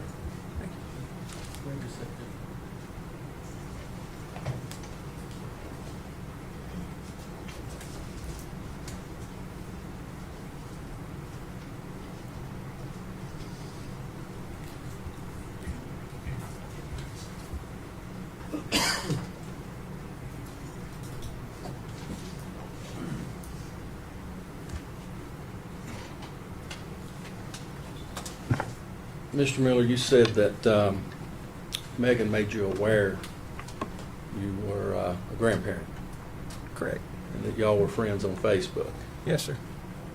And that Megan posted pictures of her and Evelyn frequently. Yes, sir. And I'm not trying to put words in your mouth. Was it fairly regular? Yes, sir. And I imagine you liked or commented on those photos from time to time? Yes, sir. And did it appear from those photos that Megan enjoyed being a mother? It did. And that she loved the child? It did. And that she was enjoying time spending with that child, spending time with that child? It did. And you actually met Evelyn, did I understand you? Yes, sir. And spent some time with her? Yes, sir. And during all of those photographs that you've seen and the time you were with Megan and Evelyn, did you ever have reason to suspect that Megan was maybe abusing this child or neglecting this child? No, sir. It'd be fair to say that she actually loved this child a lot. It appeared to me she did. Okay, that's fair. And that she enjoyed motherhood. Yes, sir. Okay. So other than up until December then, you had no cause or no reason to believe that Evelyn was in danger or wasn't being cared for? Correct. That's all the questions we have. Can he be released? You can't judge. Yes, sir. Mr. Miller, thank you for your testimony. You're released from your subpoena, sir, and you're free to go. Thank you. We approached it.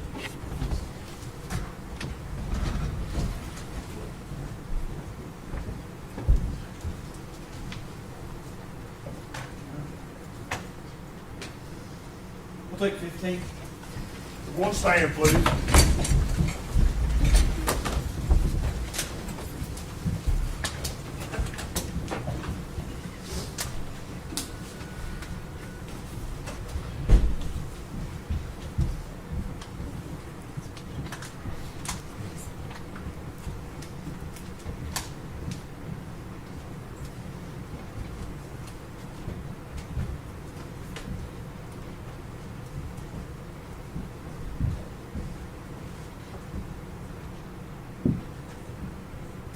You may be seated, thank you. Can we say 15? Court stands in recess.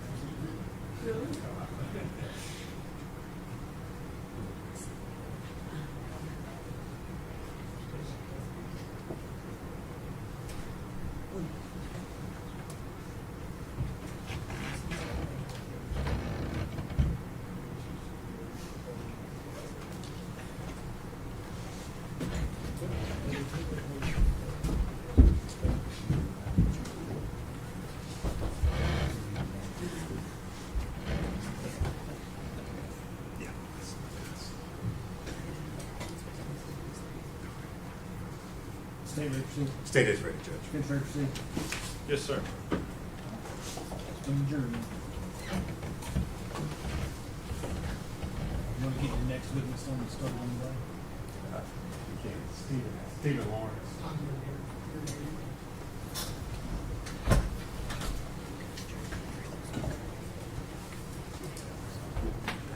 One stand, please.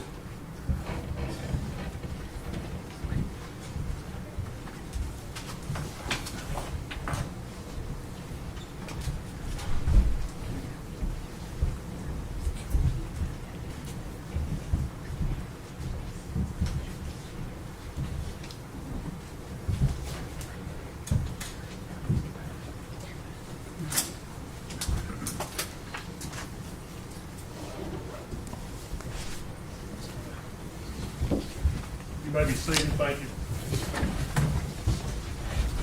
All right, right next one. State would call Stephen Lawrence.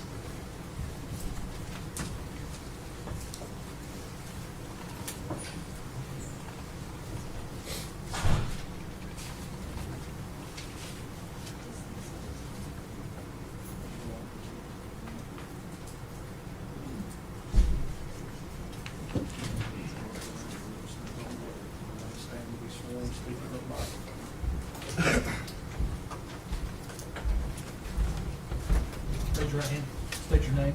Stephen Lawrence. You solemnly swear affirm testimony you're about to give be the truth, the whole truth, and nothing but the truth, sir? Yes, sir. All right, proceed. Good afternoon, Mr. Lawrence. Good afternoon. You are Stephen Lawrence, is that correct? Yes, sir. Mr. Lawrence, do you know the defendant, Megan Boswell? I do. And how is it that you know her? She was friends with my little sister. And who's your little sister?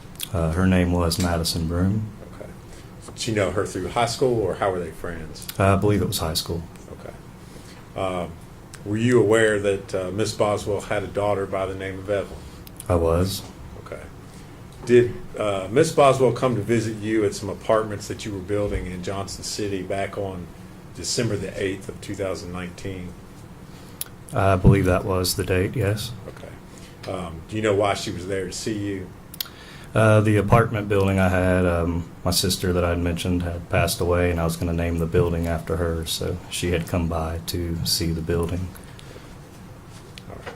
Did Miss Boswell have Evelyn with her on that day? She did not. Okay. Did you inquire as to where Evelyn was? I asked about Evelyn, yes. Okay. And what did Megan tell you? She was with the father. Okay. And did you know, was that Ethan Perry, or who did she tell you the father? Ethan was the father, I believe, at the time. Okay. All right. Now, on February the 25th of 2020, were you contacted by Megan? I don't remember the dates to be exact, but I was contacted after the visit, yes. I believe that was about the time frame, yes. All right. Was this during the time frame in which Evelyn was reported missing? Going off memory, yes. Okay. And why did she contact you? She was pretty much seeking some help in general. Okay. What did you do after she called you?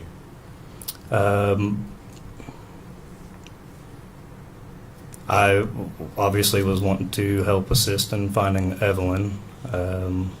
I said if we can find Evelyn, then I'd try to help in any way I could. Brought her up to the Sullivan County Sheriff's Office and tried to have her speak with detectives and whatnot to get answers.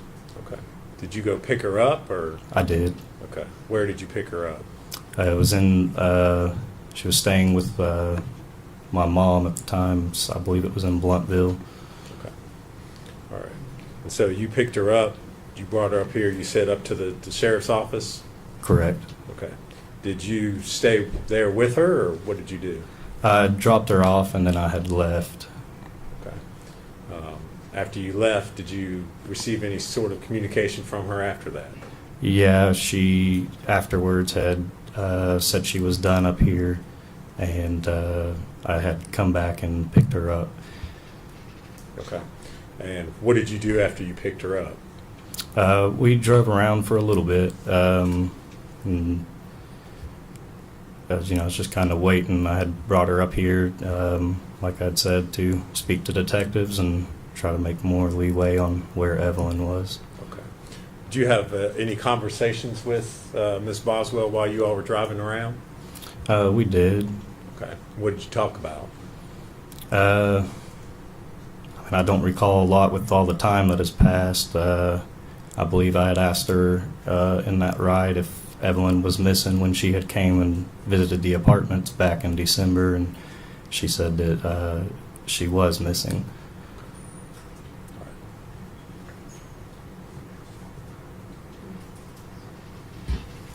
Thank you, Mr. Lawrence. If you would, answer any questions Mr. Scott may have for you.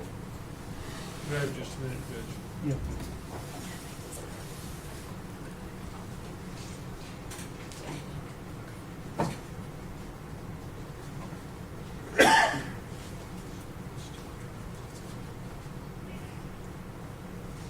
Judge, we don't have any questions. All right. Mr. Lawrence, thank you for your testimony. You're released from the opinion.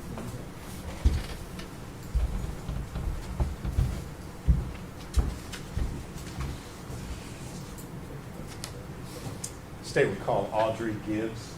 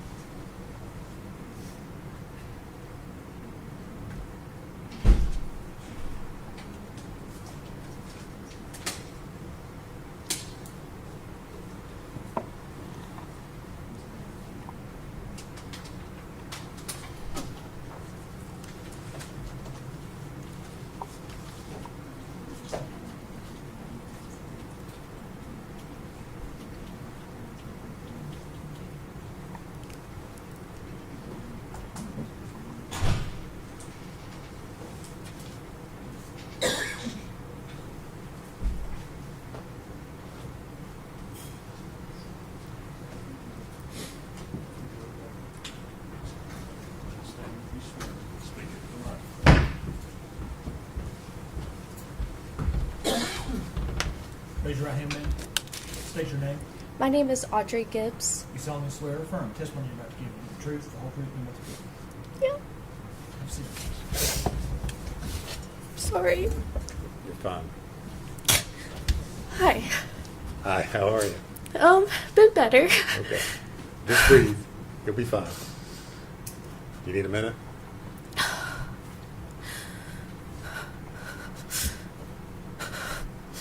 Okay, I'm fine.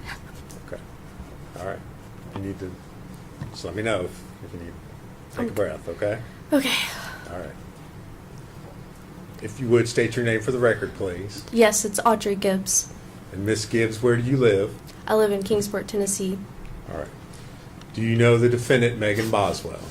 Yes. And how is it that you know Miss Boswell? We met in 7th grade. Okay. You known her since then? Yeah. How long ago was that? It's been quite a minute. Over 10 years here. Okay.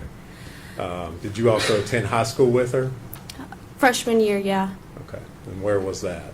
That was at Central. Okay. Here in Bluntville? Yeah. Okay.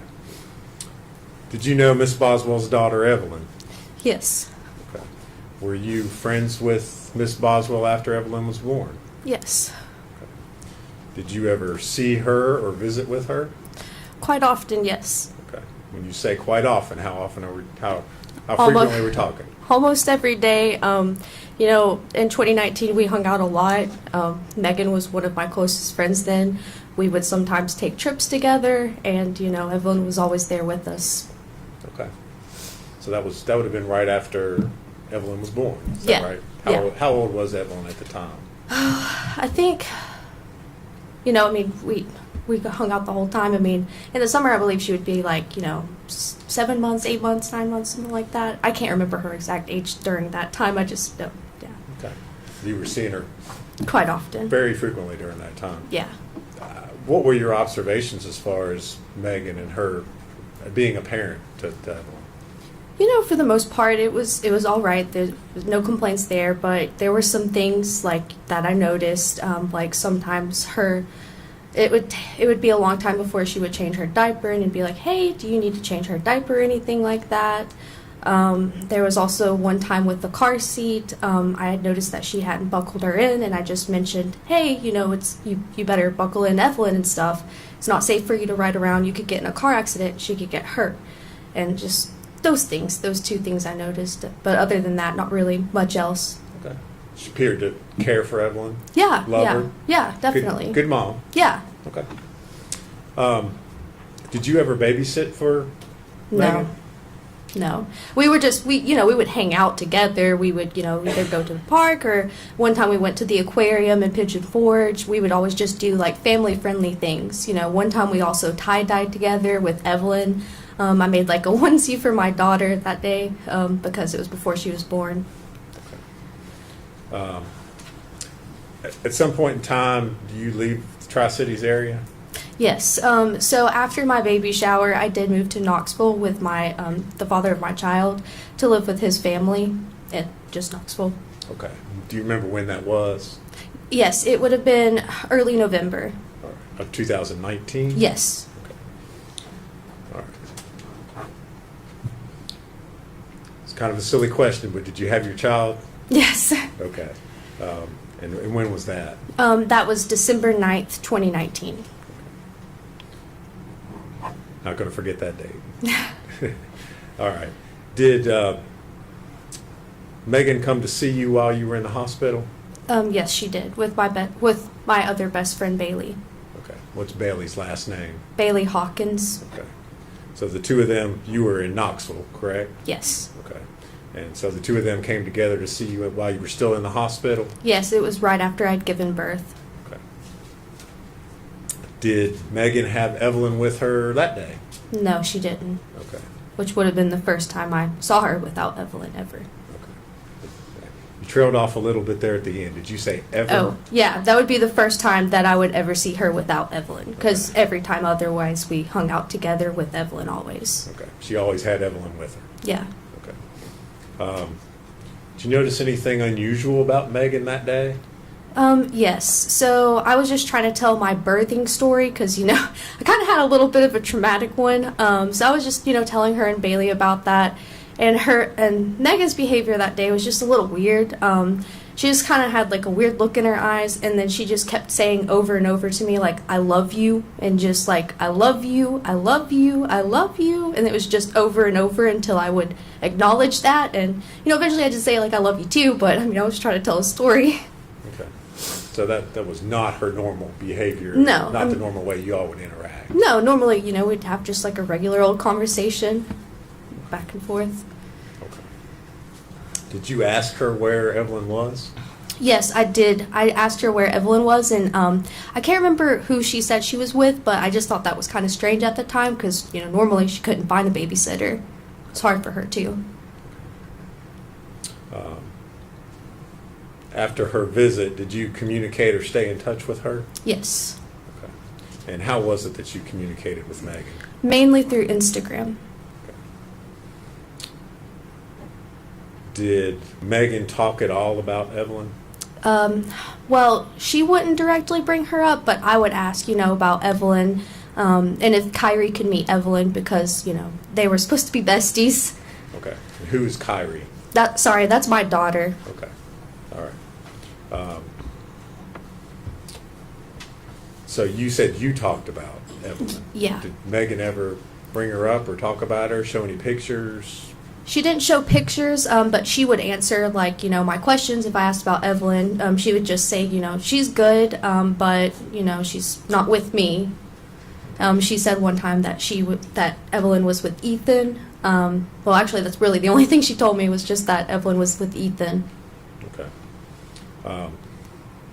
And you said that this was after your visit on December the 9th. So, yes. Do you remember conversations back in January of 2020? Would you have had conversations with her on Instagram at that point in time? Yes. All right.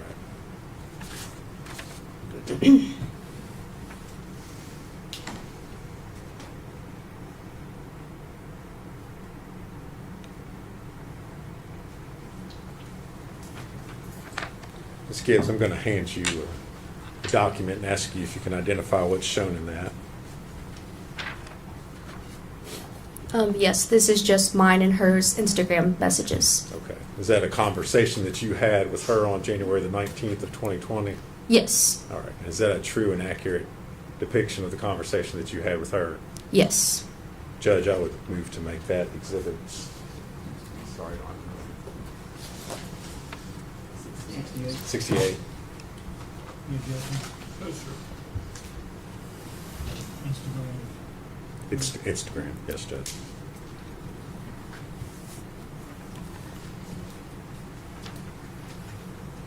And I'm going to ask to publish that to the jury.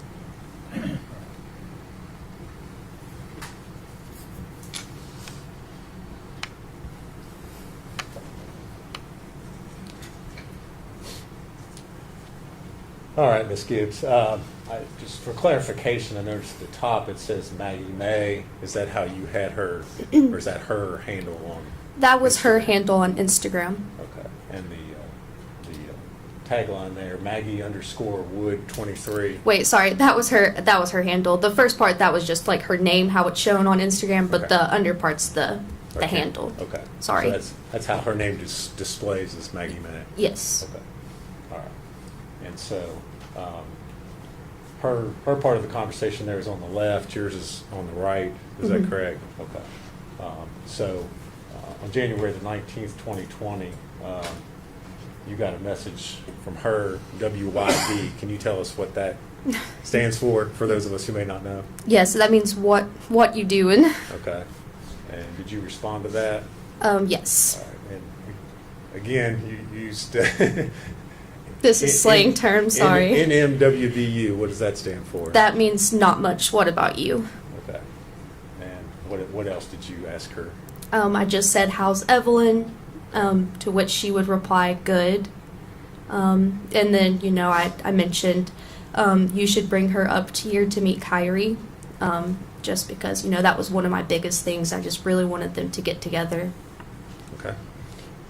And what did she respond to your comment about that? Yes, she then said, I don't have her right now. Ethan's got her, but we could come tonight if you want us to. Which I was at my aunt's at the time, so that's why I said tonight wouldn't be good. When's the next time you could come? And then she said probably not for another couple weeks, which at that time I would be out of Kingsport because I lived in Knoxville at the time. Okay. So you were just up here visiting? Family, yes. Okay. And friends. Okay.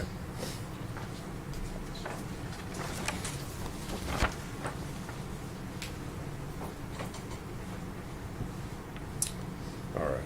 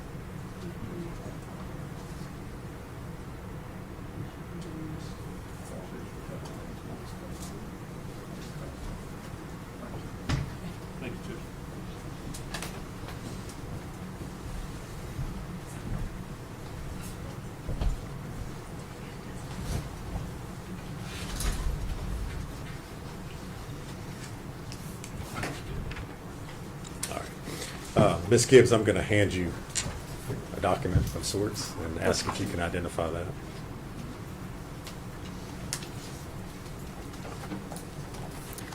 Yes, this is another conversation between me and her on Instagram. All right. Was that a conversation that you all had back on January the 24th into the 25th of 2020? Yes, All right. and also the 26th. Okay. And was that is that a true and accurate copy of the conversation that you all had there on Instagram? Yeah. All right. Judge, I would move to make that Exhibit 69.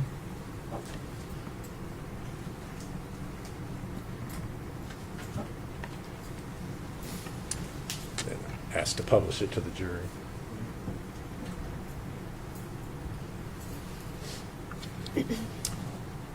All right, Ms. Gibbs.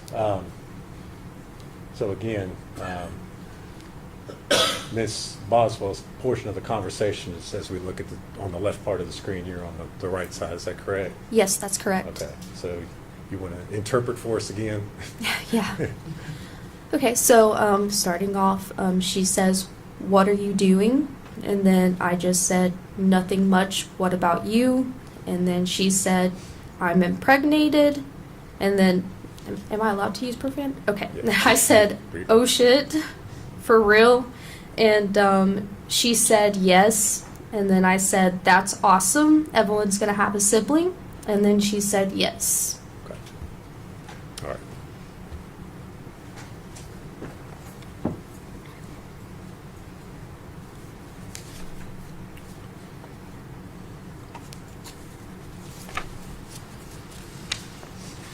Did you continue to have communication with Miss Boswell after that?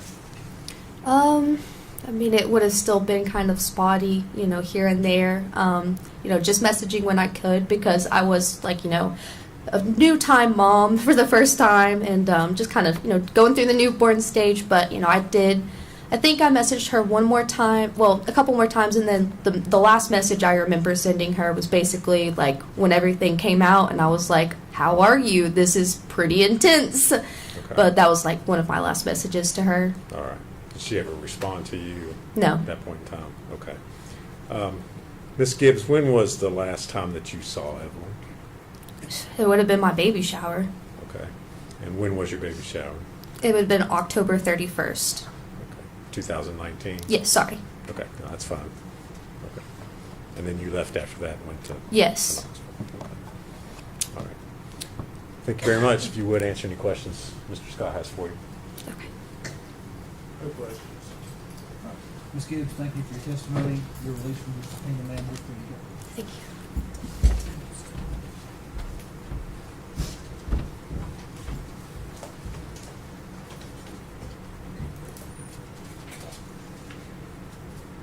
State would call Bailey Hawkins.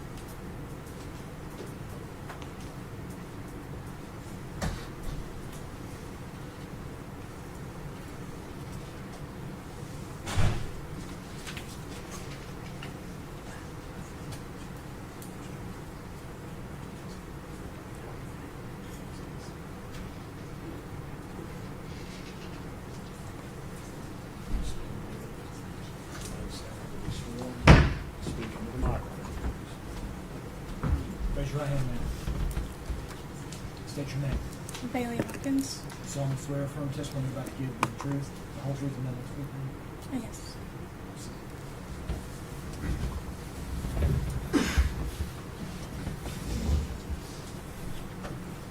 Bailey, how are you today?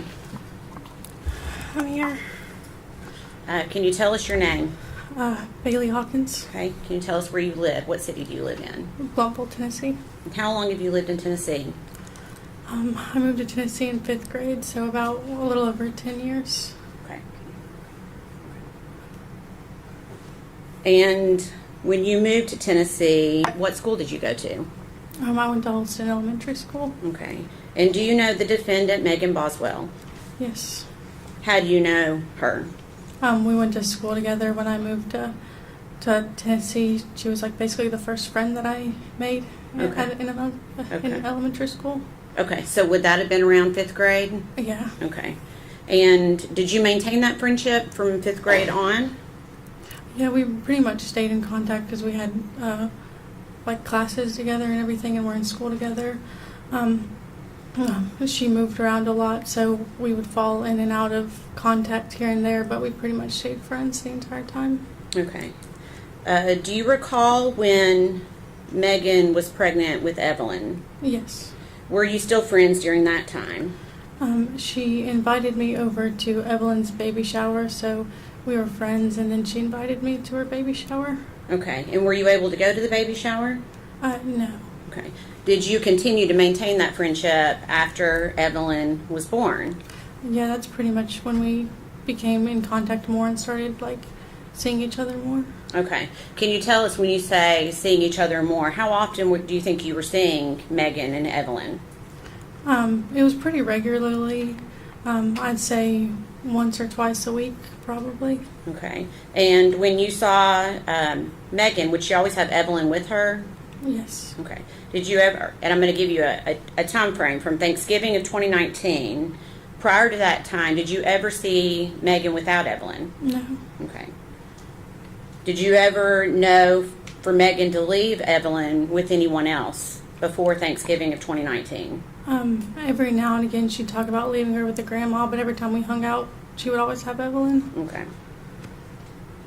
And do you remember the last time that you saw Evelyn yourself in person?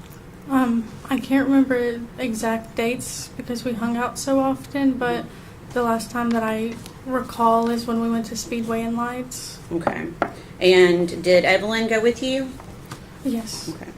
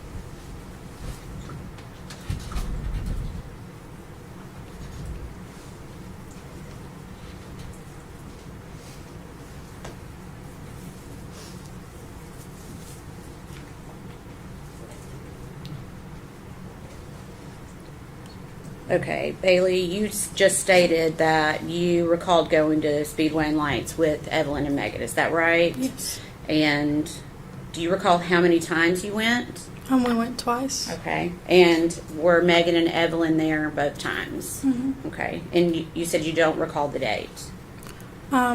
They were in November. Okay. Mm-hmm. Definitely November. Yeah. Okay. Do you recall when Megan started her new job? That was in December. I want to say it was beginning of December. Okay. And do you know where she was starting to work? 100 T's Chicken Shack. Okay.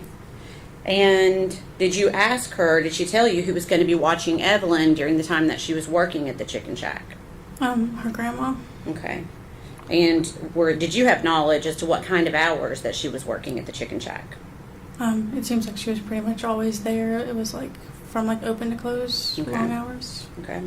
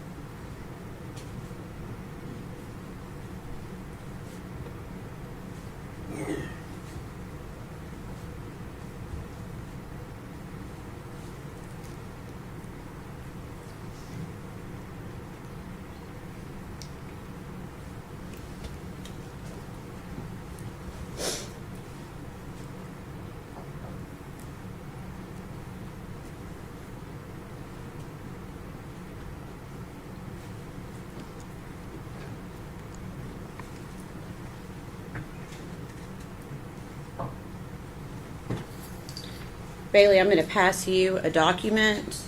If you can, try to keep it in order, but just look through it and see if you recognize it.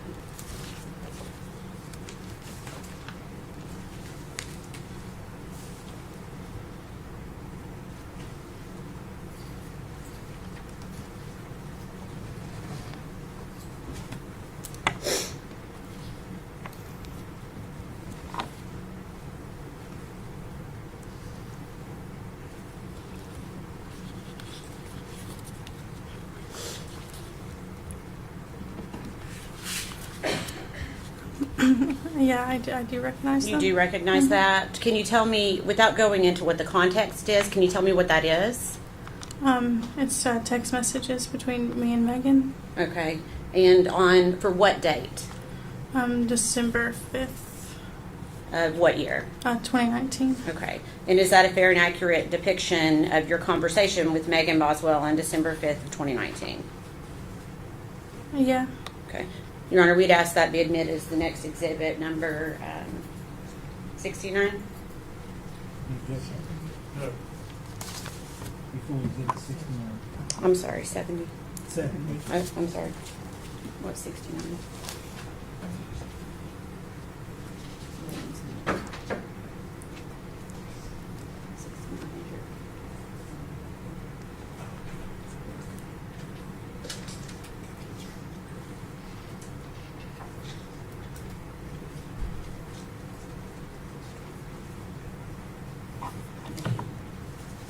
Sorry about that.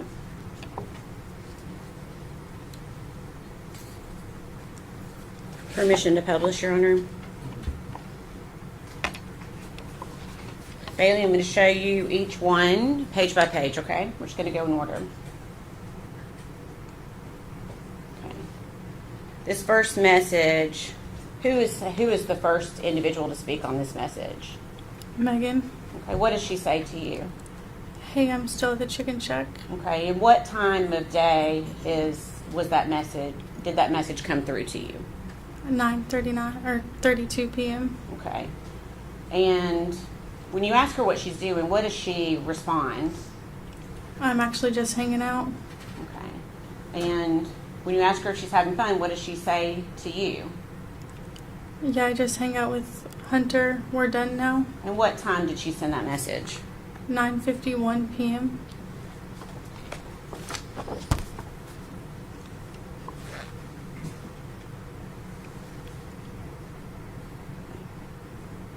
So now at 10:29 p.m., what does Megan say to you? Is that a blurry a little bit? I genuinely enjoy hanging out with him. And when you respond to her, what does she say in response at 10:30 p.m.? Like, I don't mind work at all. I've been at work all day. Yeah, no, I really like being around him. Okay. And then when you say, that's awesome, I'm glad you like your job, what does she say in response to you? I left and came back after they closed just to see him. Okay.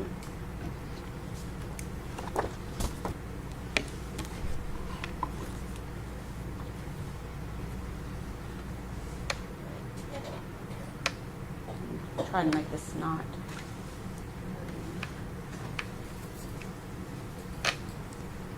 Is that better? Huh? Okay, I don't know if I can make it better than that. Can you see that okay? Yeah. Okay. So at this point, we're at around 10:40 p.m., and you're asking if it was just Hunter, and what does Megan say in response?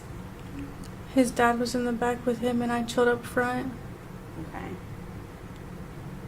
And then what does she say in response, or regarding Hunter and his dad?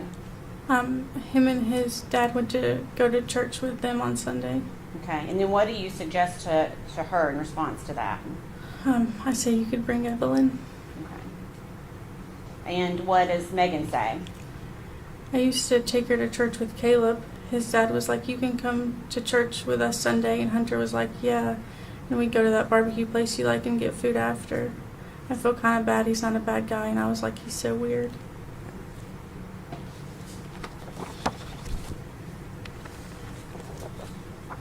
And on this message, let's see if we can see it okay. Is she continuing to talk about Hunter? Yeah, she says, yes, his dad likes me a lot. I'm the only person on overtime. Okay. When you respond about getting hours at work, what does she say in response to you? Literally this morning, I wasn't supposed to go in until 10, and I went in at 6. Hunter called me and was like, do you want me to come in? I'm here. And I was like, sure. I'm going to the shack at 4:30 in the morning to help him open. I've not had a male friend I've actually enjoyed just like hanging out with in so long. Okay. And has she indicated to you that during all these hours that she's working that her grandmother is keeping Evelyn? No. Okay.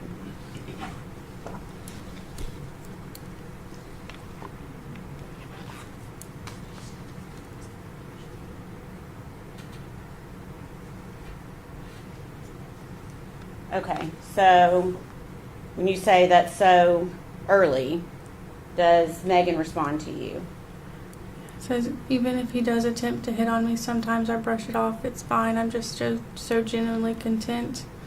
I literally don't even mind. That's when he's gonna get there. Is that bad? Okay, and then you say, let's hope he gets the hint. What did you mean by that at that point? I guess. If you know. Yeah, I don't know. Okay. Sorry. It's okay. What does she say in response to you? Like, not even an, oh, I like him, content. I'm just content and happy around him. That sounds weird, but I am. Okay. And then what do you say in response? But if you don't mind and have someone watch Evelyn, then definitely go for it.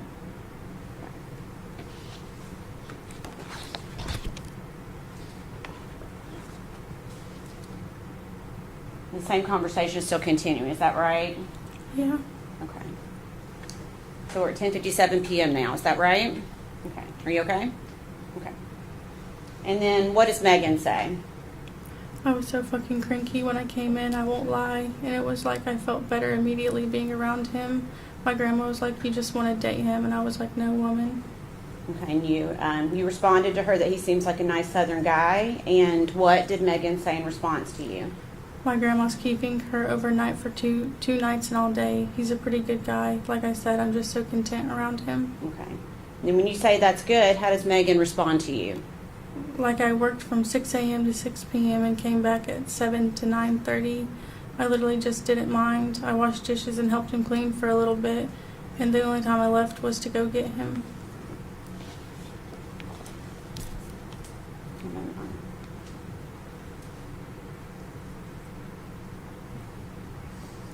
Okay. Last one for this. Actually, there's two more. Sorry.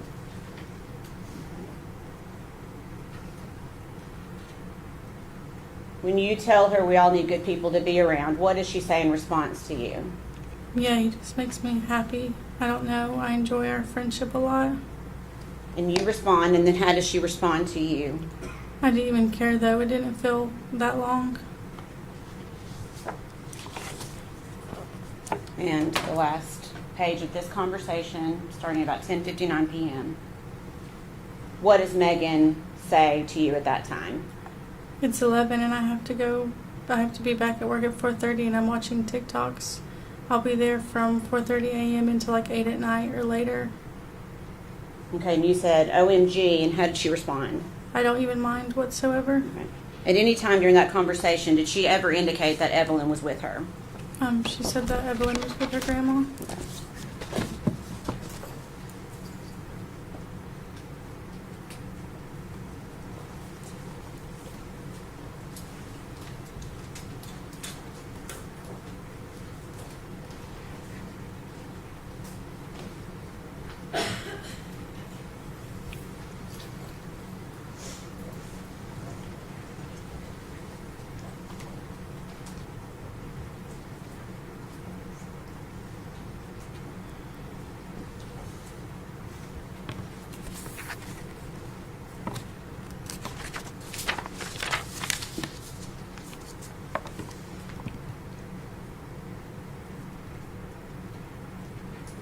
I'm sorry. I'm going to pass you another document for you to take a look at. Take your time.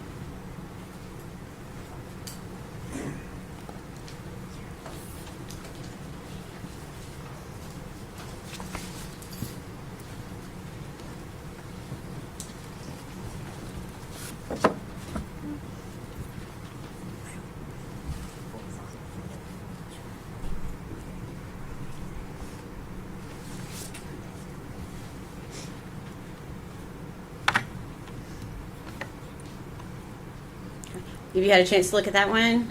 Okay. Yeah. Do you recognize that? Uh-huh. What is it? It's text messages between me and Megan. Okay. On what date? December 6th, 2019 at 9:10 a.m. Okay. And is that a fair and accurate depiction of the conversation you had with her by text message that day? Mhm. Your Honor, we'd like to ask that to be admitted as the next exhibit, number 71. Any objection?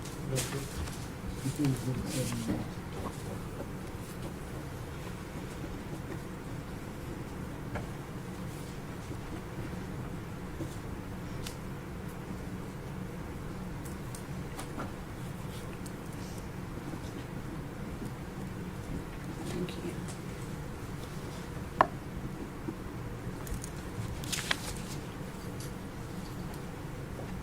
Permission to publish?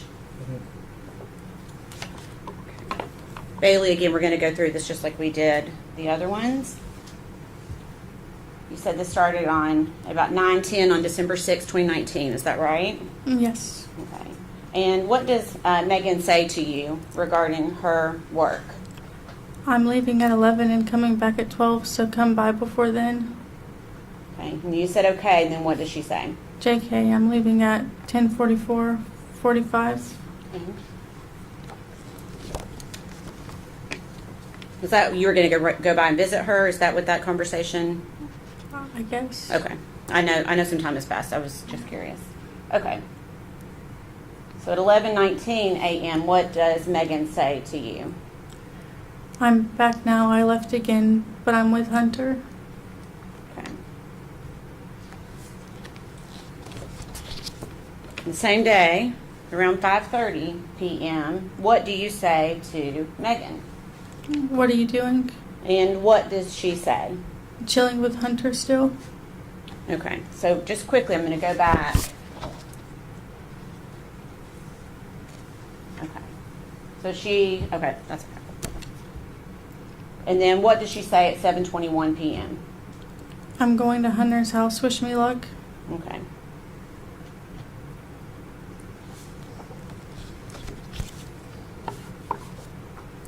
And then same day, 11:30 p.m.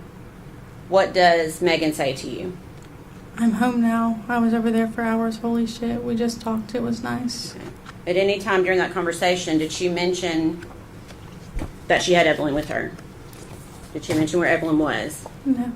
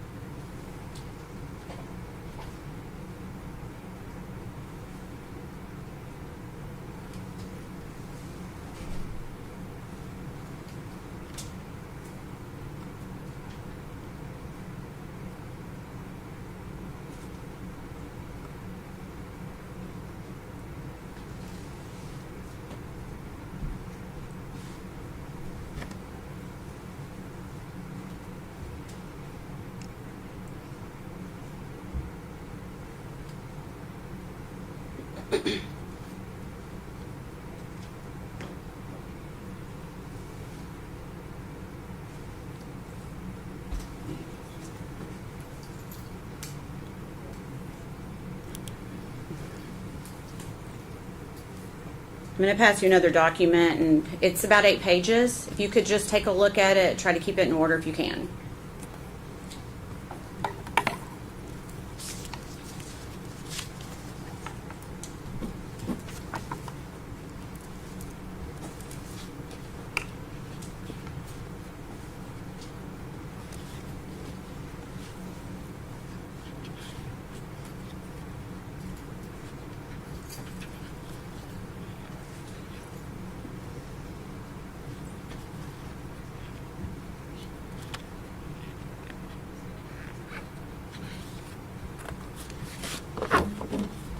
Okay. Do you recognize that? Yes. Okay. What is it? Text messages between me and Megan. Okay. I'm going to ask you to speak up just a little bit That's so we fine. can all hear you. You said it was text messages between you and Megan. Yes. Okay. On what date? December 7th, 2019 Okay. at 12:16 a.m. Okay. And is that a fair and accurate representation of your conversation with Megan on December 7th, 2019? Yes. Okay. Your Honor, we'd ask that to be admitted as Exhibit 72. You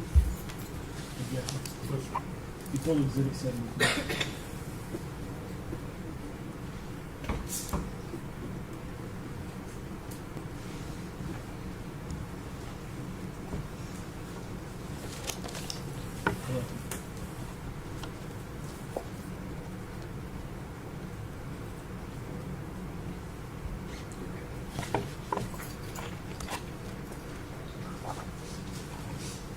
This one's a little bit harder to read because it's a lot of text on one page. So I may zoom in and then we can zoom back out, okay?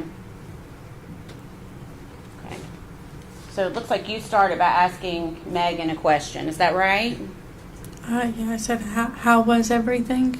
Okay. And how did she respond to you? Good. I'm only coming in work for a little bit today, but on Monday, come back and see me. I love you. And have a good day at school. Also, Hunter is going to be there after 1, so that's probably when I'll come. So you should stop by then if you do come today, because it's very awkward. Him being like, don't charge them because even employees don't get free stuff. And I know this one chick doesn't like me because of it. Like yesterday, she was bitching about him getting to leave to go do business stuff, and then I left with him twice, and she was obviously pissed when I got back. Okay. I'm going to try to, let's see.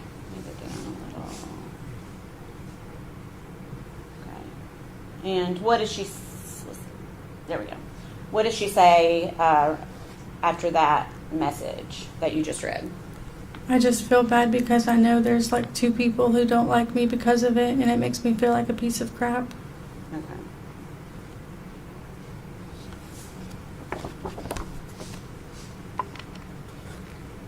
The same conversation's continuing at 3:43. Is that right? On December 7th. And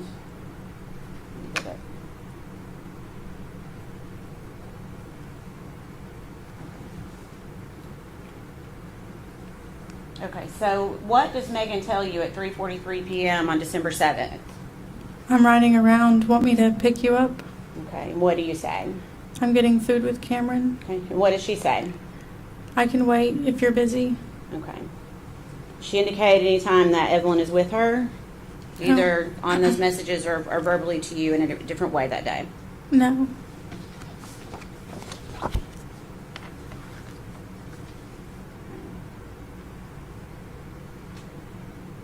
Okay, so 3:49 p.m., what does she say to you? Okay, I'm driving. I can't text 1 sec. Okay. And then you say okay, and how does she respond? Where am I meeting you? Okay. And what do you say? We're about to leave the Bojangles in Piney Flats. And what do you say? I mean, I'm sorry, what does Megan say in response to you? I'll meet you there. Okay.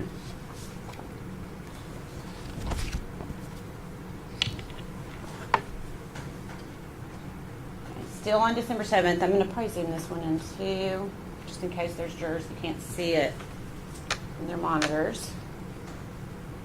Okay. 4:08 p.m. What does Megan say to you? I'm here. Okay. Oh, sorry. And then you responded. No, how did you respond? Okay, I'm sorry. It'll be like 15 to 20 minutes. Okay. And what does Megan say in response to you? It's okay. Take your time. thank you. It's just me. Evelyn's with Ethan's grandma. Okay. And had you ever known Megan to leave Evelyn with Ethan's grandparents prior to when she says it this moment? Okay, you'll have to answer I'm verbally. sorry. No. Okay. That's okay. Okay. And then do you recall getting this screenshot from Megan at 5:09 p.m. that day? Yes. Okay. And do you know what that was regarding, that screenshot? It was regarding a movie that they were going to go see. Okay. When you say they, who are you talking about? Hunter and Megan. Okay. And so that's essentially the movie times that they were looking at, is that right? Yes. Okay. And the movie is Dark Waters? Yes. Okay.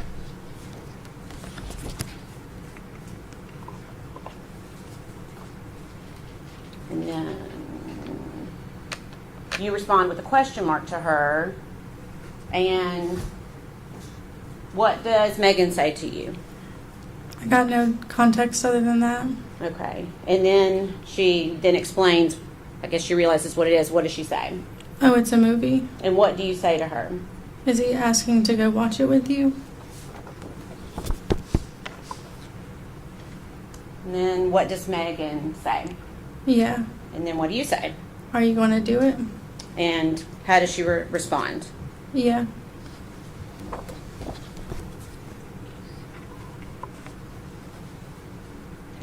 Is it your understanding at this point that are they or are they not in a relationship at this point? I'm asking if she knows. She can answer if she knows. Yeah. Go ahead. To your knowledge, was Megan in a relationship with Hunter at this point? I'm not too sure. At a certain point in my mind, they were in a relationship. Okay. So your answer is you weren't sure at this point? Okay. All right. So December 7th at 5:17, we're continuing on with that same conversation. What does Megan say in regards to the movie? He didn't even ask. He just wanted a time. Okay. And what did you say? Could have left him on red or made up an excuse. Okay. And what does Megan say in response to that? I like hanging out with him. It just threw me off guard. Okay. And then you say that would catch me off guard too. And how does Megan respond to you? Everyone that works with us keeps asking me if we're together, and when I say no, they don't bail. And like this one girl was like, "I'll go with you all then," and I was like, "Bitch, I don't care." Okay. So that's what IDC is? I don't care? Yeah. Okay. That's okay. Okay, so same day at 8:04 p.m., what do you ask her? How was the movie? And how does she respond? It was fine. Okay. And you asked, didn't you enjoy it? And what does she say? The movie was just kind of long. I liked getting to see him. Okay.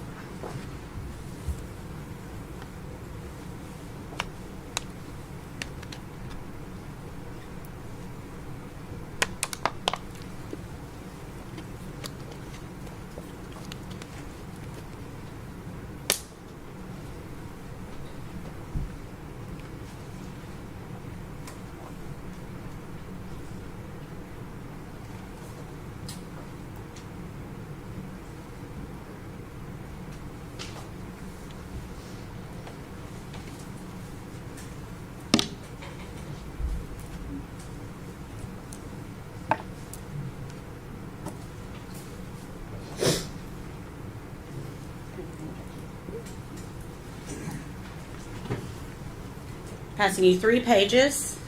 Take a moment to see if you recognize this.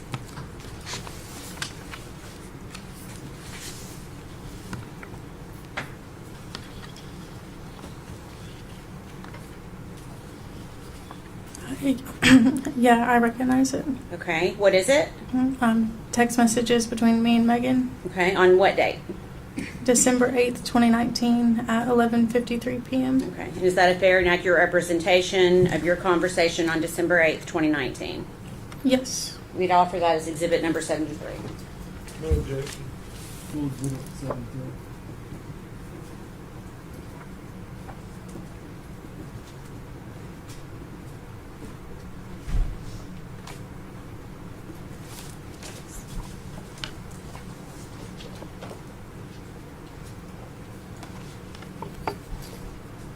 Permission to publish, Your Honor.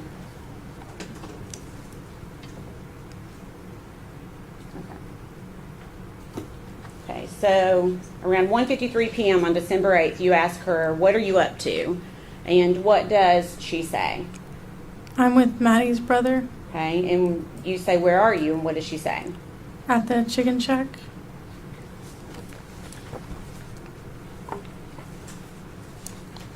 And then you ask her if she's working, and what does she say? No, we're not open. They're just working on stuff right now. Okay, and you ask her it's closed today, right? And what does Megan say? I'm just chilling. Okay, and then you say not with Hunter, and then how does she respond? No, he's here. Okay.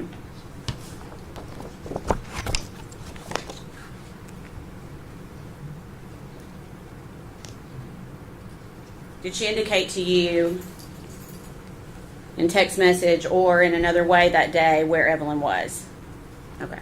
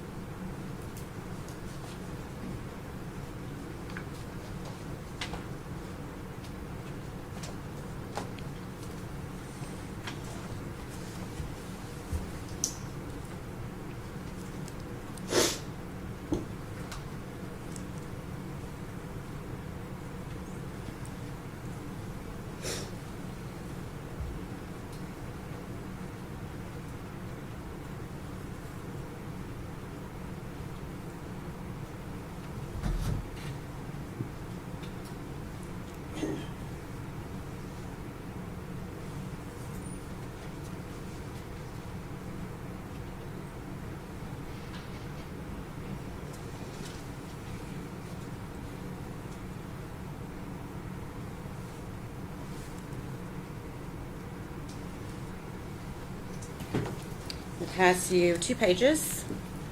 Same thing, take a look at it and see if you recognize it.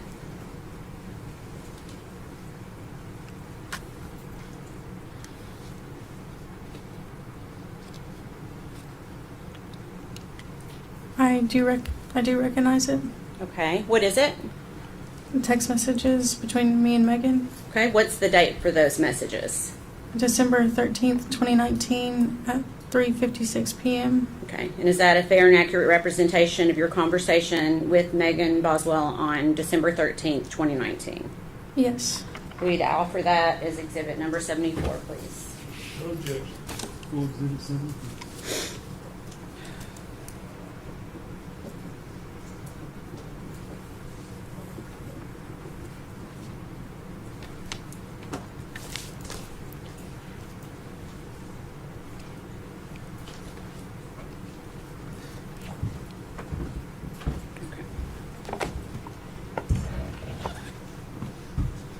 Permission to publish.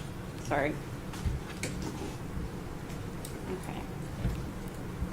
Okay, so this looks like Megan is sending you a few messages on December 13th. Can you read us the messages out loud, please? His dad drove his car to work because his dad has a flat tire. I left his house early, and this was what he sent me when he finally woke up. Okay, and what did she say after that? It wasn't anything like good morning. It was get out out of the Lexus and come scoop. Okay. Is she indicating that they spent the night together, or do you know? I don't remember. Okay. So on December 13th at 5:06, what does she say? Will you ride around with me? Okay. And then what did she say after that? I'm upset he's spaghetti. Okay.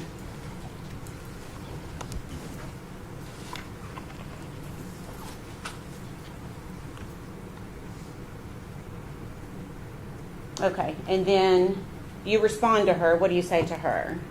Hey, I'm sorry. I had my notifications turned off from Messenger. I'm out with Cameron right now. I'm sorry. What's wrong? And what does she say? It's skit. I'm so ducking irritated. Okay. It does. Is it skit another? What does that mean? If you know. I don't know. Okay. It is might have been a fine. typo. I'm not too sure. Okay.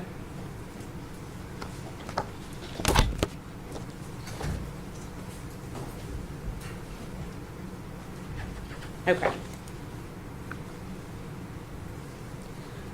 So we'll stop on the messages for a few minutes. So in these messages, Megan told you that Evelyn was with her grandmother. Is that right? Yes. And she told you that Evelyn was with Ethan's grandmother. Is that right? Yes. Did she ever tell you anything different than those two things about where Evelyn was? Sometime around that time, she had told me that Ethan came back from Army leave and that like he was going to see her for the week because he was back in town, and then he ended up filing for emergency custody for her, and then within that time period, he like had emergency custody and they were supposed to go to court and stuff over it, and then at that point like he had emergency custody and then they had shared custody and then then they had shared custody. Okay, so it sounds like this was more than one conversation. Is that fair? Yeah, it was all of this was between December and January. Okay. When you had these conversations with her, did she seem sad? Not particularly.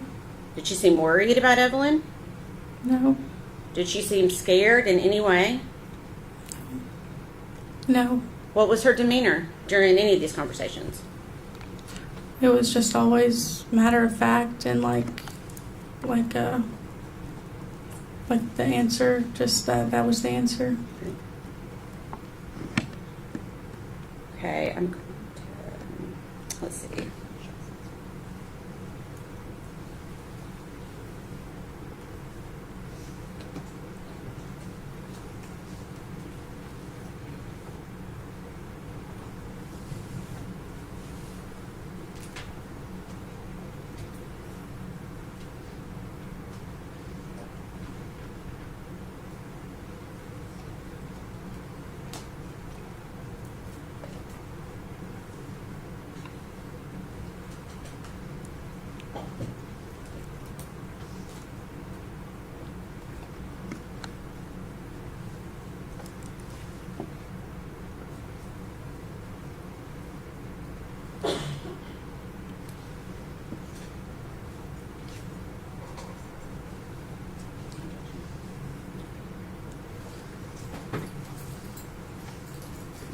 Few more messages. I believe it's about 4 pages. Take a look at that and let me know if you recognize that.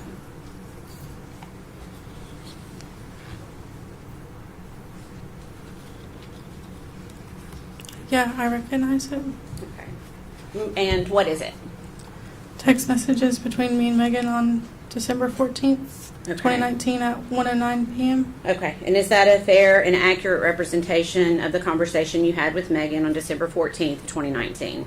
Yes. Okay. Your Honor, we'd ask that be made exhibit number 75. That's your full exhibit 75.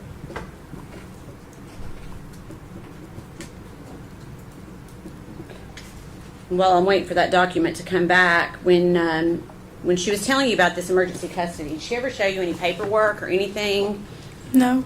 confirming that had actually happened? Any court paperwork or anything? No, she Okay. didn't. Permission to publish, Your Honor. I'm trying to make this one a little bit bigger for the jurors. Okay, so on December 14th at 1:09 p.m., what does Megan say to you? I'm going to go ahead and head your way. Take your time. I'm just sad without Evelyn, knowing what Ethan's done, and I hate going home, seeing her stuff there and not her, you know. Okay, and how do you respond? Okay, I just got out of the shower, but I need to get dressed and everything. Okay, and what does Megan say? It'll be a second before I'm there. Like I said, take your time. I'm just avoiding going home. Like I was fine before. It just hurts knowing I can't see her than having to look at her stuff. Okay. And then about 10 minutes later, what does she say to you? Yeah, Birch is here. Okay, and then what do you say? I'm sorry, I'm about to be ready. Okay.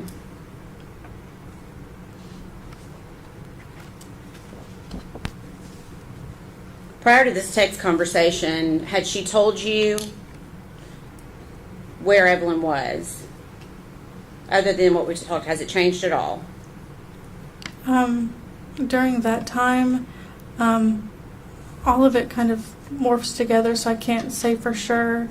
But during that time, it was around the time that she said that Ethan had gotten emergency custody. Okay. Did she say when she was going to be able to see Evelyn again? She said that the court date was going to be in January of 2020.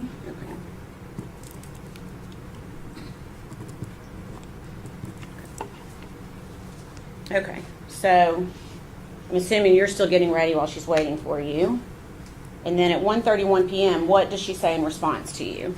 It's okay, take your time. Like I said, it's better than me being home.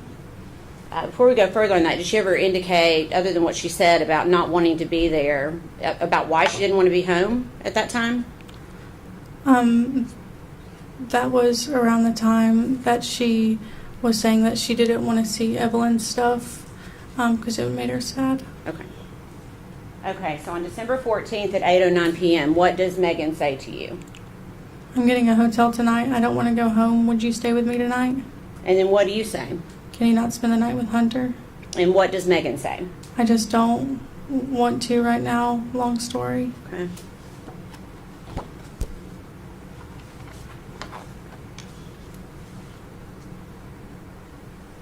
And then at 8:31 p.m., what does she say to you? Continuing essentially the same conversation. Hunter is sweet and all, but I'm upset over Evelyn, and I just don't want to be all lovey and happy right now. And then what do you say? Yeah, I understand that you were happy to see him, but was it too much? What hotel are you at? And what does Megan say? I was excited to see him, but now I'm just not in the mood. And you'd asked her which hotel she was at, and what did she say?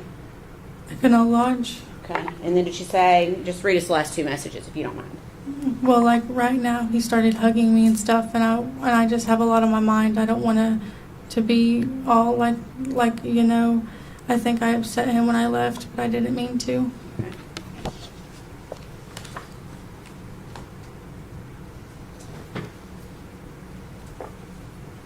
Okay.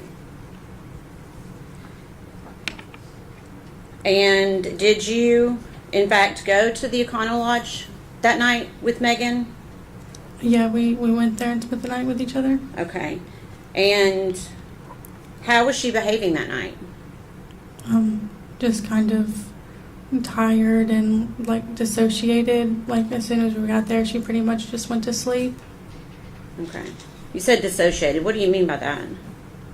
Just normally, it's very talkative and, carrying conversation, but that time it was just kind of she didn't really say much, and then she just kind of went to bed, and then I stayed up a little bit later. Okay. Did she seem upset? Not upset, tired and kind of out of it. Okay. Was she crying? No. Okay. Did she seem worried? No. She seemed scared? No. Okay. How long do you think you hung out that night? Not long. We went to sleep pretty much not too far after getting there. Okay. Did that surprise you? Yeah. And why did that surprise you? That was the first time that we ever spent the night with each other, so I was kind of expecting us to, hang out, but she just kind of went to sleep shortly after we got there. Okay. And then the next morning, did you talk at all that next morning? Yeah, she got us pals, and then we quickly separated after we woke up. Okay. Did she tell you what she was going to be doing that day? She said that she was going to go hang out with Hunter. Did she mention Evelyn that morning? Not that I recall. Okay.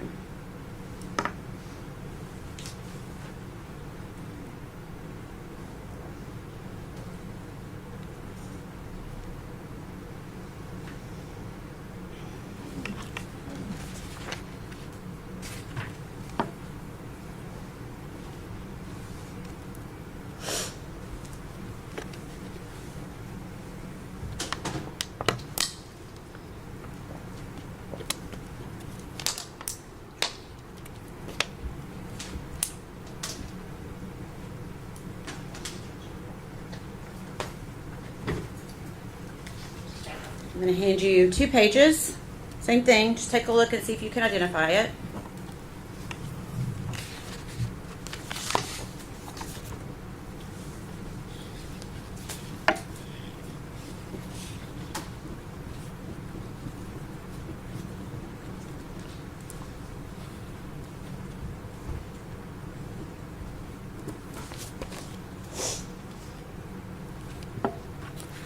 Yeah, I do. Okay. These are text messages between me and Megan. Okay. What's the date on those? December 15th, 2019 at 5:26 p.m. Okay. Is that a fair and accurate representation of your conversation with her on that date? Yes. And we'd like to ask for that to be made exhibit number 77. I'm sorry, 76. I apologize. 76. I'm sorry. Exhibit 76.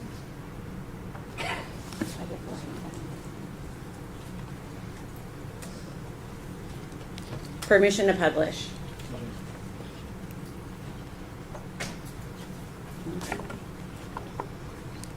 So this is the next day, is that right, from the conversation we just looked at? Yes. Okay. And what does Megan say to you at 5:26 p.m.? Do you want to get dinner with me? And what does she say next? I want Olive Garden. Okay. And then you respond to her, and then who does she say she's with at 5:31 p.m.? I'm with Hunter right now. Okay.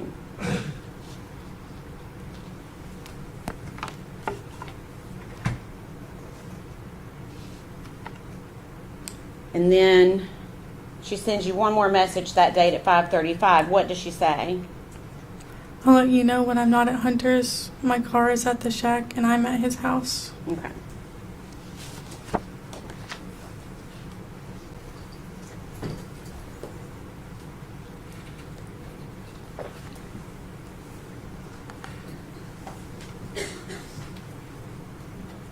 You approach.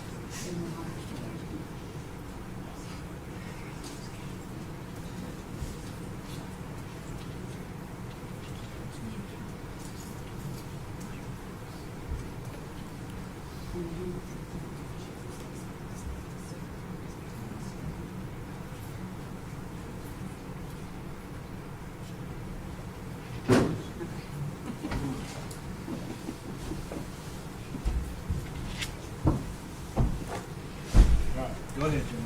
Thank you.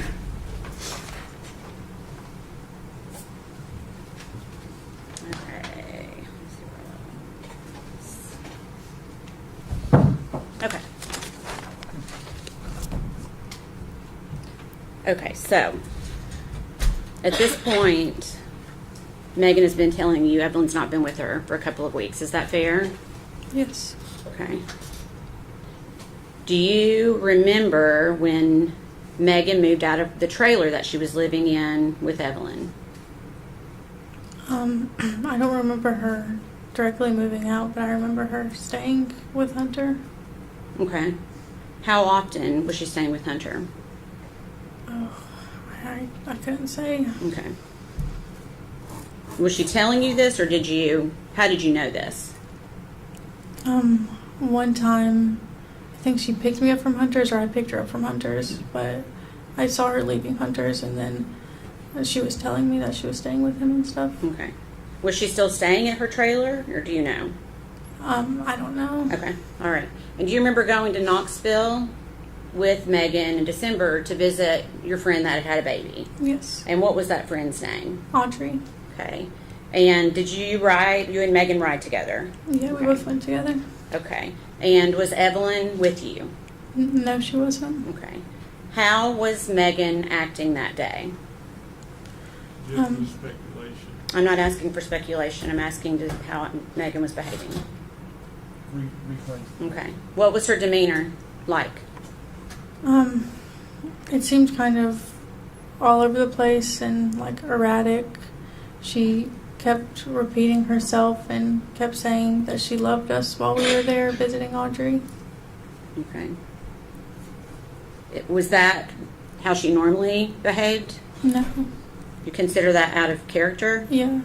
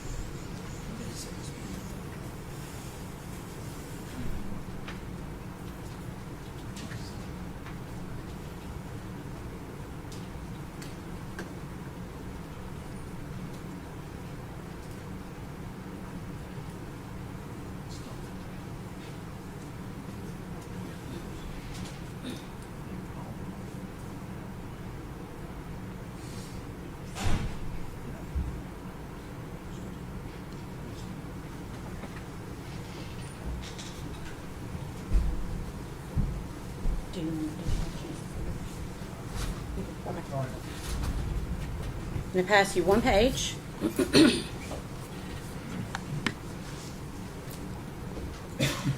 Take a moment to look at it. And let me know, do you recognize that? Yes. What is, okay, what is it?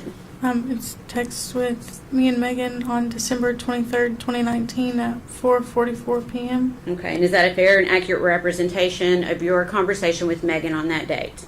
Yes. Your Honor, we'd ask that be admitted as exhibit number 77. Before exhibit 77. What date was that? 12 December 23rd.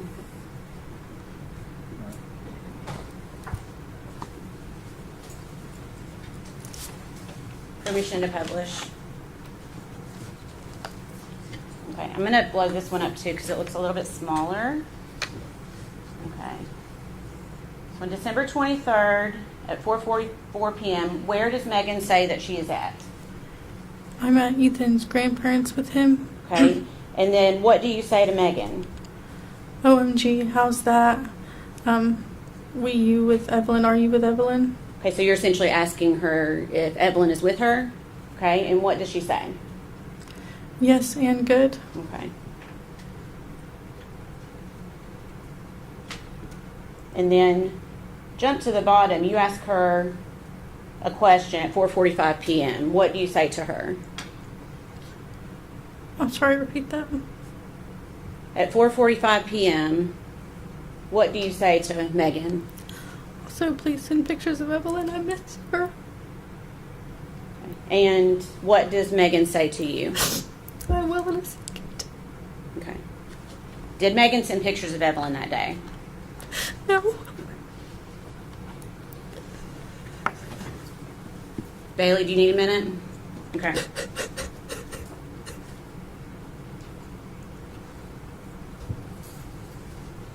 Do you have water? Okay. There's tissues up there if you need them, okay?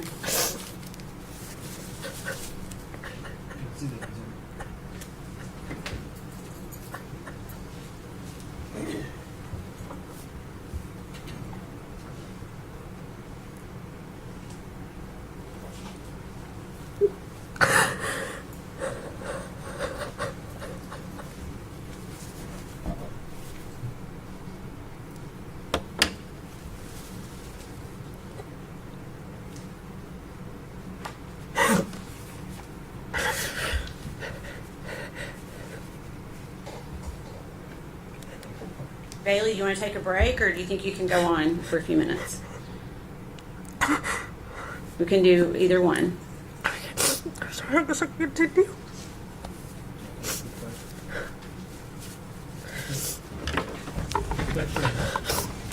One stand, please.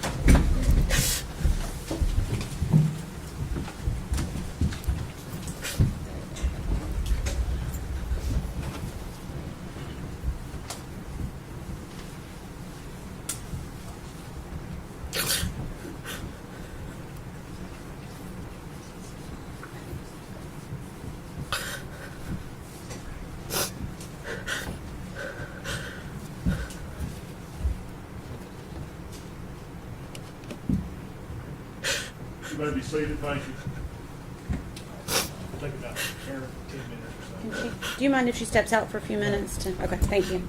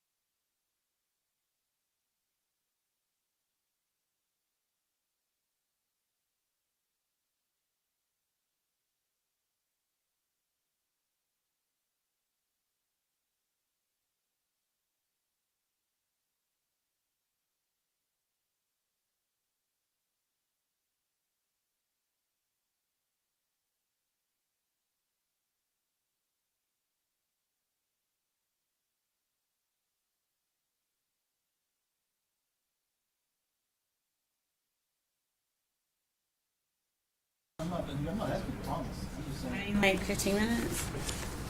We probably will have about 5 minutes worth of cross-examination to put us after 5 o'clock. Yeah. Yeah, we may let it go at 5. Okay. Do they have reservations for dinner or just 5:30? I want dinner reservations. I'm not gonna mess with your dinner. Yeah, ready. Are we ready to start back up? Or? We are ready. You're ready. Huh? Nobody wants to come No. We're taking, we need to get this kid. Seating issue, it's hot.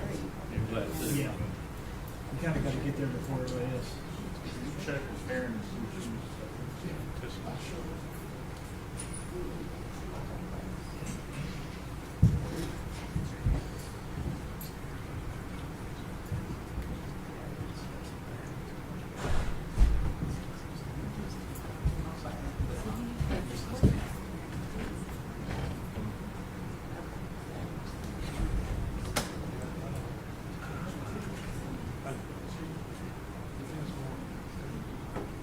We're back.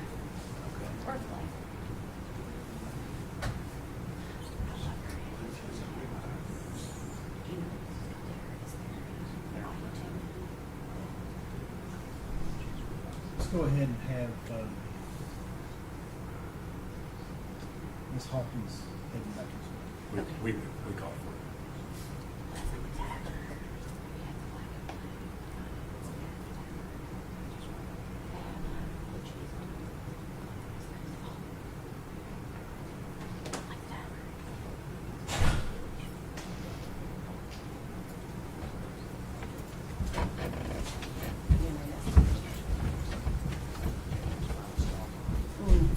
Yeah.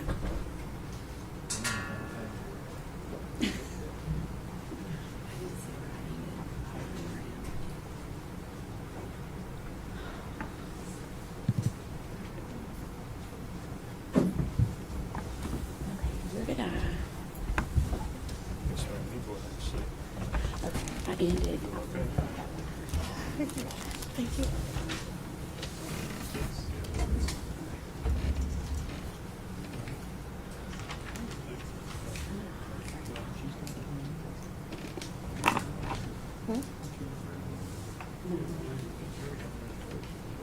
All right. Is the state ready to proceed?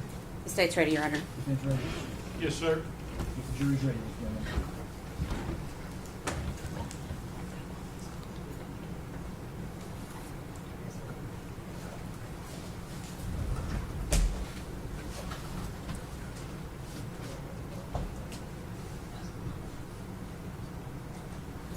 One stand, please.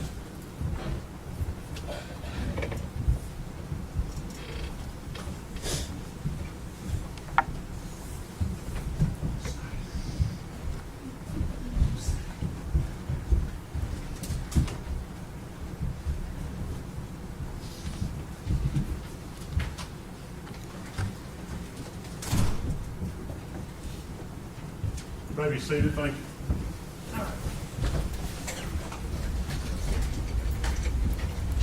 Go ahead, Jim. All right. Are you ready to try to continue? Yes. Okay. Okay.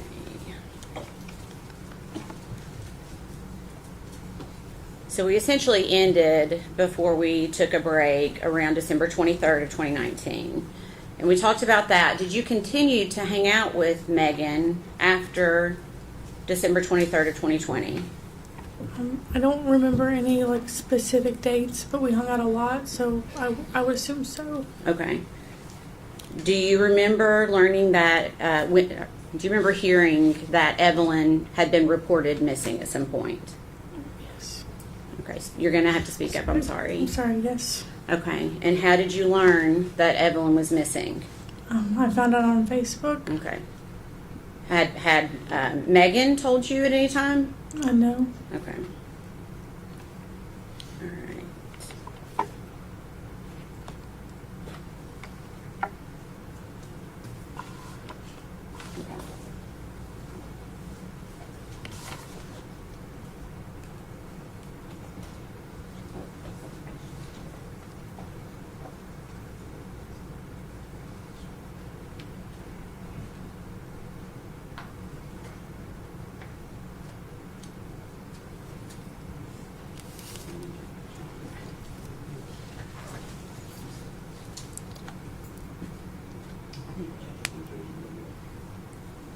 I'm going to pass you 2 pages. Just take a look at it and let me know if you recognize it. Yes, I do recognize it. Okay, can you tell us what it is? Messages between me and Megan on January 9th, 2020 at 1:55 a.m. Okay, and is that a fair and accurate representation of your conversation with Megan on that date? Yes. Okay, we'd like to offer that as exhibit number 78. Before exhibit 78.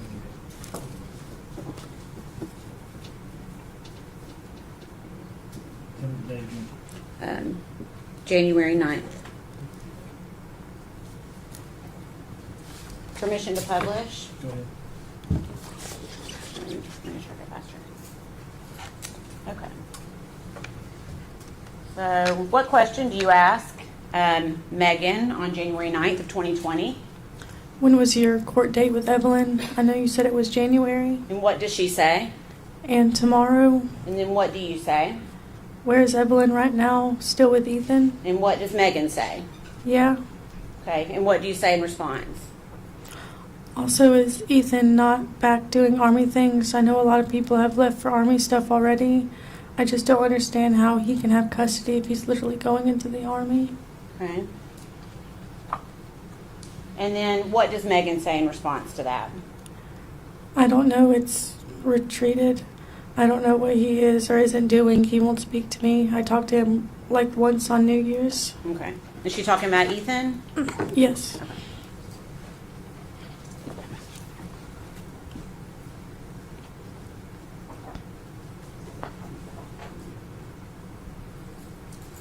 Pass you a document. And ask if you recognize that. Yes. Okay, what is it? Text message from Megan on January 20th, 2020 at 12:35 a.m. Okay, and is that a fair and accurate representation of that text message that you received from Megan? Yes. On that date? Yes. Your Honor, we'd ask that be made exhibit number 79. Before exhibit 79.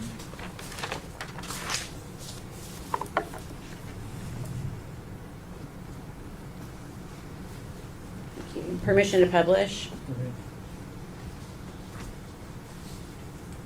On January 20th, 2020, what does Megan tell you in this message? Went to Bowling Rock today. To Blowing Rock? Yeah, Blowing Rock, yeah. Okay. Sorry, I'm making you work. Okay.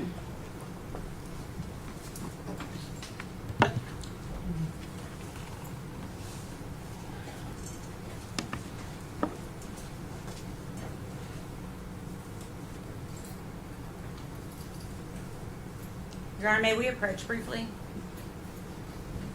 Just want to make sure.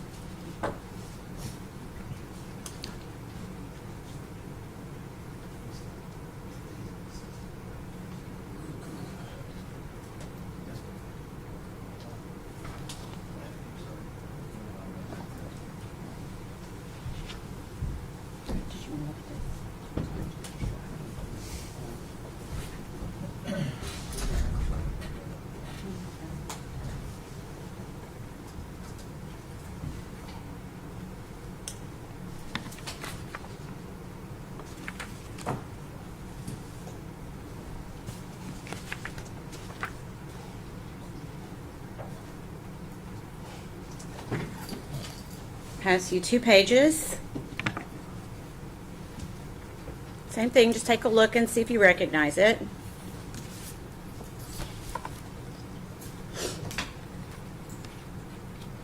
Yeah, I do recognize the text messages. Okay, and is there a date on those messages? January 24th, 2020 at 5:51 p.m. Okay, and is that a fair and accurate representation of a conversation with Megan Boswell on that date? Yes. Okay. Your Honor, we'd ask that be made exhibit number 80 for the date of January 24th, 2020.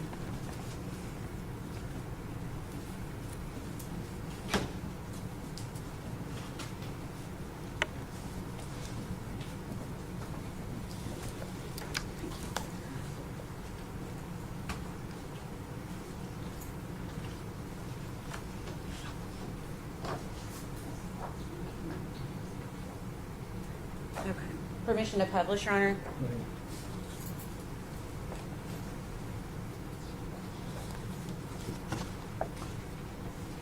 Okay. What does Megan say to you at 5:51 on January 24th, 2020? I have big news. Me and Hunter may or may not be expecting a small human. We are. It just sounded more mysterious.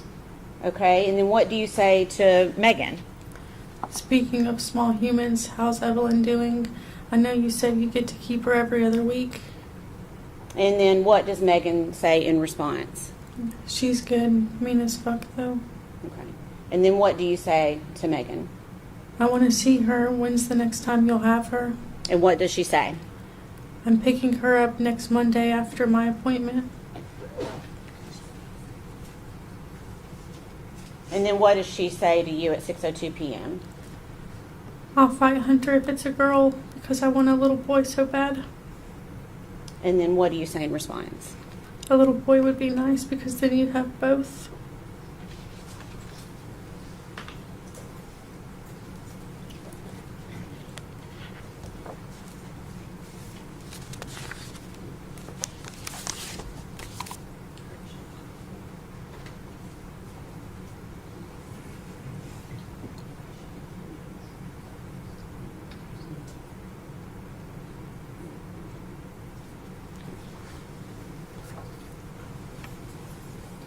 Same thing. Take a look at this and let me know if you recognize it. Yeah, I do recognize it. Okay, what is it? Text messages between me and Megan on January 29th, 2020 at 1:59 a.m. Okay, is that a fair and accurate representation of your messages with Megan on that date? Yes. Your Honor, we'd ask that be made exhibit number 81.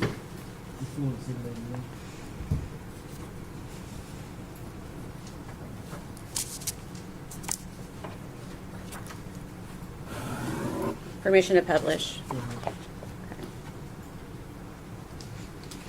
What do you ask Megan on January 29th, 2020? Do you still have Evelyn? And what is her response?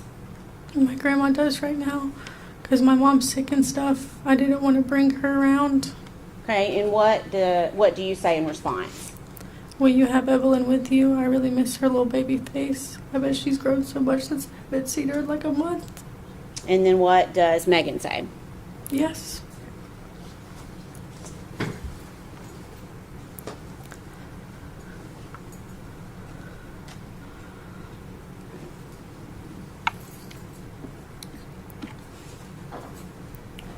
January 2020. Have you seen Evelyn at all during the month of January? No.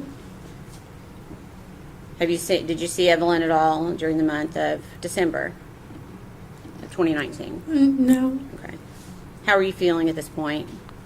In January 2020, how are you feeling? Object to the relevance.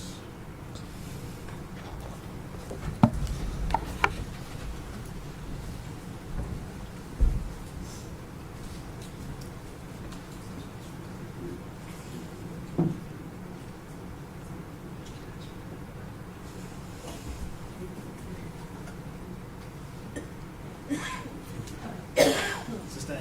Okay. I'm going to ask in a different way, okay? You haven't seen Evelyn in about 2 months at this point. Is that right? Yeah. Are you getting worried? Yeah. Tell me in your own words why you were getting worried. Just everything was starting to add up, you know, not seeing the pictures, her being wishy-washy on having Evelyn, and then it just kind of, everything was starting to feel off. Okay. You say no pictures. What do you mean by that? Were you seeing pictures before? I mean, it was just she was posting pictures and everything, so you'd obviously see the pictures. Okay. When you say she was posting pictures, where would you see pictures posted? Facebook. Okay. Did that stop at some point? I don't remember specifics, but I mean, during that time, I obviously didn't see anything. Okay. Was she continuing to talk about Evelyn? It seemed like the only time that we would talk about her is when I would ask. Okay. Did you consider calling DCS? Yes. Okay. Why did you not call? She was such a good friend to me that I didn't want to do that to her. Like, I've gone through similar situations and I know how it affected me, and I didn't want to do that to her. Okay. Did you continue to try to press her about where Evelyn was? Yeah. Okay. Yes? Yeah. What did she tell you? I mean, it was always an answer. It was either with Ethan or Ethan's grandparents or, you know, there was always an answer. Okay.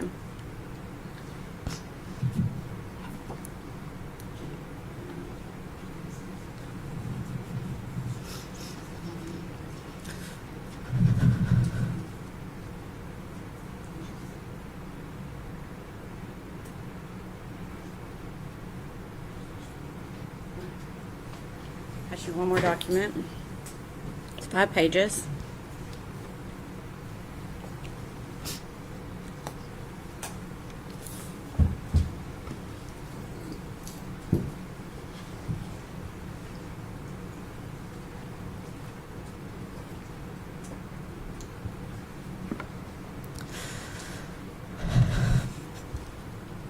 I recognize these. Okay.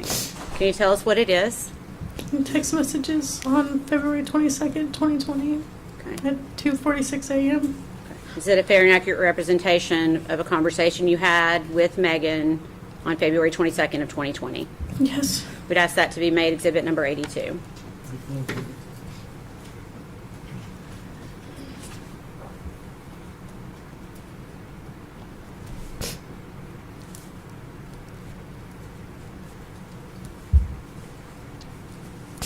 Permission to publish.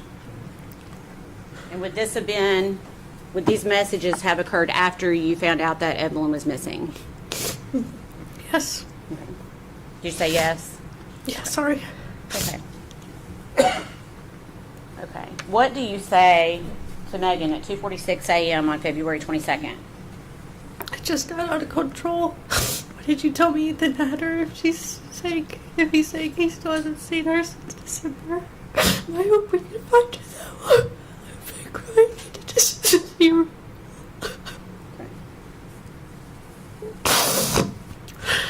If whoever you said has her in that interview, I hope they bring her back and everything. Okay. So you said, I'll try to help you a little bit, okay? You said to her, if whoever you said has her in that interview, I hope they bring her back and everything. And then, can you tell me what Megan says in response? Me too. I just couldn't tell anyone because I was worried the person might run or harm Evelyn or someone else in my family. Okay. And then you say, I'm just so confused about everything and I don't know what to believe. So just please tell me the truth and be upfront with it because I love Evelyn and as much as you do. And I feel like I deserve the truth. I know you felt you needed to lie to keep Evelyn safe, but I hope you understand where I'm coming from. And what does Megan say in response? If I could tell you anything, I could, but I was told not to. As soon as I can talk, I promise you'll be the first person I come to.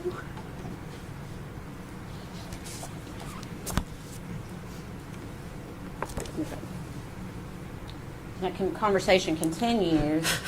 You ask her, do you think Evelyn is okay, or do you think this person would do something to harm her? I hate not knowing anything because I'm so worried and my mind just goes to the worst. You say, God, that makes me worried because it seems like she's the person that would have had Evelyn. And who are you talking about there? Or do you know? I'm not too sure. Okay. If she doesn't have her, then where would she be? I'm hoping the person isn't your mom because I just don't get why she'd take Evelyn and wouldn't let you see her because I never saw her. And then you say, are you and Hunter okay? Because everything he's saying to the news is false. And what does Megan say?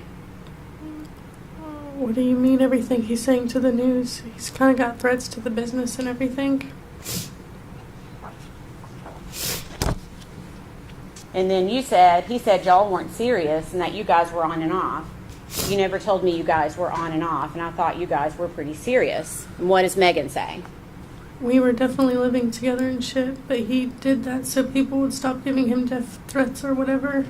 Okay. And you say, are you guys okay, though? Is he being a support to you through this, or are you guys not in contact right now? And what does Megan say? No, we've talked. Okay. And then you say, I hope everything is okay between the two of you since you've been through a lot, and this is a lot.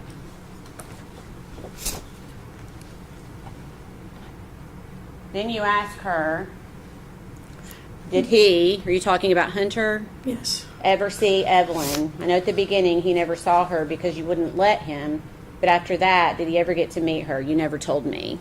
And what does Megan say? I'm not getting into that for Hunter's sake. And then you ask, when is the last time you saw Evelyn? And what does Megan say? I can't disclose that either. Okay. And you say the police are saying that the babysitter saw her last on December 10th. Did you see her on the 26th, like in the original Amber Alert? And what does Megan, let me make that smaller. What does Megan say? I can't disclose that. Okay.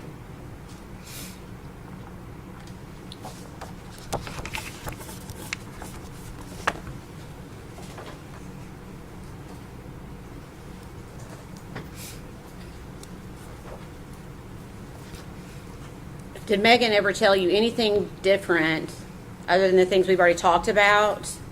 The other things she told you about where Evelyn was. Did she ever tell you anyone else had Evelyn? No. Okay. Did you ever ask her about her mom? Yes. On February 22nd, we ended up hanging out that day, and she told me that Evelyn was with her mom. Okay. Did she act concerned about that at all? Not really. Okay.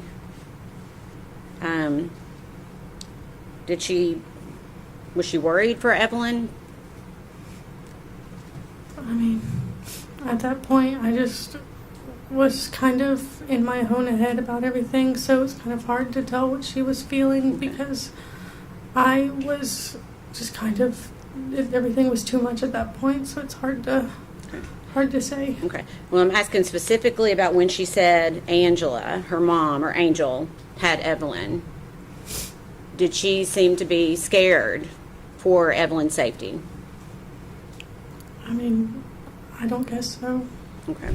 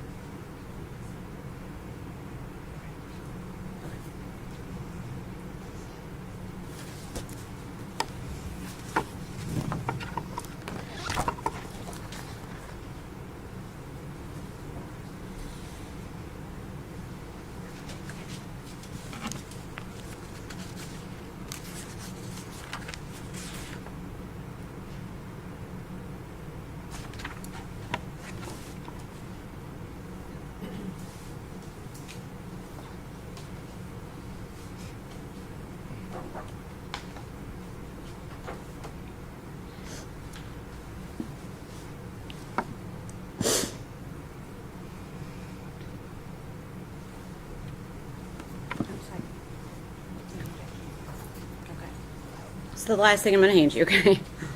I know this is a lot. Okay.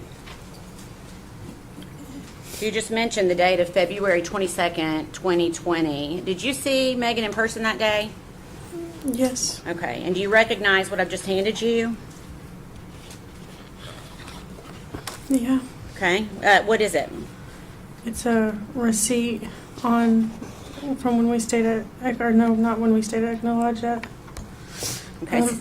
I'm not sure what it is. Okay, it's on February 22nd when I dropped her off at Echo Lodge. Okay, so you're saying you dropped her off at the Econo Lodge? Yeah. Is that the one on Airport Highway? Yes. Okay. And whose signature is on that receipt? Mine. Okay, so did you, for lack of a better term, did you get a room, you pay for a room for Megan for that night at the Econo Lodge? Yeah. Okay, Your Honor, we'd offer that as exhibit number 83. No, sir.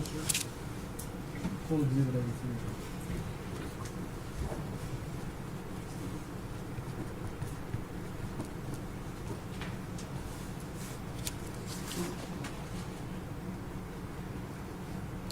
I don't need that one. I don't need it.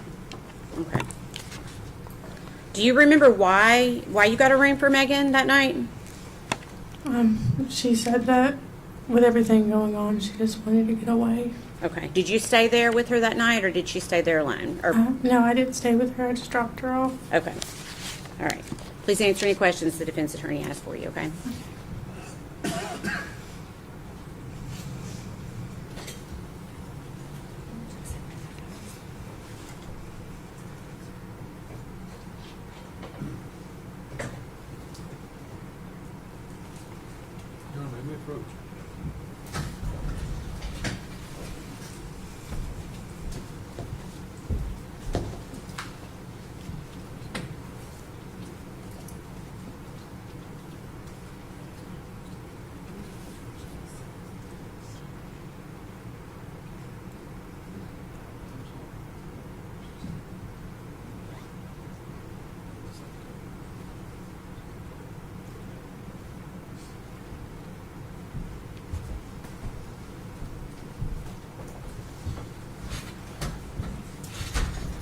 All right, ladies and gentlemen, we're going to stop for today.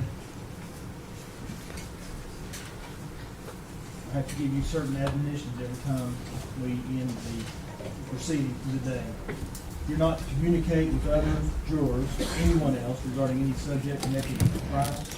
You're not to form or express any opinion about this case until it is finally submitted to you. You're to report promptly to the court any incident involving an attempt by any person to improperly influence any jury member or a juror's violation of the court's admonitions. You're not to read, watch, or listen to any news reports concerning this case, and you're to decide this case solely on the evidence introduced in the trial. We'll go with the officer. One thing, please.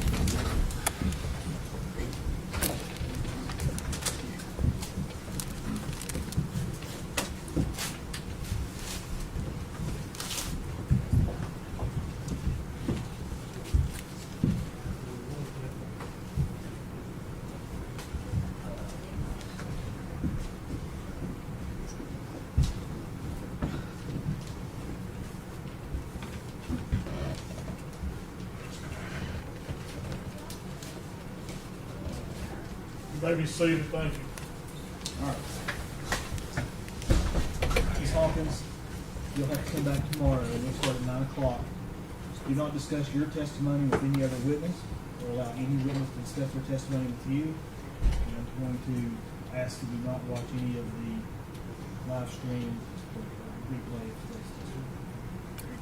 I'm gonna step down.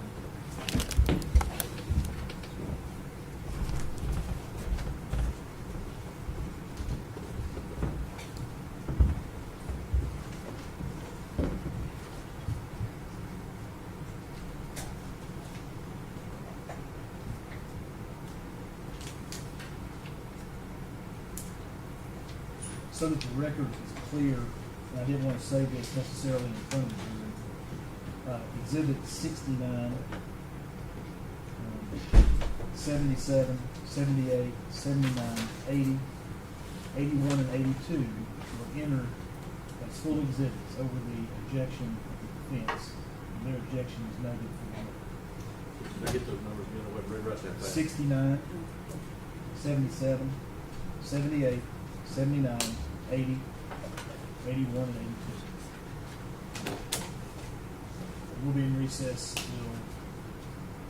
the case the jury to 9. We'll be back here at 8:30. So have the witness come back at 9 to be ready at Yeah, 9? the witness come back. Okay. I think that's what I told her. Okay. Court stands in recess.